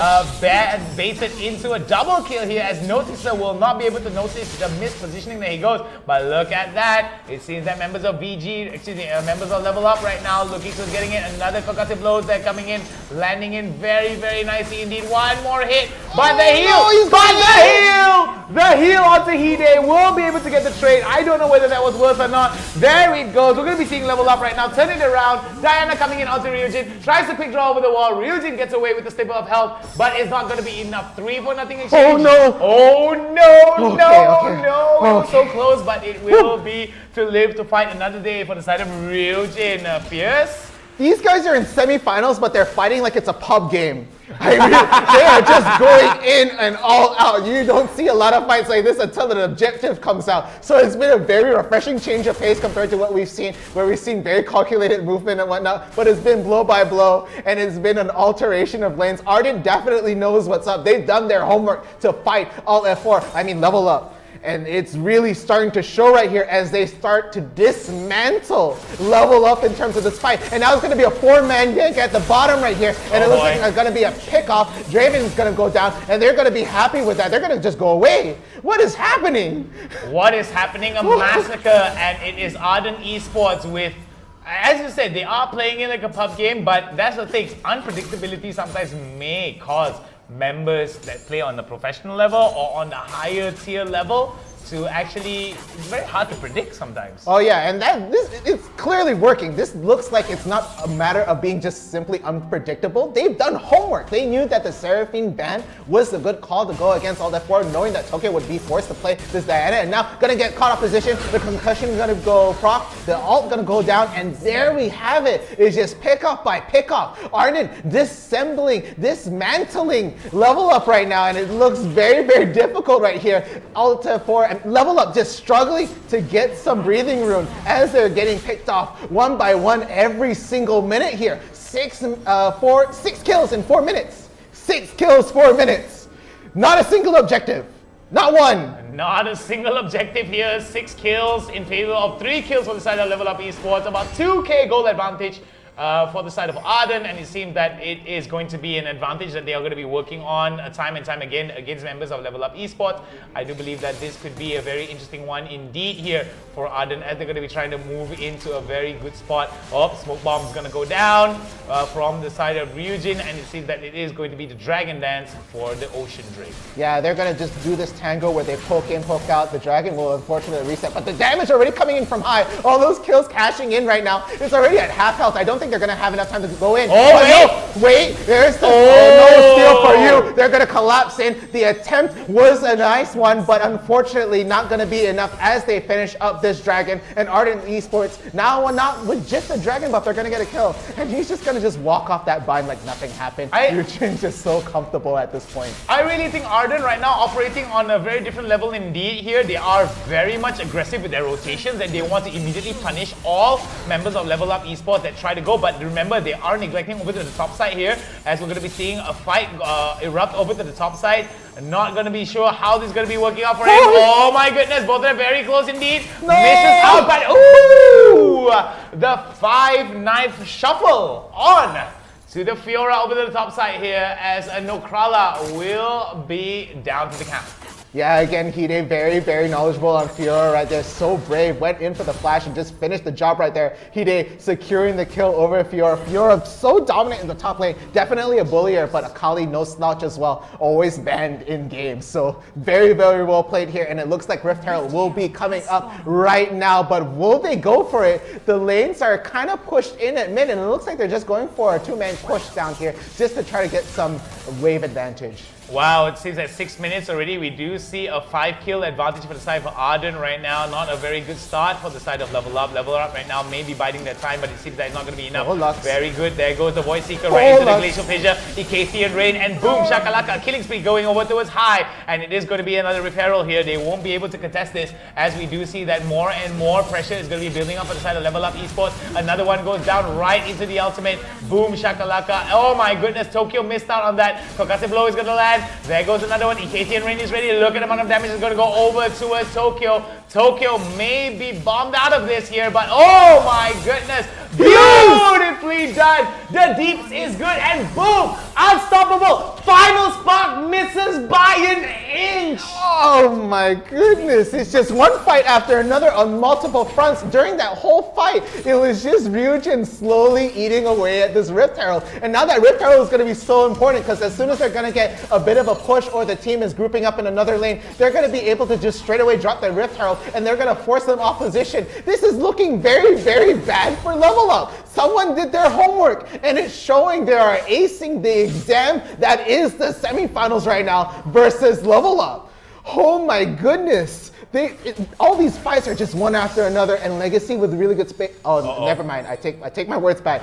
He almost got binded out and killed at that point, but he's been very good in terms of positioning to catch out all these people and just landing things right here. Wow, it seems that Arden right now operating on a very aggressive rotational spree here. Every rotation that they make, as you can see from Ryujin as well, seems to be in casualties of Level Up Esports. 11-3, 8-kill advantage. We do see that 6,000 gold advantage building up on the side of Arden. What do you think Level Up needs to do? Wait, the damage coming in from Hide, gonna be able to take out the Fiora, and that could be bye-bye top tower if they don't try to push this out. It looks like the rotation slowly happening. Tokyo gonna be able to try and catch Hide pushing in here, but the plating almost going down to the last one. But no, do you really want to pick this fight against Hide right now as he starts getting backed up by Ryujin? The Okay, no way. Just take the tower, just run for your life, Daniel. It's not worth the fight at this point. You're gonna get cut up by the rest of the team. You need some support. Oh no, okay. We do see Noticer and some of the other members of Level Up right now trying to go for the contest here. We do see Ryujin right now trying to go for a very aggressive, but he's gonna be quick drawing over the wall and just be like, yep, I'm out. Yeah, what was going to be a really interesting fight slowly dissipates at that point, and right now they are down a top tower, no mid tower, and it's only the tier 2 tower standing in the way of Ardent's esports victory, and it looks very dangerous. They still have the Rift Herald in their pocket, and it looks like they're going to take out this Mountain Dragon right now, and whether or not Level Up notices is a whole nother question, as it is going to be melted down, no chance to live, and right here they're going to start a mid fight, and it looks like it could be a kill. Lux is gonna go down at this point. It's gonna be under the tower though, but the quick flash, Lisa is trying to get some kills right there, and they get the Braum, but at what cost? Braum was only gonna peel for them, but now all the damage is adding up on the side of Ardent. They're gonna just melt away the opposition, and they're forced to withdraw. Ryujin even going for the recall right here to stop the split push happening at the top, and that was their only goal right there, to just try to take the tower, and Fiora just being a pain at their side, but whether or not it will be able to stop is a whole nother question. Alright, it seems that we're going to be seeing Level Up right now opening up the tier 2 turret over to the top side here, but it seems that coming in from the side of Nokrala might be in a little bit of trouble. Flashes. One more hit, one more bonk, and it could be enough right into the smoke screen. Nothing much. Nokrala decides to go for a bit of that. We'll be able to get away. No, he gets away. Ryujin now will be able to just push it out. But we do see Noticer almost getting hit with the Winter's Bite. The ultimate not hitting him as he wants. Void Seeker comes out, will not be able to get him, but Noticer right now tries to get away. High, not too far behind. There goes the shield. But a root in return. So it looks like... wait, this chase is not over, Fierce! They're living up to your name. This could be a double here coming in. 2-man kill, unstoppable. There goes another one. Double kill going over to the side of Hide. Hide showing another one. Triple kill and dominating here for the side of Ardent Esports. And this is going to be an easy Baron. This could be an easy, quick game. No disrespect to Level Up Esports, but it seems that Ardent right now, all over the place, punishing Level Up Esports at every turn. Nothing but love to Level Up Esports, but it seems that they are just mismatched against Ardent. Yeah, and it seems like Nokrala is taking a note out of Hide's book and just going for the split push, because any participation in this fight has been met with death, and it looks like the quick recall away for Nokrala is going to just, be the good call here. Any further of a push, it was going to be death. And it's just such a strong showing right now. 46,000 to 38,000. This has been nothing but non-stop aggression. Someone should have put music over that chase scene over there. That lasted for about solid 2 minutes, if I'm not mistaken. Oh yeah, it was one of the longer chases here, but it seems that Ardent right now, they were very much... Noticer gets hit with the Icatian Rain, turns golden. A little bit of swag points there coming in, a bit of style points on towards Noticer here as he gets taken down despite going golden. Just dismantled, just broken at this point.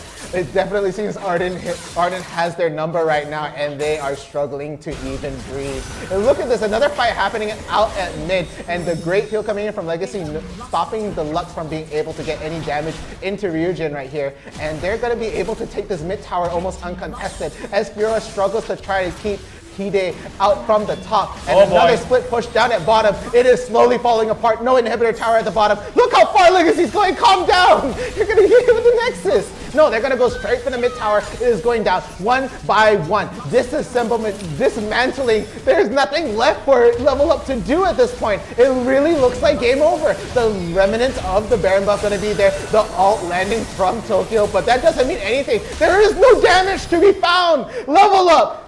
Oh my goodness! What in the world? Oh my goodness. Okay, now, I don't mean, I'm not, it's not a disrespect, it's not a diss, it's anything but my goodness. The reason why our lights were going red and blue just now because we had to call the police because we just witnessed a murder coming in from the side of Ardent Esports. No disrespect to Level Up Esports, you guys did really well for the opening stanzas of the game, but it just seems that Ardent Esports were just operating on a different level. Yeah, they definitely had their number. They saw the future. They did all the homework. They knew exactly what Level Up was planning, and it showed right there. Great bands coming in right there, knowing that the Vi and the Seraphine would be a delicious band, and it worked out. So Ardent comes on top with such a strong showing. That was just a massacre. I mean, if I was a Level Up Esports supporter, all I just gotta be like, at least it was a clean death. It was a clean death as it comes. But it looks like Hide is going to be MVP on that side. Again, look at all of that Rata bands right there. We have Leah Andrews, just so much damage adding up on the side for Hide. But a good call coming in from Level Up. Their Lux trying their best, but unfortunately not even. I don't think that's a core item completed on that side. It was just so devastating at that point. Look at the damage! Oh, the damage is just, that's the kind of numbers you want to see in your bank account, not what you get onto your champion in some of these turns. Definitely something that they have to be very careful and concerned about. But at the end of the day, we would like to thank Level Up for at least participating. There are no losers here. Definitely a lot of people that learned some really big lessons here. And we do hope to see that Level Up Esports will be able to come back. Now, this is an interesting bit here. Which team will advance to the grand finals? It actually went towards Level Up Esports with 56% and Ardent Esports. Thus far, we have seen a rather interesting turn of events in terms of the votes going towards the predicted winner of Ardent Esports in game number 3, but in game number 4 it seems that y'all don't know what's going on. Yeah, again, that was just a great study right there. They dismantled any idea and any game plan Level Up had, and look at that ocean of blue. It is just Ardent Esports all the way there. There was just no better way to say it. And a quick thing in the chat, someone says shout out to Sayo Hide. They did so well. Hide got that MVP. He played out of his mind and outplayed the Fiora. And let's take a look at the replays as we go into it. Yeah, let's take a look at those replays here. Let's live in those moments. These moments will live in for infamy for the side of Level Up Esports, whereas a bit of sweat off the brow for the side of Ardent Esports made it look effortless. And this is in no disrespect towards Level Up. I'm pretty sure that they came in really tough and prepared, but it seems that Ardent just on a different level today. This was where it all started onto Nokrala. Look at the Icathian Rain, and despite the fact that there were minions pushing onto him, it was the Icathian Rain that just did the output of damage and just destroyed him off really well. Now we're going to be seeing here another one coming in from the side of Noticer, out of position, and they immediately punish him beautifully. We were talking about how the amount of damage that came in may be a little bit too much, considering that the utility that came in from the side of Ardent may not be enough, but we have seen it here.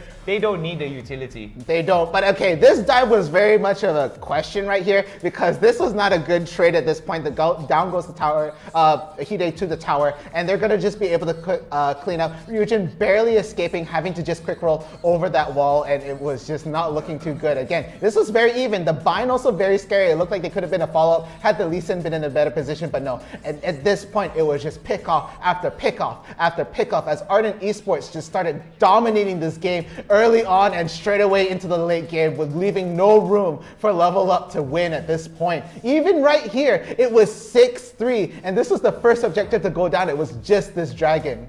It was just no return for Level Up Esports. They didn't leave any chance. And they attempted to steal. The attempt was good, but at that point, it was not enough. And even here, Hide knows how good Fiora is, has played her so often, knows when to go in and go out. And there we have it, outplayed at that point. Hide playing out of his mind. They're beautiful. Just the tip of that ult hitting Lux, getting that pick off right there. And that was just it. Ryujin just hitting the Rift Herald that whole time during this fight. As it breaks down right here, it looks like Tokyo tries to go for the kill on the Braum, but no, at this whole time is just Graves just hitting that Rift Herald, and boom, there it is. Just his. Void Seeker there, almost hitting onto Tokyo, would have done quite a bit of damage here, but this is where some crazy clutch plays coming in from the side of Legacy here. They were able to turn around unstoppable, and look at that final spark, just a little bit onto Noticer. Noticer noticed it and didn't move. Definitely going to work out in his favor. Again, another walk away. This is equivalent to a boxer hitting you and just walking away because he knows the amount of damage. Cool guys don't look at explosion. Exactly. They don't look there. They just already know it's done. It's just gonna walk away. It's like one of those Power Ranger finishers where they just turn at the camera and the guy dies at the background. So there we have it. And it looks like they're gonna get the pick off on a Legacy, but at no cost they're gonna lose this fight as the rest of the team collapses in at this. And I believe at this point it was the end fight right here as they slowly get the pick off one by one. Okay, no, it was just the trade for the Braum for some of that, for some more damage, and it was really not worth it at the end for Level Up Esports at that fight. Oh my goodness gracious me. I have seen massacres, I have seen casualties, but I have never seen a team like Ardent Esport play on another level, and Level Up Esport definitely looking out of their depth. This is one of the longest chases in League of Legends Wild Rift history right here. Definitely breaking the Guinness Book of World Records here, as we do see the chase is just gonna keep going and going and going, and they just dive in. They really don't care. Look at the amount of damage coming in. There goes another one. And boom, a Glacial Fissure right onto the follow-up. And boom goes the clock as we do see a Godlike going over towards high. Kiko Hide as well as Legacy setting up some beautiful kills, supplementing the damage poke coming in from Kiko as well as Ryujin. Baron Nashor already in their pocket, and it seems that they are knocking on Level Up's door. Yeah, and at this point they were able to just take out the towers one by one. Inhibitor towers, mind you, in their own base. They can't do anything about it. Legacy goes all the way in, gets tapped by the Nexus, does not matter because they can't go in and try to pick out Legacy because the rest of the team is just back there. And at this point, Ardent Esports knew it was it as the Mastery emotes fly. As all the emotes fly, they are just definitely feeling themselves. And Level Up, they tried their best, but again, for having those specialized picks, they were able to get dismantled. And that's what it was at the end of the day. Ardent, you guys did your homework, you aced the test, you get your spot into the grand finals for Summoner's Odyssey. The question remains, can they do it 3 times in a row? Oh yeah. 3rd time's a charm. Will they be able to do it? They have to be very patient, they have to be very disciplined, but judging from how they were very much handy in the way of adding so much of a dominant defeat onto Level Up, this could be a sign of the inevitable defeat that could be facing Nova PH Shiguremus, but we don't even know what is going to happen until they play against each other fierce, and I'm excited. We're almost at the grand finals. Remember, the League of Legends Wild Rift Summoners Odyssey is brought to you by and organized by IRL Asia, partnered up with Homiee, our #1 homies. They gotta give us a bit of a fist bump right there. Big sponsor shout out to Inch Theory. Every inch of matters when it comes to interior design, and of course Sadie's Malaysia, growing together with gamers, as you can see by our beautiful lion robotic lion. Yeah, lion robotic lion with a blue mane. Yes. That's the epitome of growing with gamers right there. Of course. And again, guys, we aren't going into grand finals just yet. We will have a 10-minute break. But guys, be sure that you guys in chat, please like and follow IRL Asia. We really need those 10K likes and follows. Once we do that, we are gonna throw out much more content for you guys, going into more games, so much more stuff. So there's nothing to lose if you guys follow and like us. And again, we have our supporter badge available. So guys in chat, if you want to show some love and all that, please be sure to get that supporter badge available. And guys, send some stars, you get a promo video. So please do that. We will see you all though right after this 10-minute break. So please stay tuned. Come back. Don't go away. Smoke it up. Please.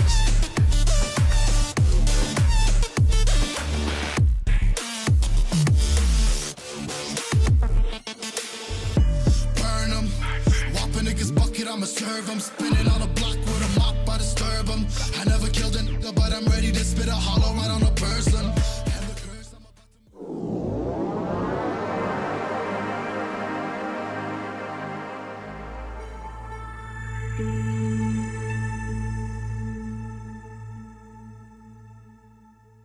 Hai guys. Hai semua, apa khabar? Apa benda kita nak buat ni ah? Aku pun tertanya. Producer, apa kita nak buat hari ni? Kita ada Spiderman kita hari ni. Ada apa? Spiderman ni untuk apa ni? Ada apa? Kita check dulu kepala dia ada apa.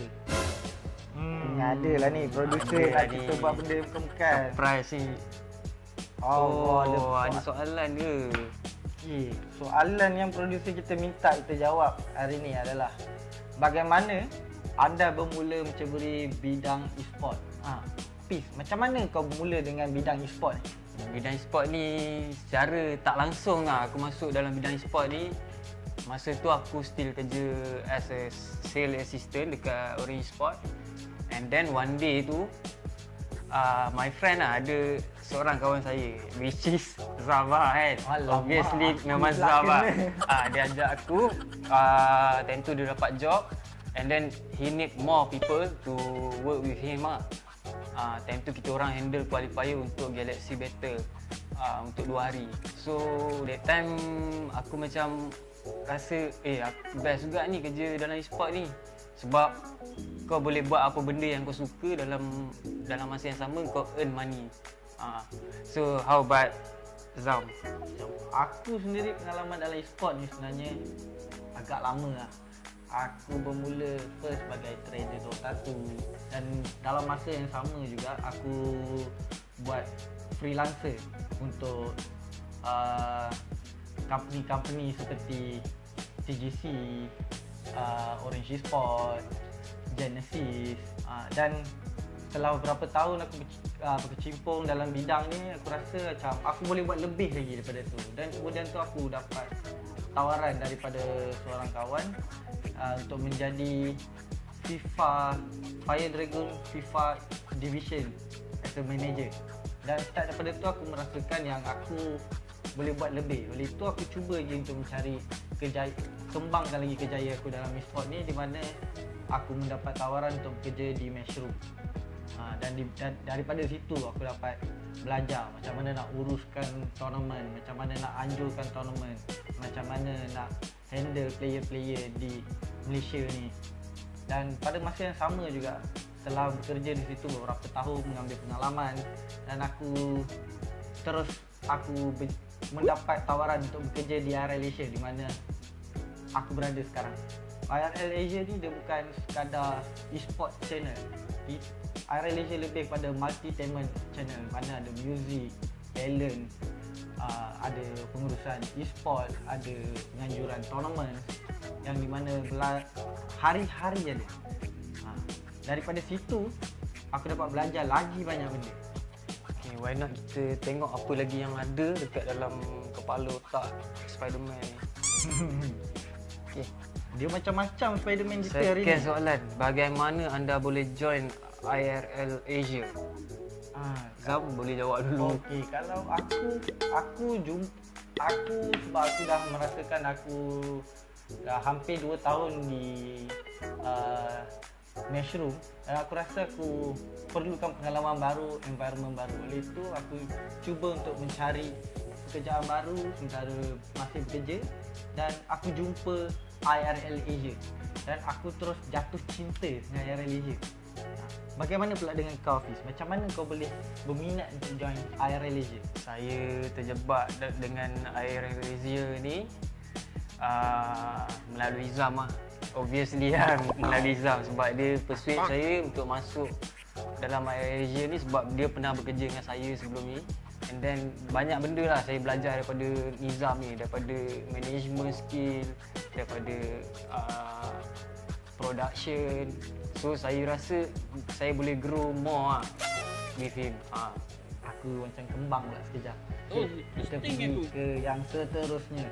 Apa yang ada dalam dia ni? Spiderman pun ikut SOP. Kita ni macam mana ni? Yang ketiga, alright, kita ada apa nasihat anda, kita punya nasihat bagi yang berminat untuk join IRL ASIA? Apa pendapat kau, Hafiz?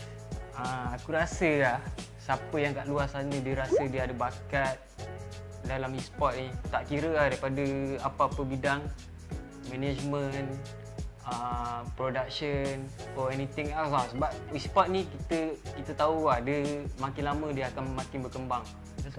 Sebab dia dunia IT. Sekarang orang lebih menggunakan IT daripada sistem-sistem yang secara manual ni lah.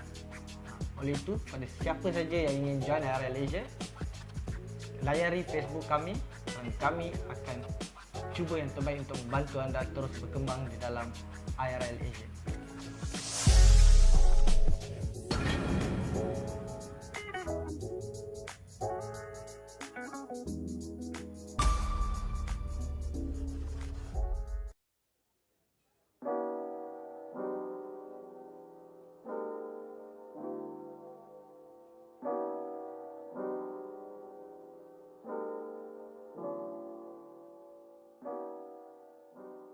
Yo guys, Victor Cax here, or as my friends know me, I'm just Victor Ang. My full name actually is Victor Ang Kai Xuan. I'm actually East Malaysian, but I actually grew up in KL. It's kind of complicated, but safe to say, I'm basically Malaysian. So I've been a professional esports commentator for 7 years, and it's quite a long time when I think about it. I think I first started off back when I was still working part-time at Gizmo Arena, which was a cyber cafe in Kuching, Sarawak. And at the time, we were doing an esport event in Unimas, and their main caster needed to take a break. So my boss actually pulled me aside, sat me at the caster's table, shoved a microphone into my face, and asked me to fill in for the caster that day. And the worst part about that thing was that at the time, I didn't know anything about gaming. Like, I barely played Dota 2 at the time, so I literally had to improvise because I didn't know the name of the heroes or the skills. But somehow, as I was doing the commentary, people were actually enjoying what I was doing. So that's when I figured that, hey, maybe I should try to pursue this. So around the time I left university, I accepted a position in Genesis Cyber Esports to become their full-time caster. And at the same time, I picked up a lot about live shows, about production, and I eventually carried these skills to my next company, which was the gaming company. And there I worked as a production executive for 2 years before finally I met up with Jay and the boys over here at IRL Asia and decided to join up with them as well. I think what esports has really done for me is really opened up my horizons, because there's such a diverse group of people who works inside the industry, you know, from all different kinds of backgrounds or different kinds of games. But no matter all our differences, we're all united by the same thing, which is just the passion that we have for esports and gaming. And what's funny about that is that, you know, even though a lot of us will have disagreements with each other, we always agree that we always want to see gaming just rise up to the top. After having met the people here at IRL Asia, I could tell that they're a group of, even though they're relatively new into the industry, they have a lot of enthusiasm for gaming and esports. And what's important to me is that I can see that these are people who are not only willing to learn, but they're also willing to discover new talents or people who are looking to have their start in gaming and esports. So I guess if you're someone who is thinking about making that leap, or thinking about trying out, or just trying to see what you can kind of bring to the table, I'm pretty sure IRL Asia has got a spot for you.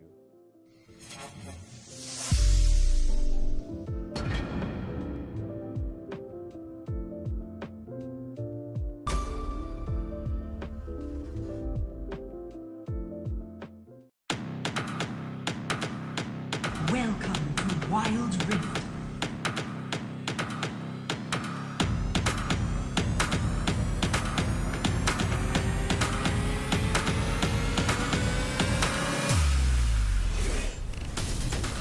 First blood.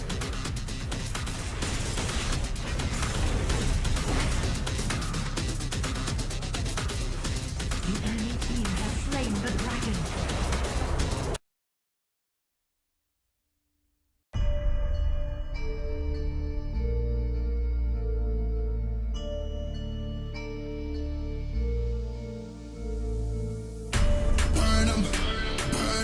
How much money I be making, I'ma burn them, I'ma murk them, if they pay And welcome back, ladies and gentlemen, boys and girls, summoners from across Southeast Asia and the rest of the world, to the League of Legends Wild Rift Summoners Odyssey, brought to you and organized by IRL Asia, partnered up with Homiee, your #1 Homiee, and of course sponsored by Inch Theory. Every inch matters when it comes to interior design. And of course, growing together with gamers is Sadie's MY. Look at the beautiful robotic lion. It's kind of beautiful, kind of cute, kind of threatening, definitely honestly. dangerous. Very.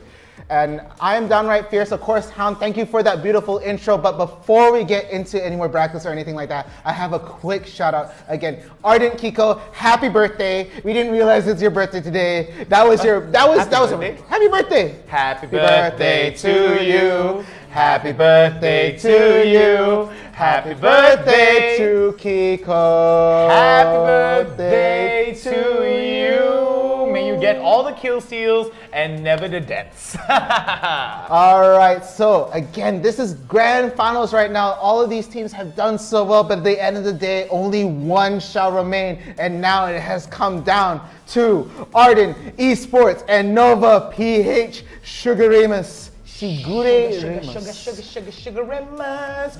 Who is going to walk away the winners? We're going to have to wait and see. Let's take a look at the brackets and find out what the journey has been thus far for all our teams. Yes, so top 8 was a hard fight. Ardent Esports taking out Oligarchs by the skin of their teeth, but coming out on top. But that decimation to level up would secure them into the grand finals. And coming from Nova PH Shigeremas, they took out Sinat Cavalry. And unfortunately, we didn't see that on stream, but they also took out a very strong team, Young Stars, to be able to go to the grand finals, where they will now have to fight Ardent Esports after that dominating game. After that, it was just someone get the license plate of the truck that ran them over. That was just devastating. I shouldn't be laughing because that was pretty mean, Fierce, but man, oh man, goodness. That wasn't just a run over, it was a run over, reverse, and run over again. Yeah, but I hope Level Up comes back again stronger and better, because they are a team that has persevered through multiple times and they've always come out on top. So it's not quite over for them yet, but Ardent will be able to secure their slot in the grand finals against Nova PH Shigeremas. No strangers to grand finals as well, being this close to taking out Bren, even though Bren did a sort of weird play. Again, this is grand finals, so they're gonna have a best of 3, right? Yeah. On game 2, after Bren won their first game, they picked Soraka. Oh boy.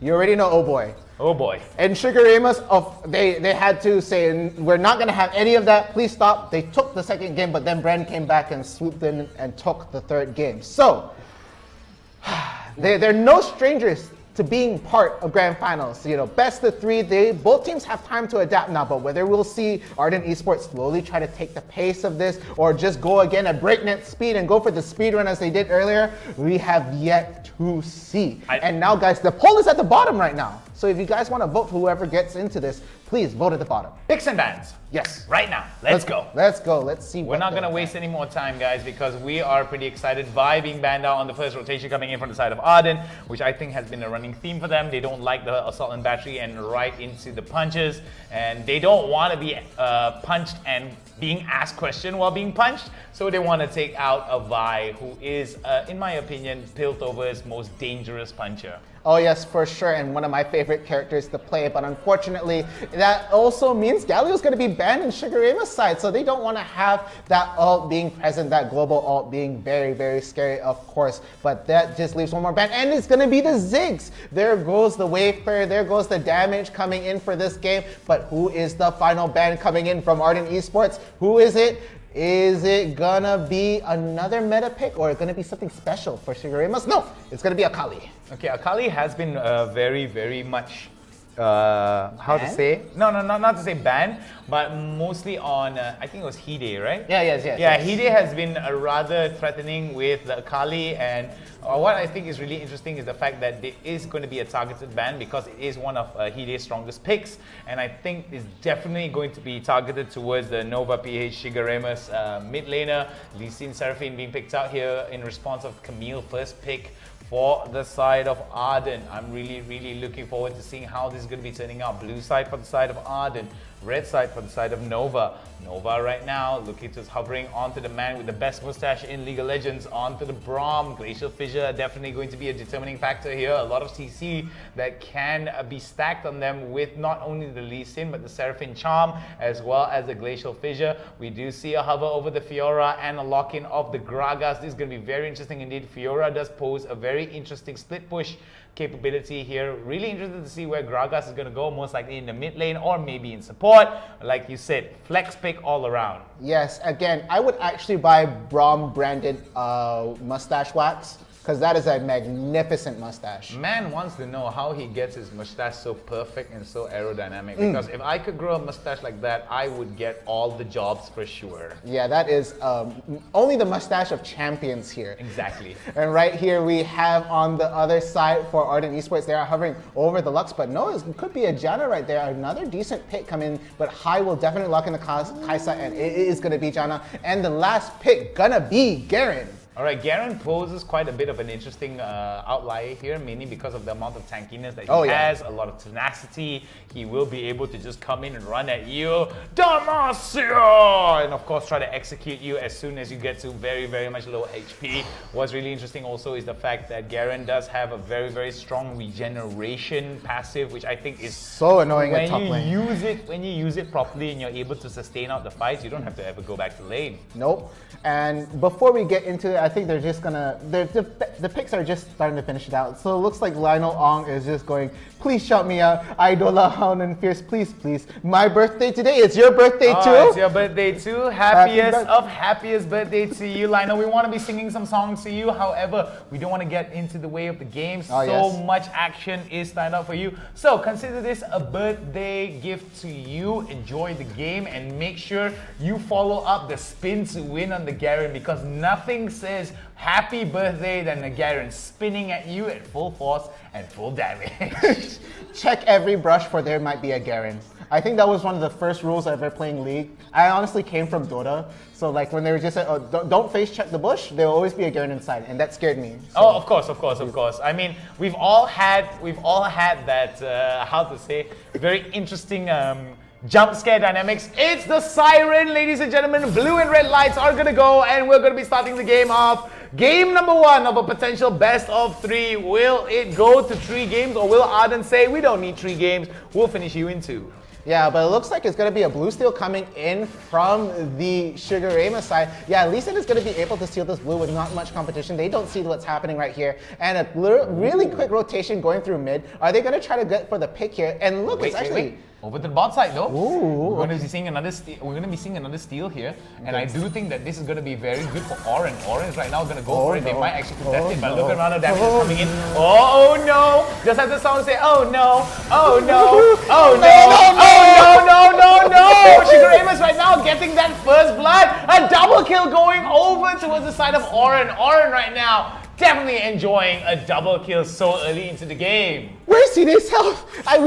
Okay, this has been non-stop for it's 1 minute. We're really just 1 minute and not even halfway through here. It's been blow by blow at this point. Again, a very, very interesting play coming from Sugar Ramos getting that blue and early on, and they felt that they had that rotation there, so they went into the enemy jungle, but to no avail. They're gonna get a very early kill lead here, and 2k gold right now, and that means a whole bunch coming in the early game. That's close to a core item at this point. That's a heck ton of gold for them to actually come in very, very early on. Concussive blows will not be able to be procced up on to the mid side of Kiko here. We do see that it is going to be a very interesting one. We're spotted out. Oh my god, the brush of death onto Shigaramas as we do see Brian now being taken up with the count. We won't be able to see Ruler do anything out of that, as a Ruler looking to measure his way out into safety. Okay, a quick equalizer coming in from Arden right now, setting up the death brush as Brob just walked by.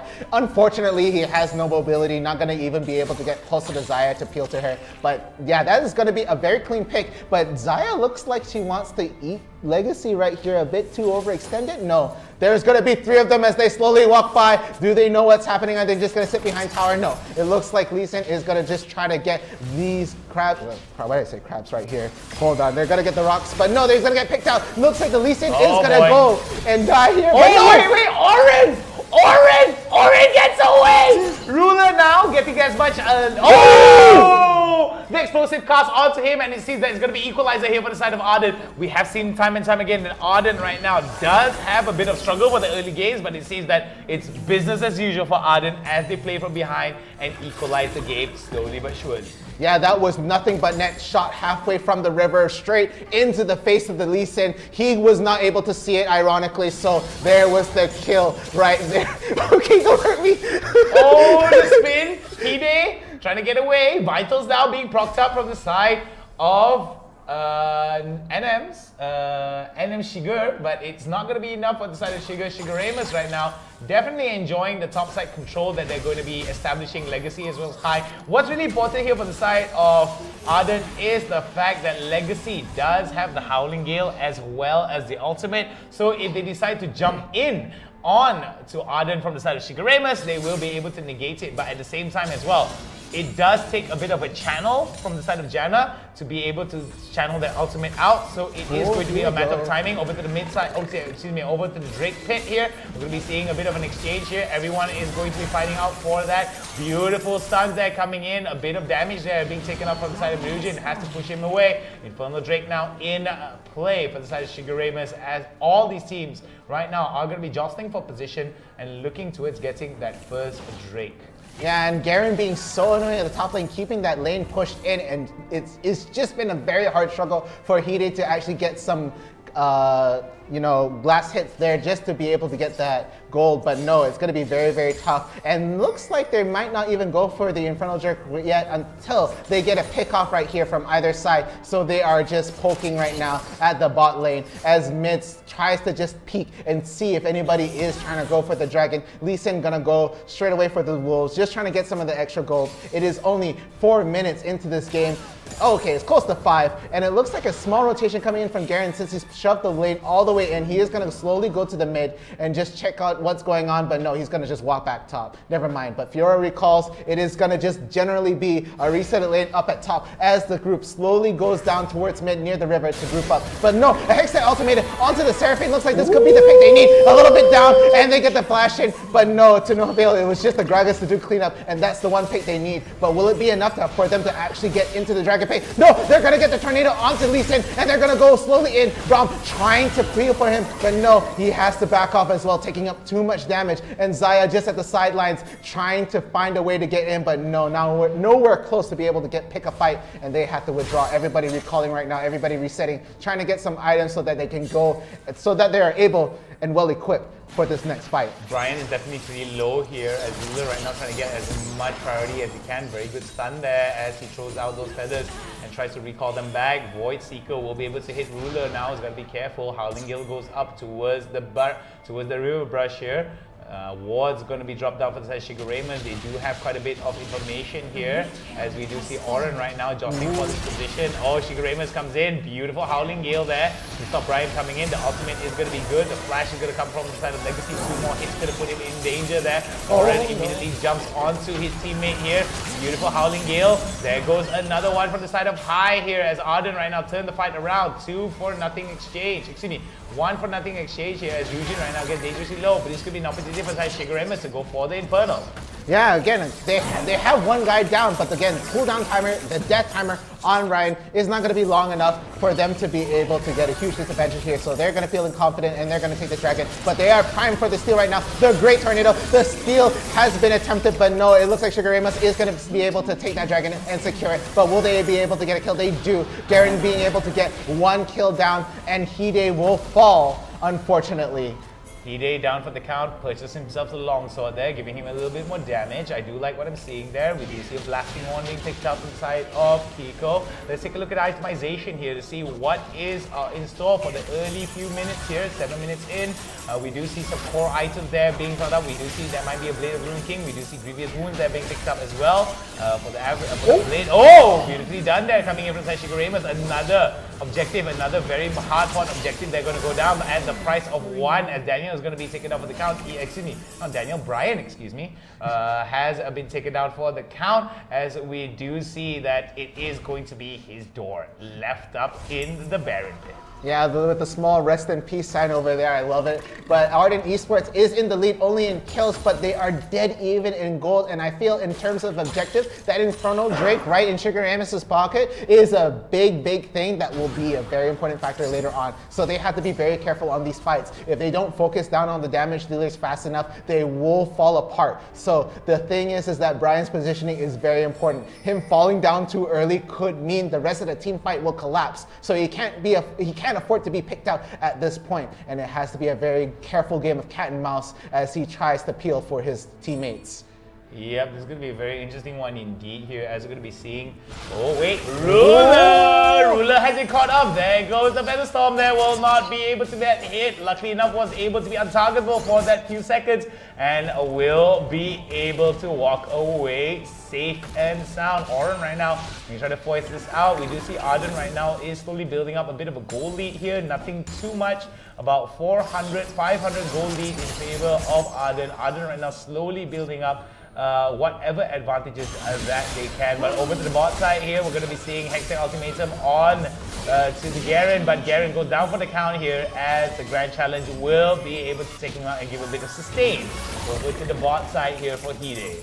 Yeah, and Kiko just so thick he can just walk towards the tower. No, but the kick to get out, but the body slam towards the tower. This could be a very big outplay. Janna throwing down the ult to push them away, and it could be a kill. There's a Guardian Angel getting caught right there, but no, they're going to slowly melt down the Ardent Esports side as they struggle to get some breath. But no, cleanup crew has arrived. Ryujin in the fight right now, but no, it's not going to be enough. Janna having to use the tornado to push them back, and now they have to deal with the Rift Herald as they lose the first tower, and down goes the rest of them right there. All right, very nicely done indeed there. Rift Herald definitely building up quite a bit of advantages here for the side of Shigeremas. Both these teams right now still very much even in terms of the goal distribution. Let's take a look at items. There are Ardent Sensor being done up for the side of Janna. We do see the BF Sword, Bjork, as well as the Grievous Wound Sword being done up. Trin Force for the side of Hide. And what's also important, another Trin Force for the side of Ryujin.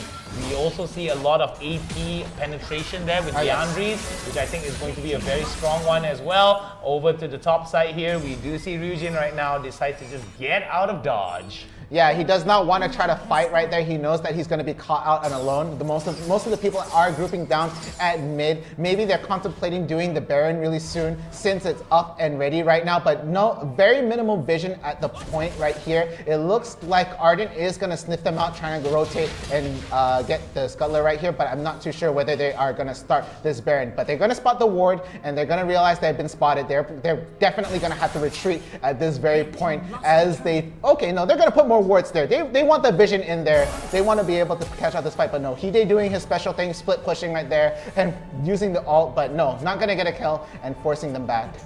All right, Hide right now going to go for the recall, going to go for the reset. We do see that there is going to be a lot of attention being given to the mid side here, a lot of damage being taken up by the tower. Legacy right now goes for the ultimate, beautiful ultimate. They're going down onto 2. High right now trying to get away, spinning to winning is going to be a Garen in this turn here as a Shiga right now are going to go, Shigeremas right now are going to go over towards the Drake and be able to score another Drake for them. Not only are they going to be getting some extra damage, they're going to be getting some sustain as well, some healing properties as well as mana regeneration with the Ocean Drake.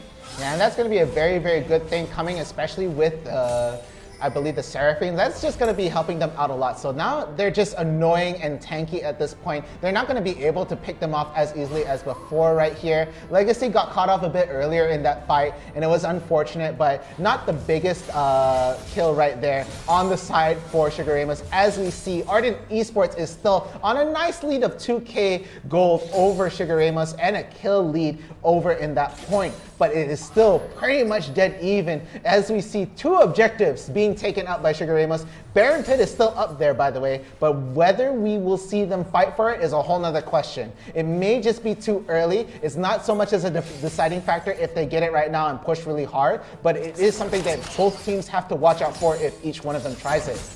Beautifully done there. Over to the top side, we do see a bit of wave play here, but we do see members of Ardent right now. Oh no! Gonna go, Hextech Ultimatum onto 3. And you see that Ryujin's like, yep, I don't want any of this. As 3 men right now are going to be contesting it. Maybe they want to be getting that top tier that top turret, so maybe it could free up the Baron, but they won't be able to do so. Very unfortunate for the side of Arden, for the side of Shigeremas, as Arden right now playing it very defensively. We're going to be seeing some very good rotations coming in from the side of Shigeremas, as Arden right now a little bit more split off. Yeah, this game has definitely slowed in pace in terms of how many kills has happened. It is now 12 minutes in, 7-6. They are definitely picking their fights a bit carefully. No team actually being caught too off guard, and they're being very, very careful about how far they go in terms of how far the wave is being pushed right here. So no overextension, very, very safe plays, a very, very big restraint coming in from the Ardent Esports side, because I know them for just being able to just solo push and go all the way in without care and with reckless abandon. abandoned almost. But this is a very much a new leaf for me in terms of what I've seen for them, and it's actually for the good, because right now they have a nice lead, but they really cannot afford to lose it. So they're being very smart with their decisions. They're picking their fights exactly when they need to be, and it looks like they're picking up the Garen being off position, but no. They're not. They're gonna slowly just restrain themselves. They're probably just gonna cycle again, just make sure the waves are pushed. And again, it's a very calm game. It reminds me of TC League at this point. Yep, it's going to be a very interesting one here as Shigeremus right now are going to be trying their very best to get as much advantages as they can. Arden right now with 4 turrets in their favor, in their pocket, compared to Shigeremus with 1. But it seems that the Drake objective is still going to be held by Shigeremus with very much success. We do see Arden right now is still going to be trying to trying to work on their advantages and trying to get that goal divide between themselves and Shigeremus to get higher and higher, because when you get a higher goal divide, it means that you have access to bigger, better items compared to the other team. But Shigeremus right now ain't no slouch indeed. They are going to be trying their level best to keep the fight as competitive as possible, but it seems that Arden right now responding very well towards a lot of these rotations. Oh no. Oh no. Okay, but will this be enough to kill? The flash is burned, Hex Ultimate goes down, Seraphine struggling to just try to stop Ryujin from going in, but no, the rest of the team is there. But the grapple hook, the good mobility coming in from Camille, gonna be able to just move away. And it has just been poke. It's for no reason, and nobody can get a kill right here from either side. Nobody's been being able to catch anybody off guard at this very moment. It has been such a safe game, which was just a huge difference compared to what we saw earlier in the semifinals. Oh, there's a lot of opportunities for that to go. Howling Gale goes on to 1 as Fierce already gasped for air in shock. As we're going to be seeing it again, could be another opportunity for Shigeremus to try to send the fight around, but it seems that Arden right now more focused towards hanging out to the top side, trying to get as much information as they can with the wards that are going to be dropping, and they might actually consider the Cloud Drake here. But oh wait! Oh, they're Shigeremus!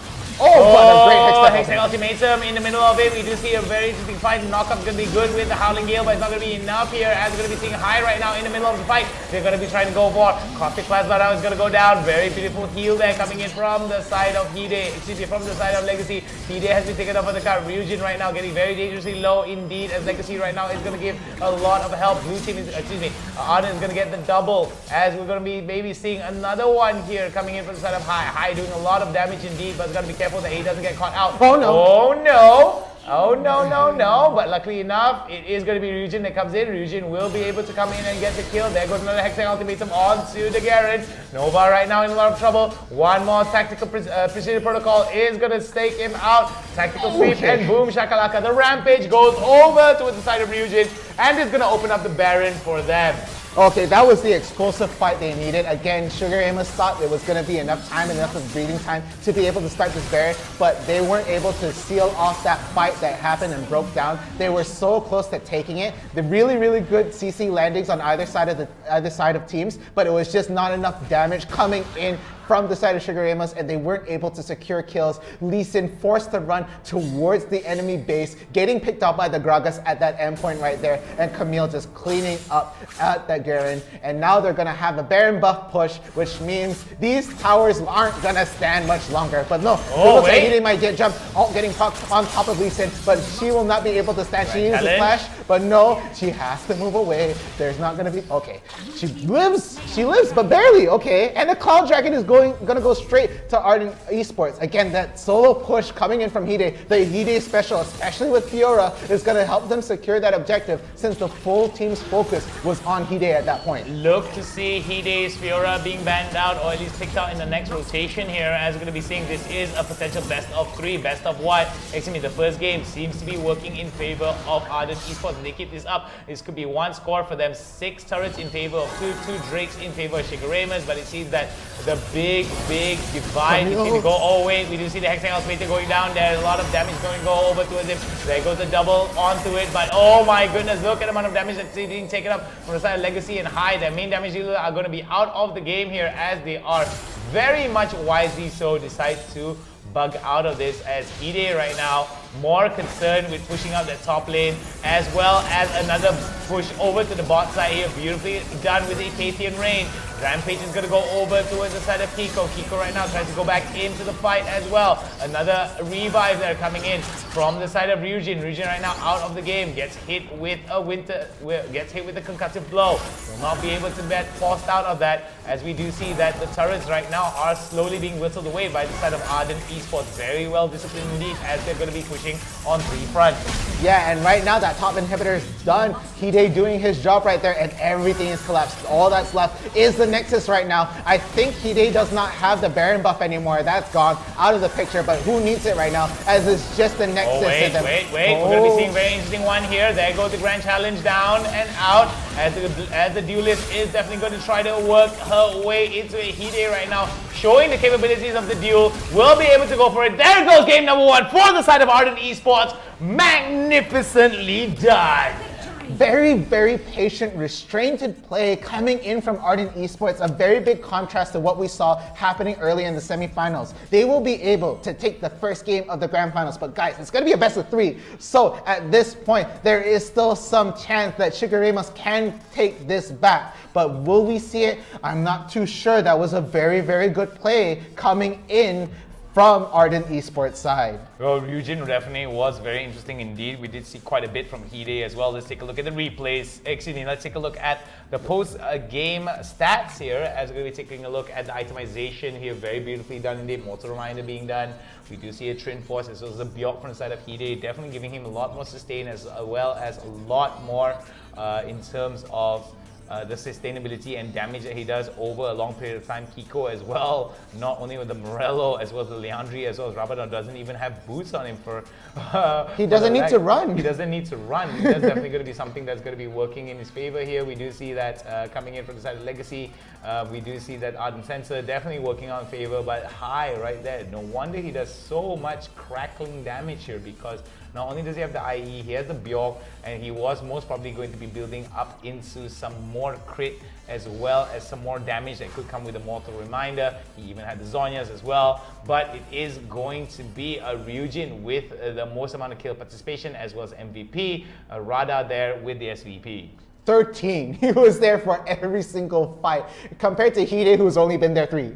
Again, we saw that stat coming in from the chat earlier from some of his fans saying the split push 80% of the time. Yeah, I mean, he is split pushing 80% of the time and only comes in for 10% of the team fights. The rest of the 10%, he just basically walks towards the lane. So at the end of the day, it was Hide that, even though his damage is definitely laughable in terms of the damage output that a Fiora could potentially put off, but the amount of damage was definitely supplemented to the amount of turrets he took down.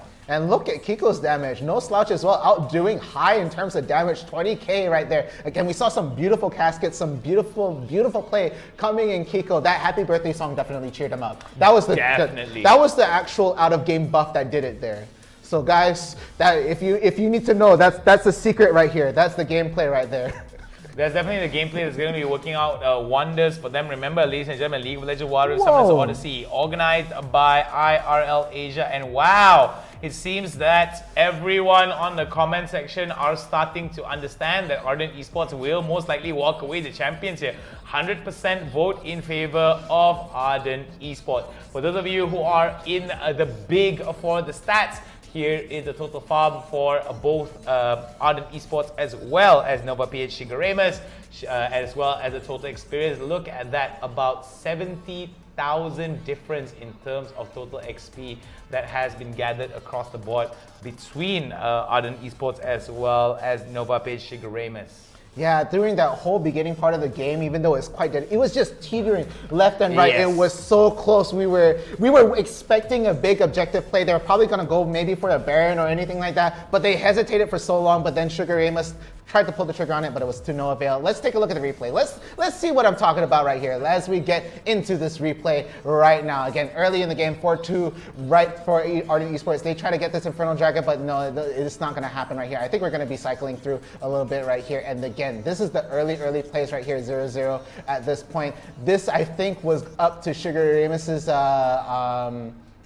advantage right here as they get the double kill when they were overextending, trying to get that little revenge play for what they did earlier when they took the blue over on the Ardent Esports side. But there we have an equalizer, a single kill coming down on Rom, and they will just have to run away with that. And again, they return the favor right here. They're trying to get this Lee Sin, but I think he barely escapes right there just for a little bit. But then Brian, really good right there, peeling for his Lee Sin, making sure that he's going to be able to run away safely and there's not going to be any chase. But no, all the way from the river side, they get the slam, they get the casket in, and down goes Lee Sin. And here, go beautifully done there, as we're going to be seeing another one being taken down from the side of Rada. Very unfortunate indeed for the side of Shigeremus, as Ardent Esports right now starting to get the tempo right, as they are going to get so much of that tempo working against the favor of Shigeremus. Look at that, the amount of damage that's coming in from the side of Kiko, and the rest of Ardent is definitely going to be picking up some very good kills here, as we're going to be seeing Nova right now turning it around onto Legacy, but it was a very good ultimate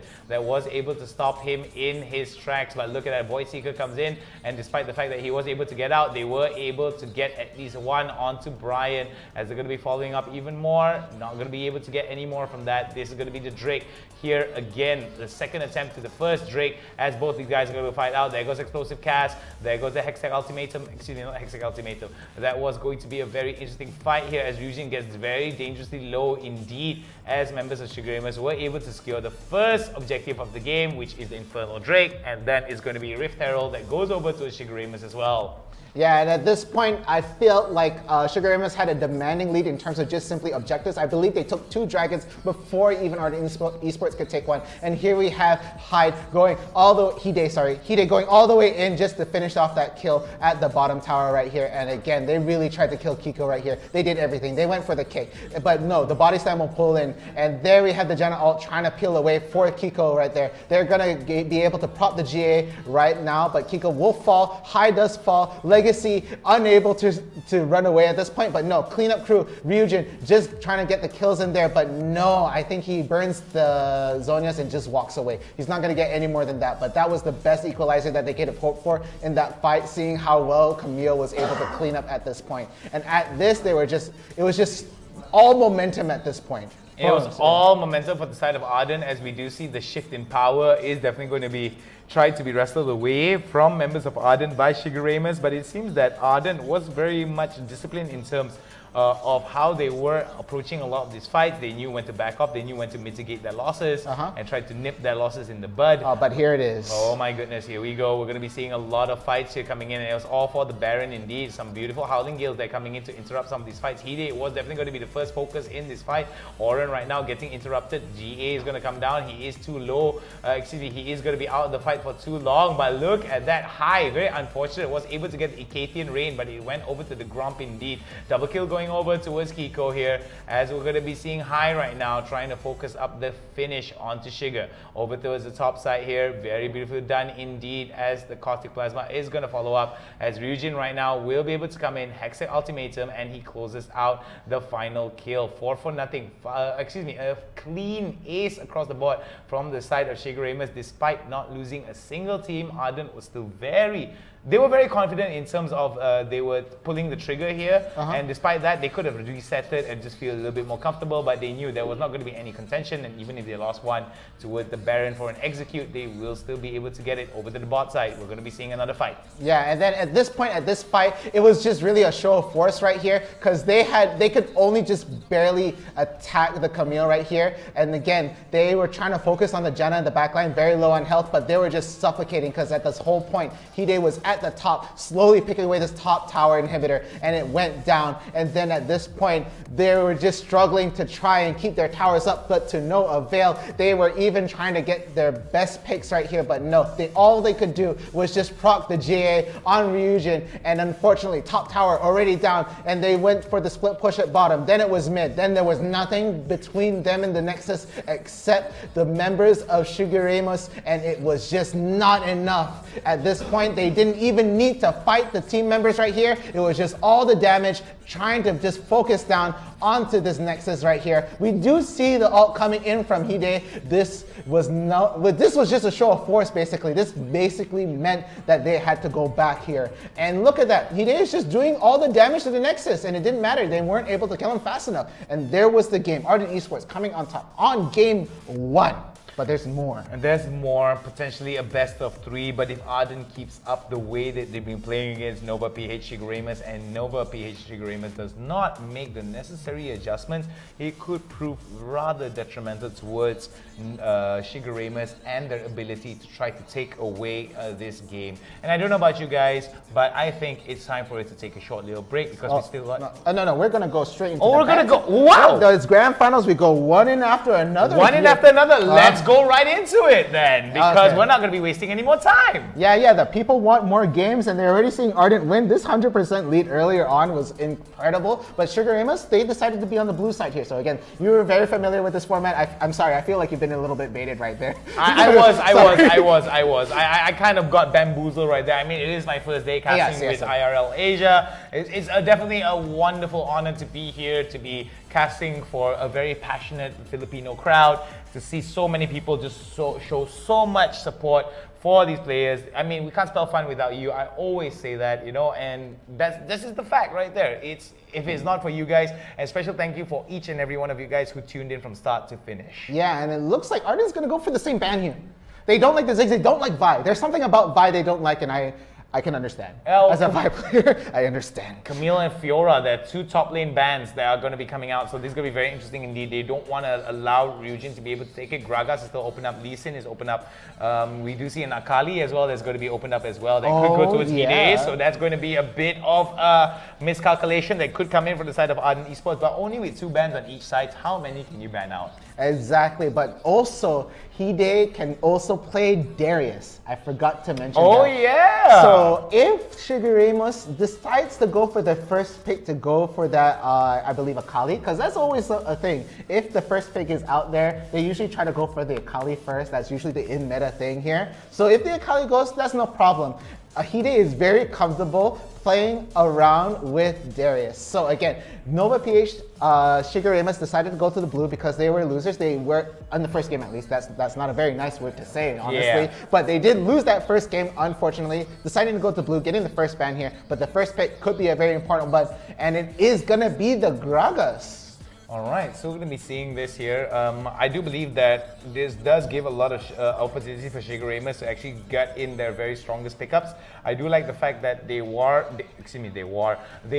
going to be picking up the Gragas as well as most probably hovering over the Janna. As we have predicted, Akali is going to go through. Galio is going to be in the game as well. Oh yes, that slipped my mind right there. Galio. So, this is going to be bad here because what this means is that if the Janna is being picked up, no matter how many Howling Gales it throws out, if the ultimate comes out and knocks them up, it's going to be, it's all a matter of timing here. And I'm really interested to see what members of Shigeremus, what kind of shenanigans they're going to be adjusting up here and how they're going to be dealing with the pressure that has been coming up for Ardent Esports. We did see that Shigeremus was able to get in a very interesting lead for the at least few opening stanzas of the fights, and I think they need to focus on that. They need to try to get some of these early advantages, tunnel up, not to say tunnel up, turtle up just a little bit to make sure that they don't put themselves in very detrimental situations. But what do you think about these pickups here? Okay, I really like Legacy on Braum. Legacy's Braum is actually very solid. I do like the way, again, his positioning has been really good. We saw earlier in the level up games where he did really well in just being able to peel for his teammates. But wait a second, the last pick coming in from high. Is it going to be a curse of a sad mummy here? Oh, okay, no. Please. Why do you guys always love to bamboozle the new casters? Like seriously, it's like my first day. It's like my first day on the job here at the League of Legends Wild Rift Summoners Odyssey, brought to you by and organized by IRL Asia. And man, oh man, I have been scammed way too many times with these hovers and last minute changes of picks. I have a feeling it's constantly this chair because I've been a new caster here before, sitting in that very chair. I've been bamboozled way too many times. So you've been setting me up then for this? I don't know. I didn't choose the chair. I didn't choose the chair, guys. To be Let fair, it be known. production was the one that was like, okay, you're going to be sitting here today, so this is all on production's fault then. They know. They Nothing say. but love for production. Nothing but love for production. Nothing but love for production. I want to still be here tomorrow. Anyway, all jokes aside, it's going to be a Philippine versus Philippine affair here. Remember, potential best of 3 brought to you by our partners, Homiee, as of course our sponsors, Inch Theory, where every inch matters in interior design, and of course, Sadie's Malaysia, where we're growing together with all gamers out there. Remember, if you can, you should touch this because this is actually really, really soft. Like, it feels like a shampoo model. Yeah, it's actually quite cuddly too. You see Neon Faith hugging this thing and it is actually quite nice, but he needs the support to stand right here. I'm very scared to touch him too much. Oh yeah, of course. He's very sensitive. You know? And we're not sponsored by any other brand, so we have to make sure that this stays here, right? Yeah, So he's anyway, so anyway, guys, remember, stay tuned because we got so much more action. This could be potentially going to a 3-game here, but we're gonna go for the sirens here. Somebody call the ambulance, somebody call the police because we might see another massacre, another murder here. It's all a matter whether it's a closely contested fight or they're gonna be winning by a gigantic mile. Again, we saw a lot of restraint coming in from Ardent Esports earlier on where they were just taking it easy, not picking up too much fights, except in the beginning. They tried to go for an early invasion following the Lee Sin taking their blue, and it was just, it sort of fell in there, but Ardent Esports was quickly enough to pick up and stand on their feet and just take the game right here. So let's see the adjustment coming in from Shigeremas. Are they going to be a bit more aggressive? Are they going to try to dial it in even more? Are we going to see this game drag out even longer? It is way too early to call it as it just has started. We are only 1 minute into this game and it's just been very, very standard all around here. Again, Hide is going to be the top pick right here as we see him playing Akali. Alright, so we're going to be seeing a very interesting one indeed here, as we're going to be seeing some very interesting fights that could work out in favor of Arden right now. They do have quite a bit of range and poke. They could actually siege out members of Shigeremas here, but what's it's really happening dependent. at the river? Wait, over to the top side here. I think that's going to be a very interesting one indeed here, as Yujin right now caught in a very interesting spot. Oren right now has to flash over the wall, as we're going to be seeing Hide right now catches out the positioning for the side of Shigeremas. Shigeremas right now going to be focusing on to Hide. Hide has been taken out for the first blood, going over to the side of Shigeremas, and that kill credit is going to go over towards Oren with the Phantom, actually not the Phantom Undertow, with the Undertow and right into it. So we're going to be seeing another one here, flash over the wall. Beautiful done there, coming in from the side of Ardent Esports. Ardent Esports right now equalizing the game, and it seems that the goal deficit has not built up for either side. Yeah, a quick equalizer right there. Trading a top laner for a support though may not be the big thing that they want right here.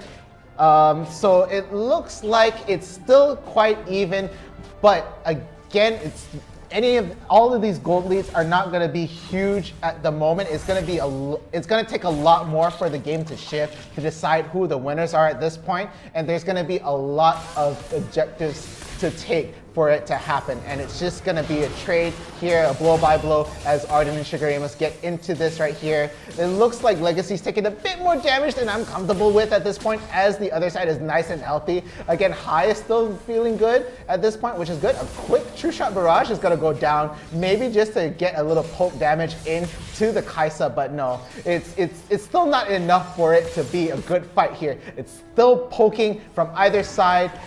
But top lane is actually quite shoved in. I'm not too sure whether Lee Sin will come in and help right here. No, they're not. Okay, it's poking all around. Very safe game over here. I can't talk too much about what they could be thinking because there's just not a lot on the table at this moment. Yeah, it's going to be very interesting indeed here, as Arden right now are definitely going to be putting themselves in a very interesting spot as they want to be getting as much priority as they can over to the top over to the Herald lane as well as the mid lane. We do see pings on towards the Drake here, signifying that Shigeremus may actually want to start it out, as members of Ardent Esports right now are going to get that much priority over to the bot side, and they want to set it up because 15 seconds before the Drake comes up, they want to have that bottom lane pushed up against the turret, so they will be able to get it. So it does open up an opportunity here. 5 more seconds before the Drake comes out, and it's where all fights are just going to break loose, and it's going to be messy. Yeah, but it looks like Hide is doing his special thing and just split pushing top right now as they try to get prepped here. They're playing dumb right now in mid. They just want this Galio to just sort of bait them as they set up a death brush right now in the mid lane. There is no vision right over there. They had the scanner go down, but they are ready for the fight any moment, and it looks like Ryujin is going to try to start this dragon, just try to get them off guard, but no, the ult misses. They had to use the flash to get away. Seraphine just was so unaware of everything that was going on, just still walks out free, and now they're going to get the dragon since the Braum ult has been used, and they're going to just walk in. Alright, so going to be very interesting indeed here, as we're going to be seeing some of the fights are going to be transpiring over to the bot side. Oh, beautiful execution. They're coming in from the side of Hide, and we do see now that it's going to be a fight. Icasian Ring goes down over towards the side of the Drake, but we do see Ardent right now being able to get that Drake beautifully done here. Extra move speed as well, working out in favor for the side of Ardent. They do have 1 kill advantage here. Nothing much can be built up aside from that, but it seems that the goal advantage is still very much non-existent here for either side of the team, as both teams are looking to jostle for position. We do see First Blood turret going to go over to Shigeremus, but it seems that Ardent Esports responds with their own turret as well. Yeah, again, I really like that kick coming in from Yujin, just making sure everybody's off position so he can go for the steal for that dragon. A pretty important dragon. Again, Neon Faith has said it's the winningest dragon, but the next dragon is going to be the big dragon, the Infernal one, where you get that good attack damage buff right there. Boy. So that could be something that they're looking for, but it looks like they're hunting up at top. Ezreal might get caught off guard right here. Oh boy. Here's the mission. Oh no, okay, no. They're going to flash away. The flash is going to be burned. That's a slight victory in the pocket for Shigeremus, but they're going to have to walk away. But it looks like Rift Herald is going to come up in about 5 seconds, so they're going to set up for this. They didn't want to lose that dragon early on, but now it looks like they want this Rift Herald right here. So Shigeremus is going to just be able to start it right here, but will they be able to finish it? Ryujin, time for another steal. There it goes. He gets it again. The nice steal, and it looks like they're scrambling. Are they going to try to peel for Ryujin as he tries to get out? No, he's going to go in, and that's just 1 kill over 2 objectives stolen right there. Rift Herald goes in the pocket of Ryujin as he dies, unfortunately. Very nicely done there for the side of Ardent Esports, despite the fact that Ryujin had to sacrifice his HP as well as his 10 seconds into the game. It's definitely going to be working out in favor of Ardent Esports as they take it out. Oh, another big shock there coming in from the side of Fierce, as Ruler right now trying to land out that Void Seeker. That was like a completely blind shot. I don't see how that ward was able to pick up the Galio over there, but it was just a shot in the dark and it nearly hit him. If I was at Galio, I was like, oh, where do you see that from? I'm going to immediately pop up the scanner and try to figure out how you're getting vision on me, or if you're just extremely lucky. But there we have it. Ardent Esports calling it dead even right there, but they're taking the 2 objectives. No? Okay, no. They ran back too far away. Again, they're not overextending at all in these fights, but Ryujin is going to come from the back. It's going to be a surprise kick to the face of what is to be this Gragas here. Ryujin comes in, just waiting for it. Oh, the jump is going to be good. Right into it. Ryujin now, 1 more hit, might be taken down, and boom, Shakalaka comes in with the reply from the side of Shigeremus, immediately getting in that equalizer here, but we do see the siege is going to start build up for the side of High, as it's going to be from far away, throwing out all those mystic shots. Over to the top side here, Kiko more concerned with spanking that turret down. Yeah, and if they need him, he can just ult in. So he's going to take that top tower pretty free right now. And it looks like a big objective lead coming in from Ardent Esports. 2 towers down, a dragon in their pocket, and a Rift Herald still in the picture right here. Ryujin being able to put down that Rift Herald into any lane when they want to try to fight this objective. And again, the Infernal Drake is going to be the next dragon to spawn. So they're going to have to look out for when that Rift Herald is going to come down. And it looks like it might come down. Oh no! That ultimate movement onto 2.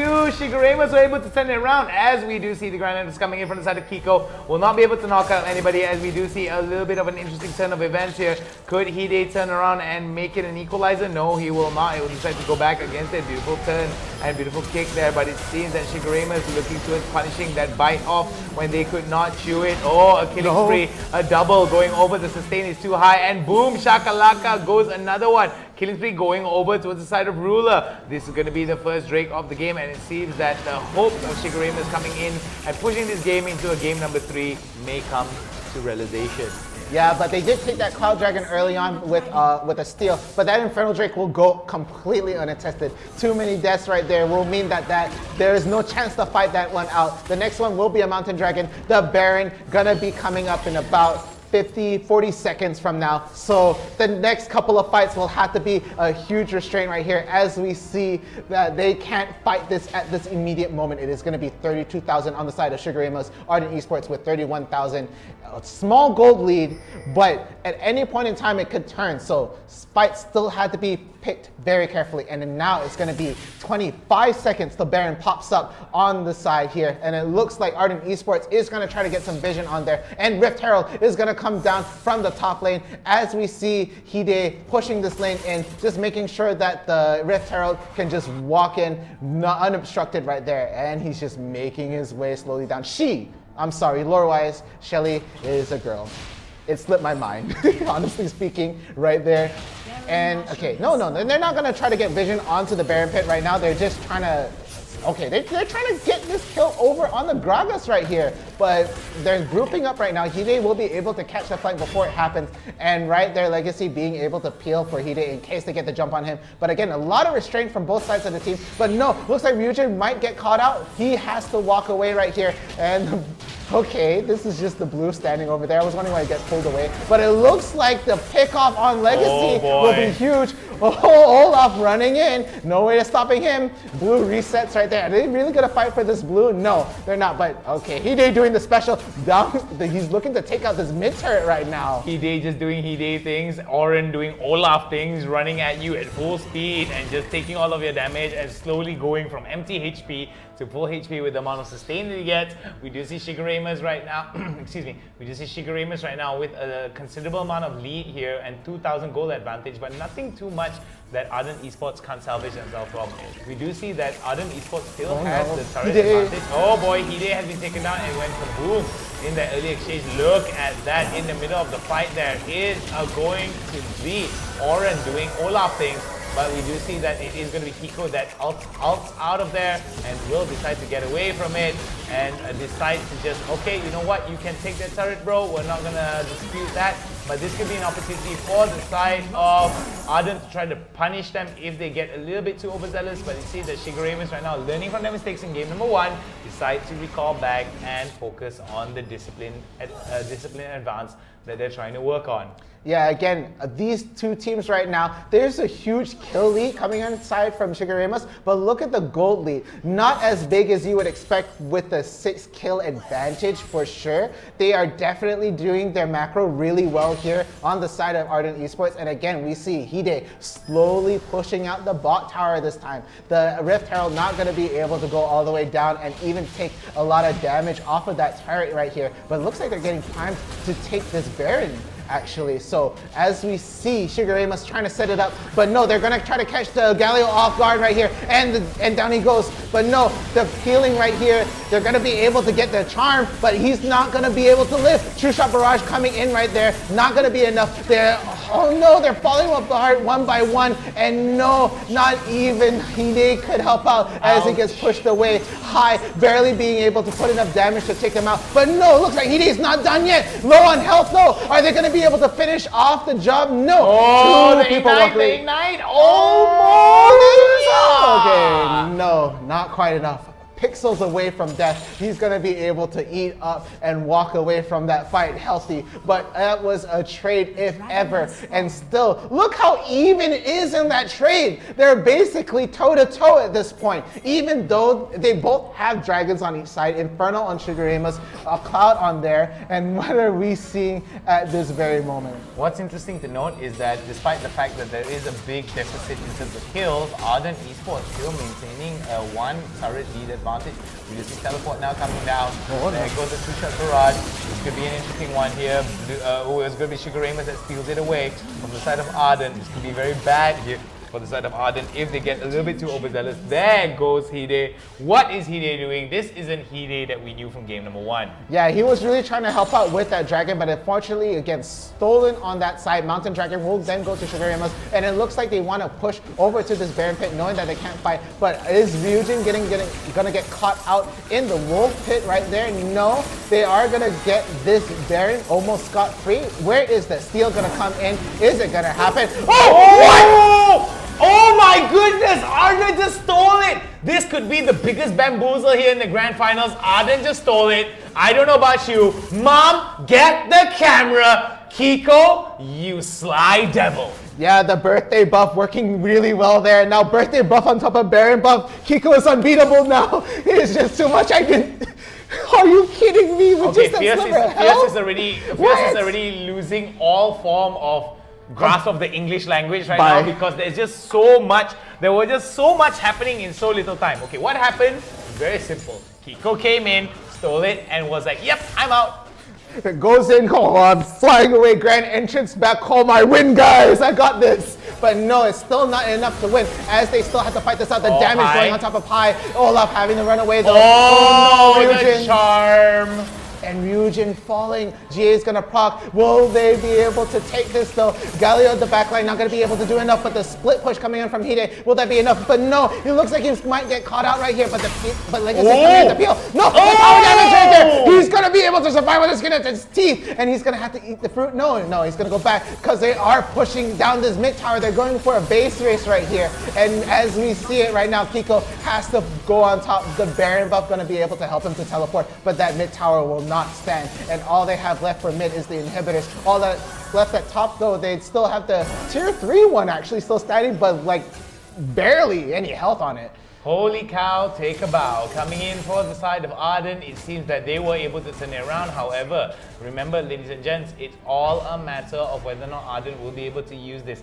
Maybe it could be delaying the inevitable that could come from the side of Shigurema's, but we have seen Arden play from behind time and time again. Maybe they are not too used to this composition. Maybe this composition isn't working out really well against Shigurema's, but it seems that Shigurema's right now are basically running around the fact that Auron right now will be able to run head first into the action, sustain the damage, and do crazy amounts of damage himself. The follow-up that comes in from Radha, Brian, as well as Ruler is definitely more than enough, as well as Shiga that will be able to come in with the explosive cast or the belly flop. So I think that's going to be a very, very interesting turn of event here for the side of Arden if they're not too careful picking out some of these fights that they can win.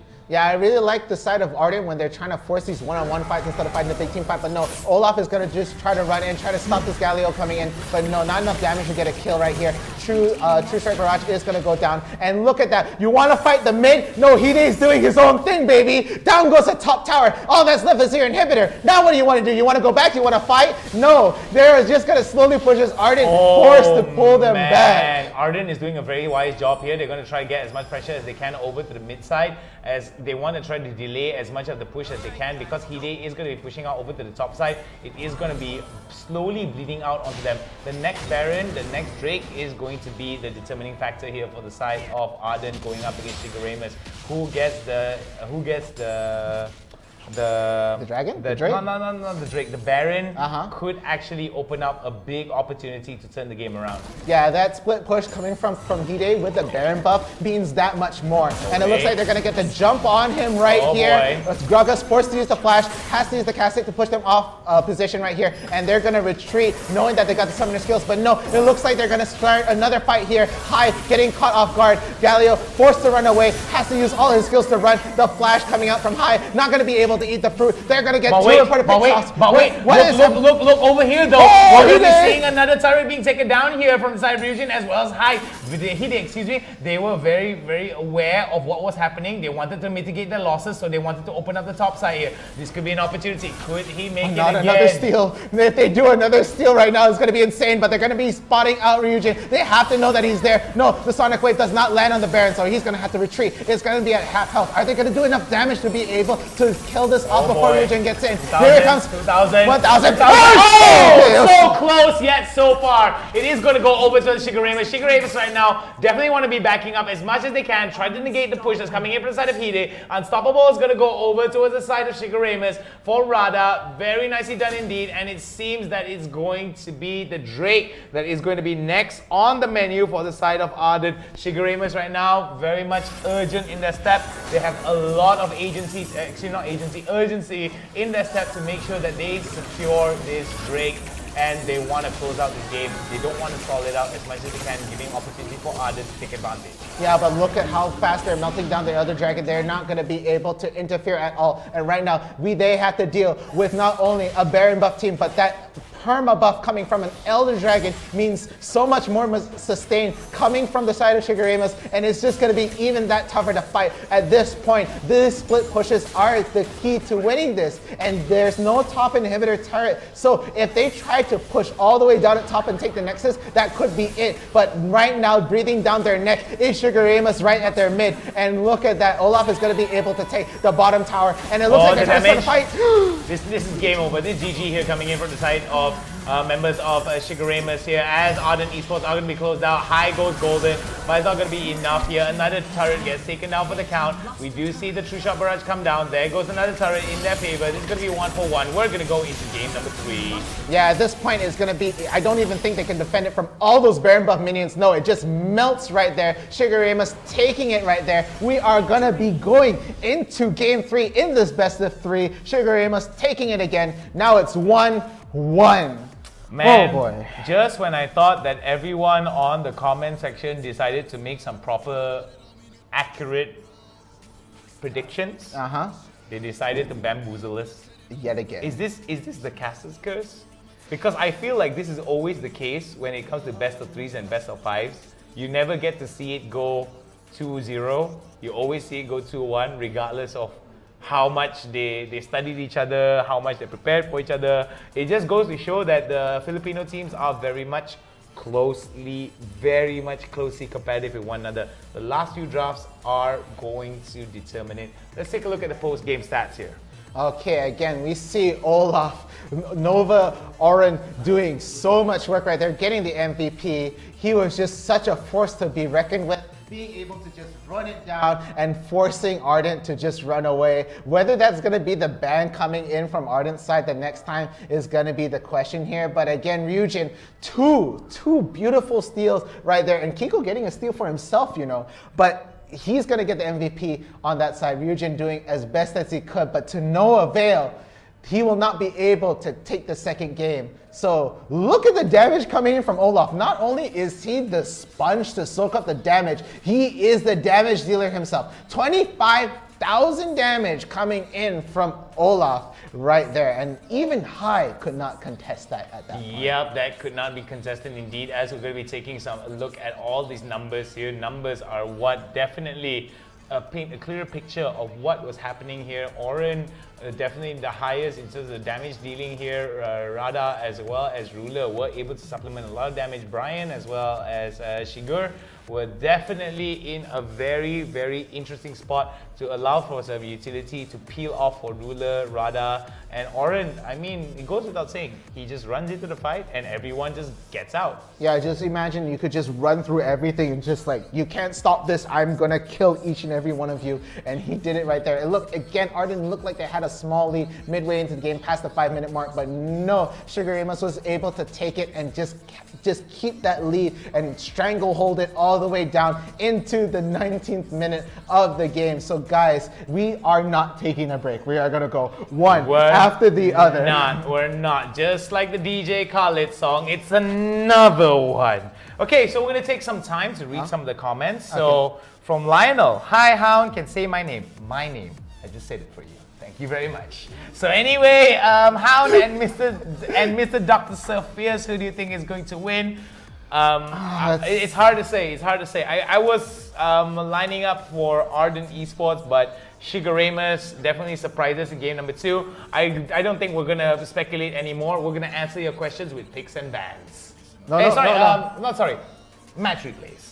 Yes. It's been a long day. Sorry, yeah, we're getting there. We've been doing matches again and again, so please keep up with us. We were trying our best here as well, all right? So again, this was a nice early fight coming in from Ardent. They're trying to get the pick on Olaf, but no, split focus. They're trying to go for the Gragas instead, but no, Hide instead is gonna get caught off position right there. And look at Ryujin stuck in that pit, has to just sit there and wonder and sit and contemplate why he's in this position. Contemplate his life decisions, that's for sure. Yeah, again, he shouldn't be any stranger to meditating, let's be honest. But okay, the good taunt coming in right here. They're gonna quickly equalize that kill that they had on Hide, trading it for support right there. But honestly, getting that pick on Hide meant a lot more. And now here comes the dragon. I believe it's gonna be Ryujin that gets the steal on this. 2 fights break out on 2 different fronts as we see Ryujin trying to get a pick off near the center right here under the tower. He is going to be able to pick off the Gragas, and as we see the Cloud Drake going down really quick there, the quick kick coming in from Ryujin followed by the smite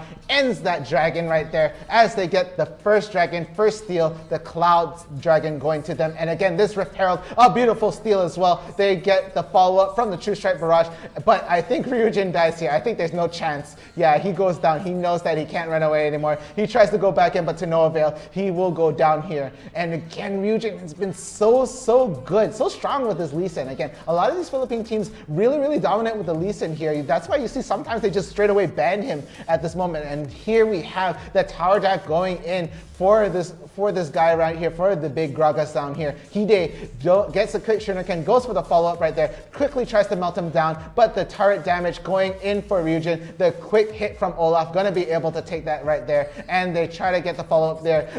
Again, Seraphine walks right by Hide, was actually quite surprised, tries to throw a root on her, but no, not gonna be able to catch him out. And the death rush right there, the charm is gonna just land straight away. The follow-up trying to get Legacy will not go through, and the quick Galileo ult just to try and peel for him. And again, Hide trying his best to try and catch his Gragas, but it was not going to happen. And a quick fight happening down at mid. Fights happening at multiple fronts. Again, the whole idea near the end of the game, their winning gambit was to try to go for the split push, but it was not enough. As soon as that Baron buff got down, they weren't able to contest with the waves that Shigeremus was pushing out, so they couldn't push it back in time to try and get this tower. And over here they snag themselves the Infernal Dragon. The extra damage didn't end up melting them much later on, and Olaf again just running it down. Legacy, no chance to live right here, trying his best, but no, he will not be able to survive. This was just a terrible hit coming in from the side of Ardent. It seems that every advantage that they had was just was just stolen away from the side of Shigeremus. They took advantage of a lot of the positional errors that were being made from Ardent. A couple of times we did see that Hide as well as Ryujin trying to go for the flank when it did not seem feasible for them to go for the flank. They didn't have enough damage or utility for them to set up some really good kills on the side. So I do think that the side lanes here definitely did benefit quite a bit from Shigeremus, that they were able to funnel in enough resources for them to work out. As we can see over to the top side here, look at that dive onto that 2, onto 3. This could be very bad here. 1 by 1, they do get that double, and it is going to be another one here potentially as they do get it. But this is where Hide literally tried to come in and try to solo kill everybody. Ruler gets taken down, and look at that coming in from the side of Ardent. They were able to turn it around, but it was going to be a Shiga that gets out of there alive with barely enough HP. Yeah, again, that fight was a really close call. The quick TP coming in from Hide right here. And again, they try to get this dragon, but I believe it was Shigeremus who takes it right here. The team fight coming in from Shigeremus was so good. They had so much damage right there. Again, blue team, this was Shigeremus, does steal the dragon at this point. Hide just nowhere to run at this point. They managed to catch him out before he can get the blast cone. And there we have it, Hide going down again. But this was a beautiful steal coming in from Kiko. Look at that health right there. Bam! Just deleted right there, got that very last hit, and then ultied away and ran away.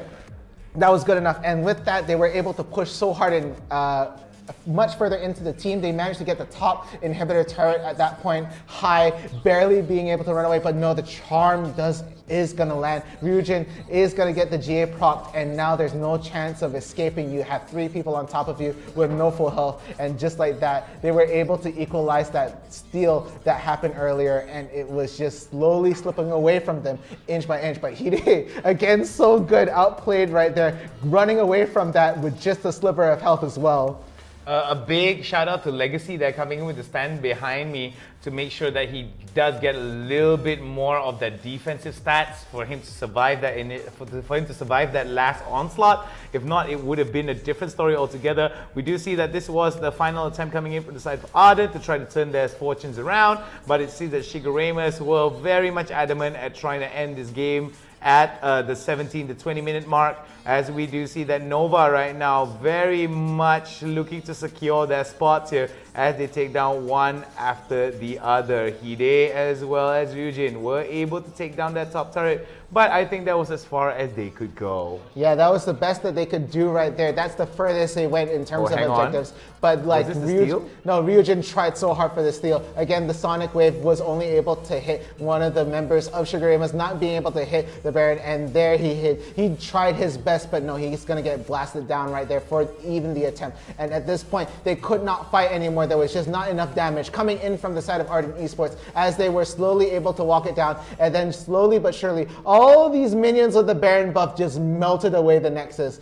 as Shigeremus just tried to peel for them. As you see, look how many cannons are there right there. How buffed are they? As the damage done to it just melts the Nexus as we go into game 3 very soon. Again, it hasn't happened just yet. Oh my goodness. We have been here for a very long time. We have been here for a very long time, and I would like to start to apologize to those of you at home where, how do I say it? I was thinking that we were going to go for, how to say, something else, you know? But oh yeah, coming in from Max Boylan, it's Hade, not Hide. Well, another fair, okay. Well, to be fair, he does spell it as Hyde. Yeah. So we were told it's Hide, now it's Hade. So I think we're just gonna go with whatever we've been told by production thus far. So thank you very much, Mox Balon, for the very, how to say, for the information, yes, right? Of course. But I'm gonna agree with Lionel here. Hade lied to all of us. Yeah, it's just like, oh, what is this? I also said Hyde the first time I saw him. In fact, the first time I saw Hade play, right, he was using Darius and he was just standing at the very front of a fight with between like the whole rest of the team, and they weren't gonna go to him. And the joke was just like, you can run, but you cannot hide from Hyde. Yeah. So I thought that was how it was said until I came in. And it's just like, okay, no, it's Hide. And now finally it's Hade. Yep. So again, I thank you for the correction there. Thank you for that, Mox Balin. We will keep that in mind. You should be a caster one day, Mox. You should be. You should be. Come try out here in IRL Asia if you're ever in Malaysia. Ah, yes, for sure. Look at that rhyme right there. IRL Asia. Okay. Man's a poet. Man's a poet. Okay, but before we continue, remember, for those of you who joined us from start to finish, this is the League of Legends Wild Rift Summoners Odyssey, organized and brought to you by IRL Asia. I am Hound. He is downright fierce, and this is the best of 3. We're gonna go into the finality of this best of 3. Let's go check it out. Kicks and Bands, baby, brought to you by our sponsors, Inch Theory, where every inch matters in terms of interior design. And of course, Series Malaysia, growing together with gamers. Let's take a look what's going on. Ardent, banning out Seraphine. Okay, Seraphine first banned. They definitely did not want to deal with probably the Encore or anything like that. Camille being banned on the side of Shigeremus right there. Wait, why did I say Encore? I am mixing all my singers and pop stars together with Sona and all this. I am just blending everything together. Holding it on right there. It's been a long day, so let me just give you a big pat in the back. And of course, let's give our mascot here, our Sadie's robotic lion mascot, a bit of a pat here. Sivers? S-V-L-O-R. That's how you say his name. S-V-L-O-R. Yes. Svalor. Svalor. Okay. Svalor, yes. Svalor.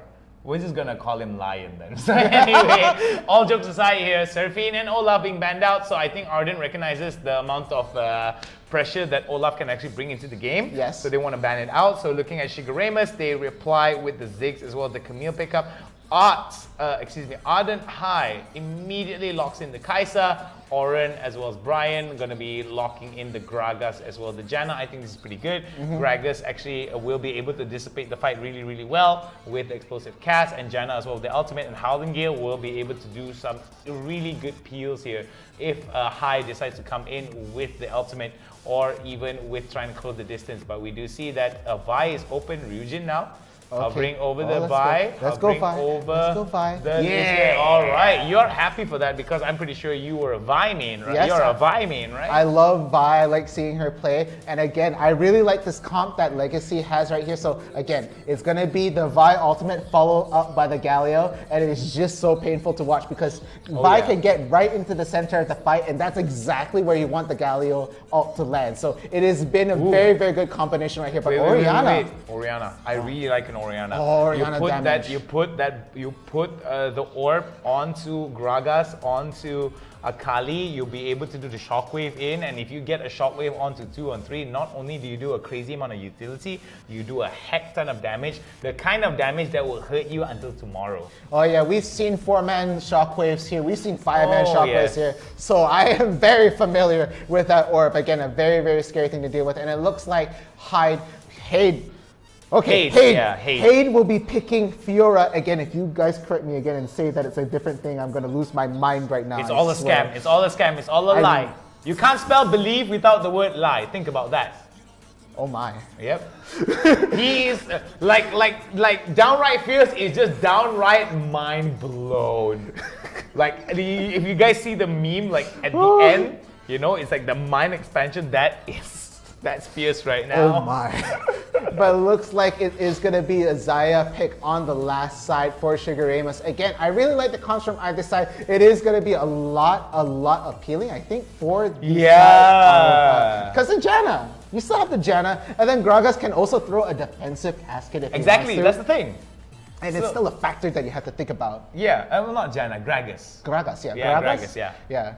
So the Howling Gale could be a very interesting thing for the peel as well, the ultimate, which we have seen actually dissipate the fight. But the problem is that if you channel it for too long, you're effectively stunning yourself. Yeah, you're just saying I am free to die. It's kind of like it's kind of like a misfortune bullet time. I mean, if you I'm dead. Yeah, and if someone just flashes over it and closes the distance with you, you're basically like, yep. I spent 2 seconds trying to do 1,000 damage, but I only did 200 damage, and this could be the end of me. But we have seen it time and time again that at this level, a lot of upsets can actually be based on the fact that some of these fights turn around. The sirens are going out, ladies and gentlemen. Let's go. Remember, ladies and gentlemen, grand finals, but we're going to be seeing quite a bit of a fight here very early on here at the League of Legends Wild Rift Summoners Odyssey, brought to you and organized by IRL Asia. Yeah, and Kiko almost got caught out right there. It looks like it was a death brush setup that we just missed off the corner of our eyes right there. But again, he's going to have to reset. Orianna's going to be able to get a little bit more of those last hits that she needs for that gold, and it's going to scale better towards the end right here. And again, we see Vi jungle. I like this a lot. At bot, of course, we have the Lux and Kaisa, and top, Hade. Oh my goodness. Yeah, Hade. Yep. Hade using Fiora again. Hade very, very good with the split push right there, especially with Fiora. It's always Fiora that ends up doing the split push. So we'll just have to see how things go. But a very aggressive poking coming in from either side. Half health right now on the Xayah right here. But of course, in return, High and Legacy also at half health. So it could be another CC here, and it could be game over for bot, but I don't think that's going to be happening anytime soon because, again, if any one of them gets caught, it could be pretty bad. And right now, we see that we have the Akali and Fiora matchup happening at the top. Again, it's going to be quick poking right there, a quick attempt at a repost for the Shuriken. Not going to happen at this moment. All that's left is the Can Minion, and again, teamwork makes the dream work. They're going to be able to take the Scuttler down at the bottom, and Vi slowly going to be able to make her way to the top Scuttler, but it looks like they are rotating and they might fight for this top Scuttler right here. No, Ryujin is going to pull back, not at full health, and they have the red and blue buff on Vi right there. They might just have to give up that top Scuttler. Hade, though, looking at it, might try to fight this one out, but no, there are too many people in there. Don't be that brave. Just get the poke in, try and do as much damage as you can, but don't overextend as they get both Scuttlers. That's quite a lot of gold in terms of for the jungle. That's a lot of gold. those scuttlers. Yeah, a lot of gold indeed here. We're going to be seeing over to the top side here. Very interesting indeed, as Hade is going to be trying to go for the parry here. Will not be able to get it. Hade taking in a lot of damage. That's a lot of pain there coming in from Shiga over towards the top side here. I think Hade right now will want to sustain this out as much as he can and try to heal it up. But over to the bot side there, sees that ruler gets hit with the binding, will not be able to be followed up, has to go for the flash instead. Yeah, okay, that quick flash just to get out any, just to leave any additional damage. But look at that, it's actually going to be Infernal Dragon, the first dragon to be up here. So that's something to keep an eye on. That dragon will be highly contested. It is a favorite, but again, it's not any Cloud Dragon, which is the quote-unquote most winningest one. But in my opinion, it is one of the better ones, especially with that attack damage buff right there. And as we see, Vi slowly rotating down to red, maybe trying to just take a look at bot after she takes that over at the bottom here. I'm not too sure. It is way too early to call out. This is very, very standard rotation coming in from both teams. Again, this is the final game. Any mistake could cost you this. They're going to try to play it safe and sound, so no overextension right there. But right as I say that, he just goes for the quick poke because if you put the bottom point that good, you can't miss it out. It's so good. Oh, but the quick ult, the barrier is the... Okay, no. You're just going to run away, please. When you have the ult on you and you're still trying to fight, you're asking for trouble right there. But hey, getting a quick ult right down, but low on mana at that point. I'm not too sure whether he can stay in lane any longer at that point. I don't think it's worth it. He might have to recall as soon as he shoves the lane straight up to the tower, and then, okay, no, they're going to rotate. Are they going to quickly catch this out? No. Janna just getting the edge of that tornado hitting on high, and it looks like the Gragas is at mid. They are trying to get this scuttle right here. Okay. This is the better scuttle right now because Infernal Drake is going to be coming up, and that's going to help out a lot with vision at this point. They are going to start it right now. Arden Esports does want this dragon really, really badly as it goes down. Oh no, but they're going to get the vision. Oh, and then the follow-up again. It's guaranteed right there. They're going to be able to get a good pick, and this dragon is as good as theirs with that pick-off right there. A very, very good and important dragon coming from the side of Arden Esports. Infernal, the big important one in my eyes right here. Very important, very good indeed here coming in from both these guys as they're going to be fighting it out. That's going to be a very strong Drake coming in. Infernal Drake going to give them a bit of percentage of AD and AP damage that could work out wonders for Arden Esports, but don't count out Shigeremus. We did see them struggle a little bit in the early stages of the game in the previous game for match number 2. However, match number 3 could be a repetition of match number 2, so do not count Shigeremus out. Yeah, and with that being said, looks like they're going to reset quickly by their items as we see Hade, gonna rotate down the bot and push that down. I'm trying to get used to this. I've been saying Hide for so long. I'm very, very sorry right there. But looks like Galio is all on his own. Is he gonna get picked off? As we see the members of Shigeremus slowly moving in. It is 3 people up at the top. Looks like they're just trying to get some scanners down, trying to set up for vision down into the Baron pit, making sure that Arden Esports doesn't see what they're trying to do. 30 seconds on the clock for the Baron Kulak, the Rift Herald to be coming up. And it looks like the slow rotation coming here. It looks like Akali is going to see Fiora going to be rotating at the bottom, so he's going to meet in kind as we see right here. It looks like Ryujin is scouting the Baron pit, just checking out whether or not they're going to try to start it soon or getting any vision in right here. And it is going to be a slow mid-rotation as they try to get set up and poised to try and take the Rift Herald that has just spawned. Alright, Rift Herald right now maybe in contention here for the side of Shigeremus. And it seems that Arden Esports as well want to be coming into the fight here, as we do see that the barrel's going to be rolling into the Rift Herald pit. Not any contention here coming in, but it's going to be Ryujin as well as Legacy now hanging it out, but they've got to be careful. Smites are almost available for both of these junglers here, and they're going to be contesting it out. Maybe that is going to be Herald reset already, going to get back his HP, and this is where the determining factor could turn around. We do see that no turrets are going to be in any favor of any teams, but it seems that there is going to be a slight skew of favoritism towards Arden right now, considering the pressure is all building towards Shigeremus. Yeah, and again, this Vicomp together with the Galio. There goes the ult. Again, straight to the back line. The Galio follow. Gonna get a 2-man knockdown. A quick meltdown right there. Final Spark gonna be able to get in there. But no, they're not gonna get a pick off right there. Vi will go down. Zaya will get the kill. Another follow-up. Galio will fall down instead. And now it looks like Ardent Esports will have to fall back as they get the Rift Herald right here. Sugar Amos uncontested with the Rift Herald right now. Only 3 people left. And it looks like Hade doing the hate special right now. Solo pushing, contributing in spirit to the fight by pushing this lane down. Right now going all the way to the tier 1 tower at this very point. Sure, take the Rift Herald, it's fine. I'm gonna take all the way down to the first plate. Now he has to run. The whole team is on to him right now and he has to go back. Mountain Dragon though is gonna be a thing. Hade's gonna be making his way out of there. He will be able to dash without worrying that much about the chase that could come in from the side of Shikaramus. We do see that 2 kills in favor of the side of Shikaramus compared to Ardent Esports only with 1. 30 seconds before the Drake comes into play. So we're going to be seeing a lot of these teams now prepare themselves for the Dance of Dragons here. So a little bit of a Game of Thrones references for you guys at home. A nice one, in fact, actually. We were just talking about that earlier. Were you at the same table as us? I'm just trying to figure it out. Like, where have we heard that before? But it looks like it is going to be a contest for the Mountain Dragon, if I'm not mistaken. I saw the symbol earlier right there, but it looks like it seems that Sugar Amos does have some vision down in the dragon right there.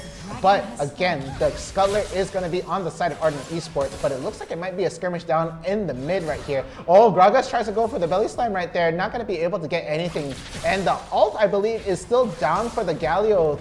I believe it's not fast enough to cool down together with the buy ult, so that's a factor that they don't have to think about. But if they get picked off at the side right here, it could be very, very dangerous for the side of Sugar Amos. Okay, Sugar Amos right now very much well aware of the positioning of members of Ardent.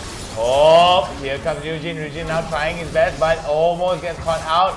Oh, they got to be very careful that they do not get caught out the way they did. Whoa! That dodge by Ryujin on the shockwave, beautifully done, and punches his way through to safety.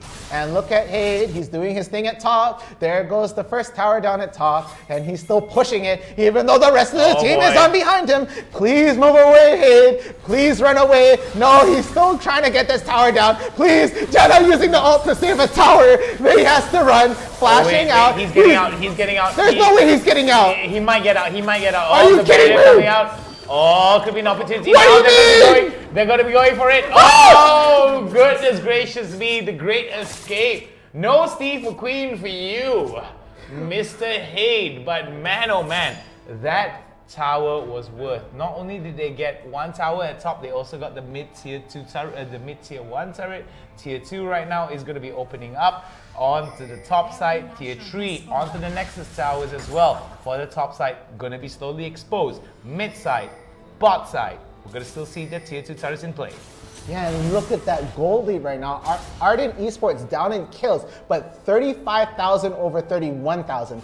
4K gold difference. That is as well as a core item right there. So they're just doing so well in terms of economy right here. If you guys want to study League of Legends economy, please be sure to hit up Ardent Esports because they are investing in the right stocks, and that is Hade right now as he slowly pushes out every tower right now. Even look at bot tower slow on health, but they look like they're trying to chase Ryujin down. Now he's way too mobile to be able to be chased down by a Gragas, let's be honest. There's no way that they're going to be able to catch him, and right now it is a game of cat and mouse as they try to catch Hade trying to split push right here, but a slow ultimatum is going to be forced out as they push the Rift Herald down at mid.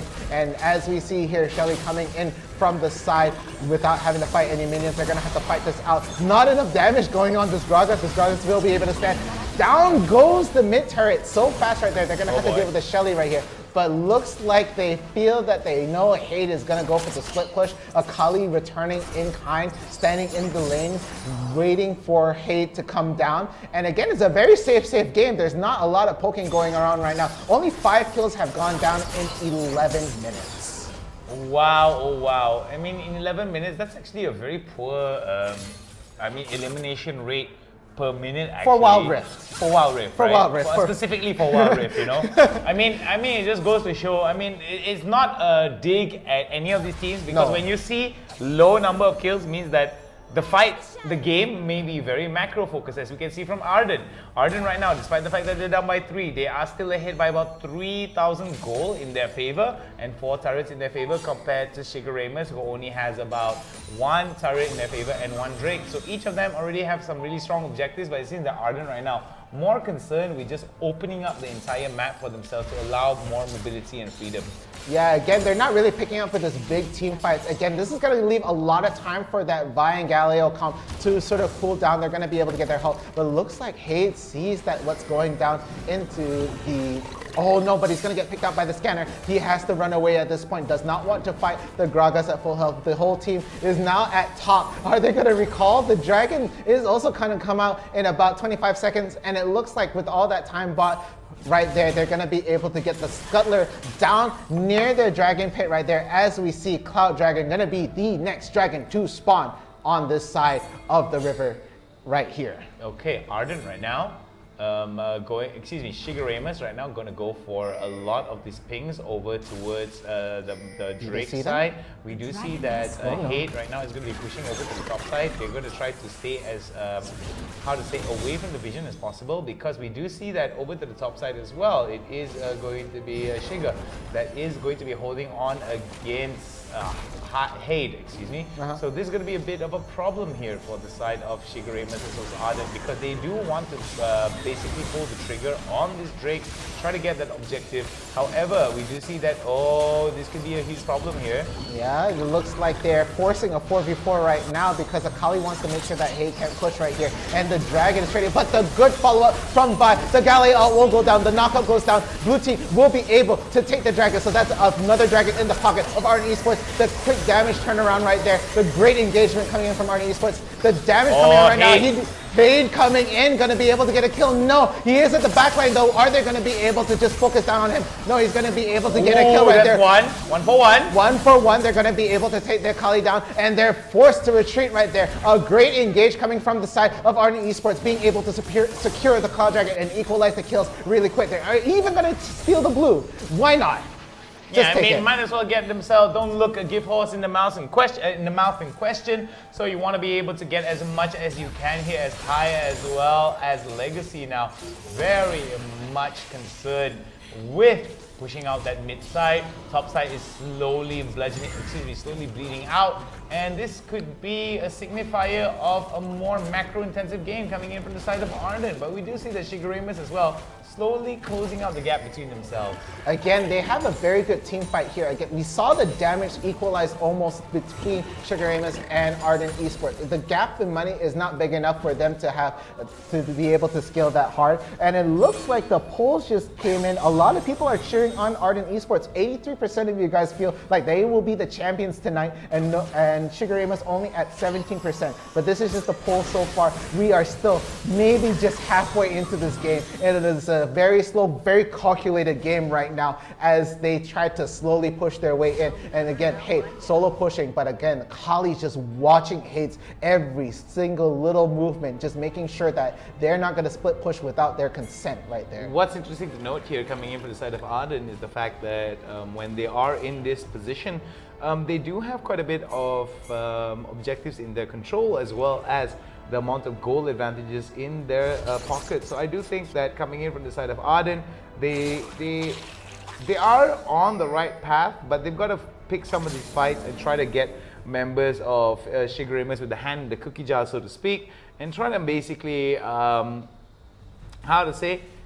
catch members of Shigeremus on Arden's terms, rather than fight these fights on Shigeremus' terms.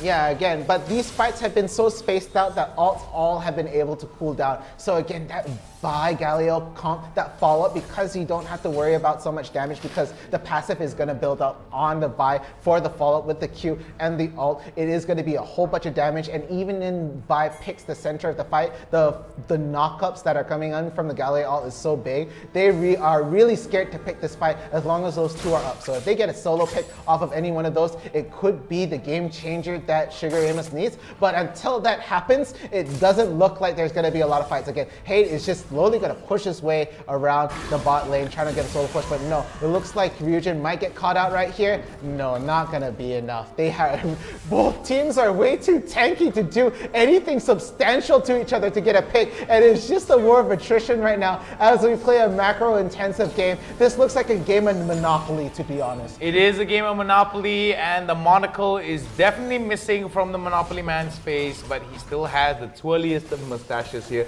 Looking towards closing out the game with some big profits here is going to be Shigeremus, but it seems that Ardent Esports right now definitely looking towards creating more macro opportunities for themselves compared to Shigeremus. Yeah, they clearly bought all the railroad crossings right here, so Ardent Esports is cashing in on that at that point in this game. But it's all economy, baby, as it's just trade for objectives, and it looks like the dragon is spawning up really soon. Again, this is going to be the Elder Dragon of this game. We are going all the way to the Elder Dragon. It's 18 minutes and it's 2-5. It's almost 18 minutes to 5. Everybody's losing their minds right now, just seeing how long it drags out. Okay, this Vi was holding the queue for so long, I thought he was going to go in on the Xayah, but no, they're going to pull back. They don't. Nobody wants to start the fight. Nobody wants to fight right now. I think in this particular grand finals here, this is one of the poorest elimination rates, if I'm not mistaken. But we do see that, despite the fact that some of the fights do not result in some crazy kill numbers, we do see that after the fight we do see a dissipation and a reset, and they immediately try to get much. Oh boy, I may have spoken too soon. Beautiful explosive counter coming in for Shigeremus. We do see a big flash there coming, but over to the top side now, Hate is going to be trying to push up again. Could be another opportunity for the side of Arden right now to try to get closer and closer towards it, the top tier, the Nexus turret. And we do see that Hate right now is going to go. If they are able to steal this Drake away, and basically, wait, that was beautiful. That was a very beautiful binding right into it. Teleport's going to come in. And it looks like Shigeremus will be able to steal it away, will be able to take it away, but look at that, final spot gets him taken down. Look at that, beautifully done there, coming in from the side of Arden. Arden right now will be able to take down 2. Will it be another one? And we do see another one. Just like DJ Kyle said, let's go! We got ourselves a quad, but we got ourselves a shutdown. Killing spree going over to the side of Shigeremus, and it is going to be a rather interesting equalizer here with Ardent Esports winning it big, but they will be able to get the breathing space that they need. This could be a signifier of the inevitable GG that is in the hands of Ardent Esports if Shigeremus does not turn it around. Yeah, again, sure, take the dragon buff right there, but look at that gold lead, 66,000 to 58,000. It is ramping up, and that was the big fight to happen right there, but it's still not enough for Ardent to build the confidence to end this game. Right now, all that stands between them and victory are these inhibitor towers that are just left. Top, mid, and bottom are all they have for the inhibitor towers. Meanwhile, in terms of objectives right here, they still have a lot standing on their side. Shigeremus definitely needs this Baron right here to be able to shove it all the way down to the lane and take the Nexus. But will Ardent leave it to them? I don't think so. I think they're gonna look for a fight to take this. It might just be the next fight or this Baron pit to take the game, but will they go for it? I think both teams know it, and it's going to be a calm before the storm right now. It's going to be a big calm before the storm here. Shigeremus right now looking towards contesting this big Baron Nashor here. Could be another opportunity for them to get a kill. They want to go behind it here. And oh my god, Orange got inside there. Oh my god, this could be very bad for them. This could be very bad for the side of Shigeremus. Look at that, the knockup goes on to 2, and the final spot goes down. There goes 1. Oh, beautiful shockwave onto 2, but it's not going to be enough here. There goes another one, and there it goes. Let's go. Boom, shakalaka. This could be a game here, as we do see Ardent Esports right now will be able to get the lead and open up the floodgates into the base of Shigeremus, Fierce. Yeah, they don't even need that Baron right now. Akali took out so much right there, though. It doesn't matter because they have so much going in right now. They're pushing everything in the bot tower. They're sick of this game. They want to end it right now. They'll tank the Nexus. It doesn't matter. They're going to keep smacking it. And with that, it looks like it's going to be Ardent Esports. And as chat predicted it, your champions for today will be Ardent Esports. Woo! Oh my goodness. As you can see, I think the game took so long, I grew a few inches on my beard. I feel but all jokes aside, That was a very competitive game coming in from both these teams. Ardent Esports, 2-1. 2-1 for Shigeremus. We expected it to go to 0 with such a very dominant display that was coming in from Ardent Esports, but it was a very off-color, not to say off-color, off-beats game number 2, match number 2 of game number 5 of the Grand Finals best of 3 between Ardent Esports and Nova PH Shigeremus. Both these teams definitely being very interesting indeed in terms of how they played, very different styles. It's just, I mean, you hear this term in combat sports a lot, style speaks fights. Yeah. So these are the type of styles that make fights. I mean, you don't have to end up with, excuse me, with a kill lead potential. If you know how to play macro, you can play from behind. You set up some situations where you're able to turn some of the team fights around. And I guess Shigeremus learned a very valuable lesson to be patient in some of these fights instead of pulling the triggers so haphazardly. Yeah, and it looks like Hai will be your MVP for this last match. Look at all that damage coming in from those items right there. He's going to have an Infinity Edge Motor Reminder Bork. Oh, I'm sorry. I'm so used to saying the shortened version of Blade of the Ruin King right there. It's fine, it's fine. Yeah, but again, not to discount the other team right there. Again, Akali doing a very good job of keeping Hade in check with the split pushes right there, standing as the gatekeeper for every time he wanted to split push after that. But look at the damage, 23,000 damage coming in from Hai, and Ruler doing the best he can, 21,000 damage on that side. Oh, look at the gold though. All the money from Hade and Hai right there. I think the biggest thing for Shigeremus right now is that they got to go back to the drawing board. Not for the lack of trying, I think they needed to be... I feel like that game was almost 50-50 throughout the entirety. Yes. Except for that final few fights that I felt that could have worked a lot better for Shigeremus. But I think that Ardent Esports just had a better understanding of the macro. They just had a better understanding of the fact that Hade was able to set up a very good split push. And despite the fact that he was taken down like at least on 2 to 3 occasions, but he was able to close out on a lot of these objectives that I felt were very high value. Yes. And created so many opportunities for his team, Ardent Esports, to actually come from behind and steal it away. Okay, so that was... Okay, we're getting stats from production right here. We are seeing that this was the lowest damage per minute game. Wow. That's a stat that I didn't even think was a thing. Yeah, I did not think that that was a thing.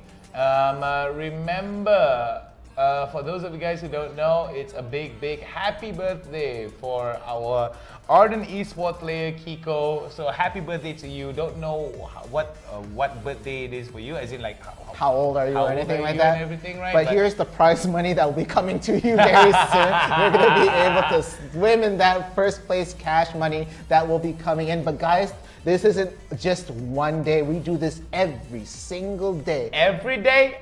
Every day. All the day. All the days. Mondays to Fridays, Saturdays and Sundays. Yes. All the days throughout the year. So we're going to be looking to very forward, and I hope to be able to see you guys again tomorrow, because you guys got to make sure, if you guys came in today... Oh, but it looks like we got some replays before we go into this. Replays. So, let's go and check it out. Let's see what we have here for this side. Again, I don't think we're going to get too much replays because it was very much a tongue-in-cheek sort of fighting right here, but this was a big fight that Ardent Esports was able to take the momentum again. That comp coming in from Vi and Galileo, I love it. I will keep mentioning it because I love it so much, so sorry, I have a bit of bias right there. It's such a good comp. Never gonna get sick and tired of saying it right here. Again, a fight for the Rift Herald, but I think this goes to the side of Shigeremus as they try to keep their members alive, and they slowly pick out the members of Ardent Esports. Again, they get the pick on Kiko, they get the pick on Ryujin, and there goes the comp down, and they have to fall back. So they got that Rift Herald right here. Again, the fight for the dragon right here. They are able to seal the deal, take the dragon, and run away. No smite, no steal coming in from the side of Ardent Esports. But again, it's still very even. Look at the gold amount. Ardent Esports was still swimming in that dough from getting all these split pushes, getting all these towers, and it looked really good. Again, they had to all collapse in to try and get Hade. Look at that. The whole team trying to get in there, and he survived for so long. Even his team members like, he's dead already. I'm going to recall back. I don't have any time to waste here. Stop wasting my time, Hade. And right here, we see them going down in mid right here. The Rift Herald goes down, and this was the closest. This was the only tower they got, I think. This was the only tower that Sugar Amos was able to get. Again, the rest of the tower stood the whole rest of the game as the Hessian of Hay, split pushing every single lane, was present. Alright, some very interesting one. There goes the final spark there. It was a very beautiful one indeed. Shockwave was the bigger determining factor there. It missed out. So if it was able to land at least on 1 and 2, that damage could have been a determining factor for the side of Sugar Amos to turn that fight around. But it was Ardent Esports that was very, like you said, tongue-in-cheek, were able to turn some of these fights around. As you can see here, Hate coming in, being able to steal one, and they were able to just keep pressuring and pressuring and pressuring onto the side of Sugar Amos. And despite the fact that Sugar Amos did have a considerable lead of 3 kills, but the goal lead never left Ardent's hands, mainly because of the amount of objectives that they were able to secure. Yeah, even here, they lose this Elder Dragon. They got it stolen from, Sugar Amos steals it right here, but it doesn't matter, they lose this fight, and they make up that gold difference, they make up for that objective with these picks right here. It doesn't matter how much sustain you're gonna get from this Elder Dragon, they are gonna be able to pick you off one by one, and this was a huge team fight. We thought with this they could end it right there, but no, I believe the Akali just is able to gatekeep and sort of stop them from pushing in, and this Baron was a very big play coming in from Arden. It was we were just waiting for it to happen, waiting for it to start, and there we go. We see the ult coming in from Fi at the top. Galileo follow-up, gonna get a 2-man knockup on the Gragas right there. The Janna forced to use the ult right there, but gonna get picked off. The ult coming in from Lux, trying to get any extra damage in, and it slowly fell apart, and they don't even go for the Baron. They straight away try to push it in, but again, they're not gonna go down without a fight. Akali doing as much damage as she can. She got 2 picks off right here. 1, and bam, another, doing so much damage there, but not gonna be able to survive. And at this point, they decided, you know what, it's all in right now. So they don't care, they're gonna tank this Nexus, they're gonna take whatever minions they can, and they pushed it all the way down to the Nexus and took the game. That was just a beautiful display of macro gameplay, playing from behind, and I think most importantly here, coming in from the side of Ardent Esports, a very well-deserved victory. Congratulations here. You guys are our grand finals winner and our champions here at the League of Legends Wild Rift Summoners Odyssey, brought to you by IRL Asia. Yes, thank you guys so much for participating in the stream. We appreciate it so much. Again, we want to hit those 10K followers and likes on the channel, so please be sure to like and follow the page so that we can hit that objective. Don't forget, we have our supporter badge available, so please be sure to grab that. And again, any stars that you send in any of the videos and any of the streams will be met with a promo video. So guys, don't forget to send some stars if you have some. We very much appreciate it. But guys, it has been such a long day for both of us. And with that being said, we'll see you all tomorrow for the next Summoners Odyssey. I am Downright Fierce, signing off. See you guys again soon. Brought him down till he out of town, and I got it on me. Tickets in the whip, not the shift, but I switch it to the beam when I'm standing on your ground. You should know to never come around my town. You're not welcome in the hood, 'cause you Rooftop party, jump party, bomb party, rooftop party, jump party, bomb party, rooftop party, jump party, rooftop party, warehouse party, rooftop party, jump party, rooftop party, like it naughty, rooftop party, jump, rooftop party, jump, rooftop. make it clap.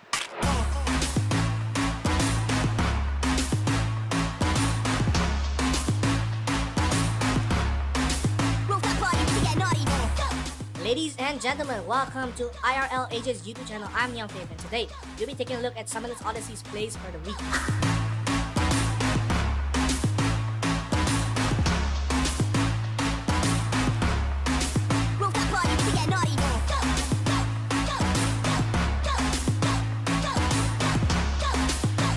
Here we can see Ziggs from the side of Daiwan. He will steal the Baron here as Fiora tries to salvage the fight. She won't be able to, as the Baron and the fight will slip away from their hands.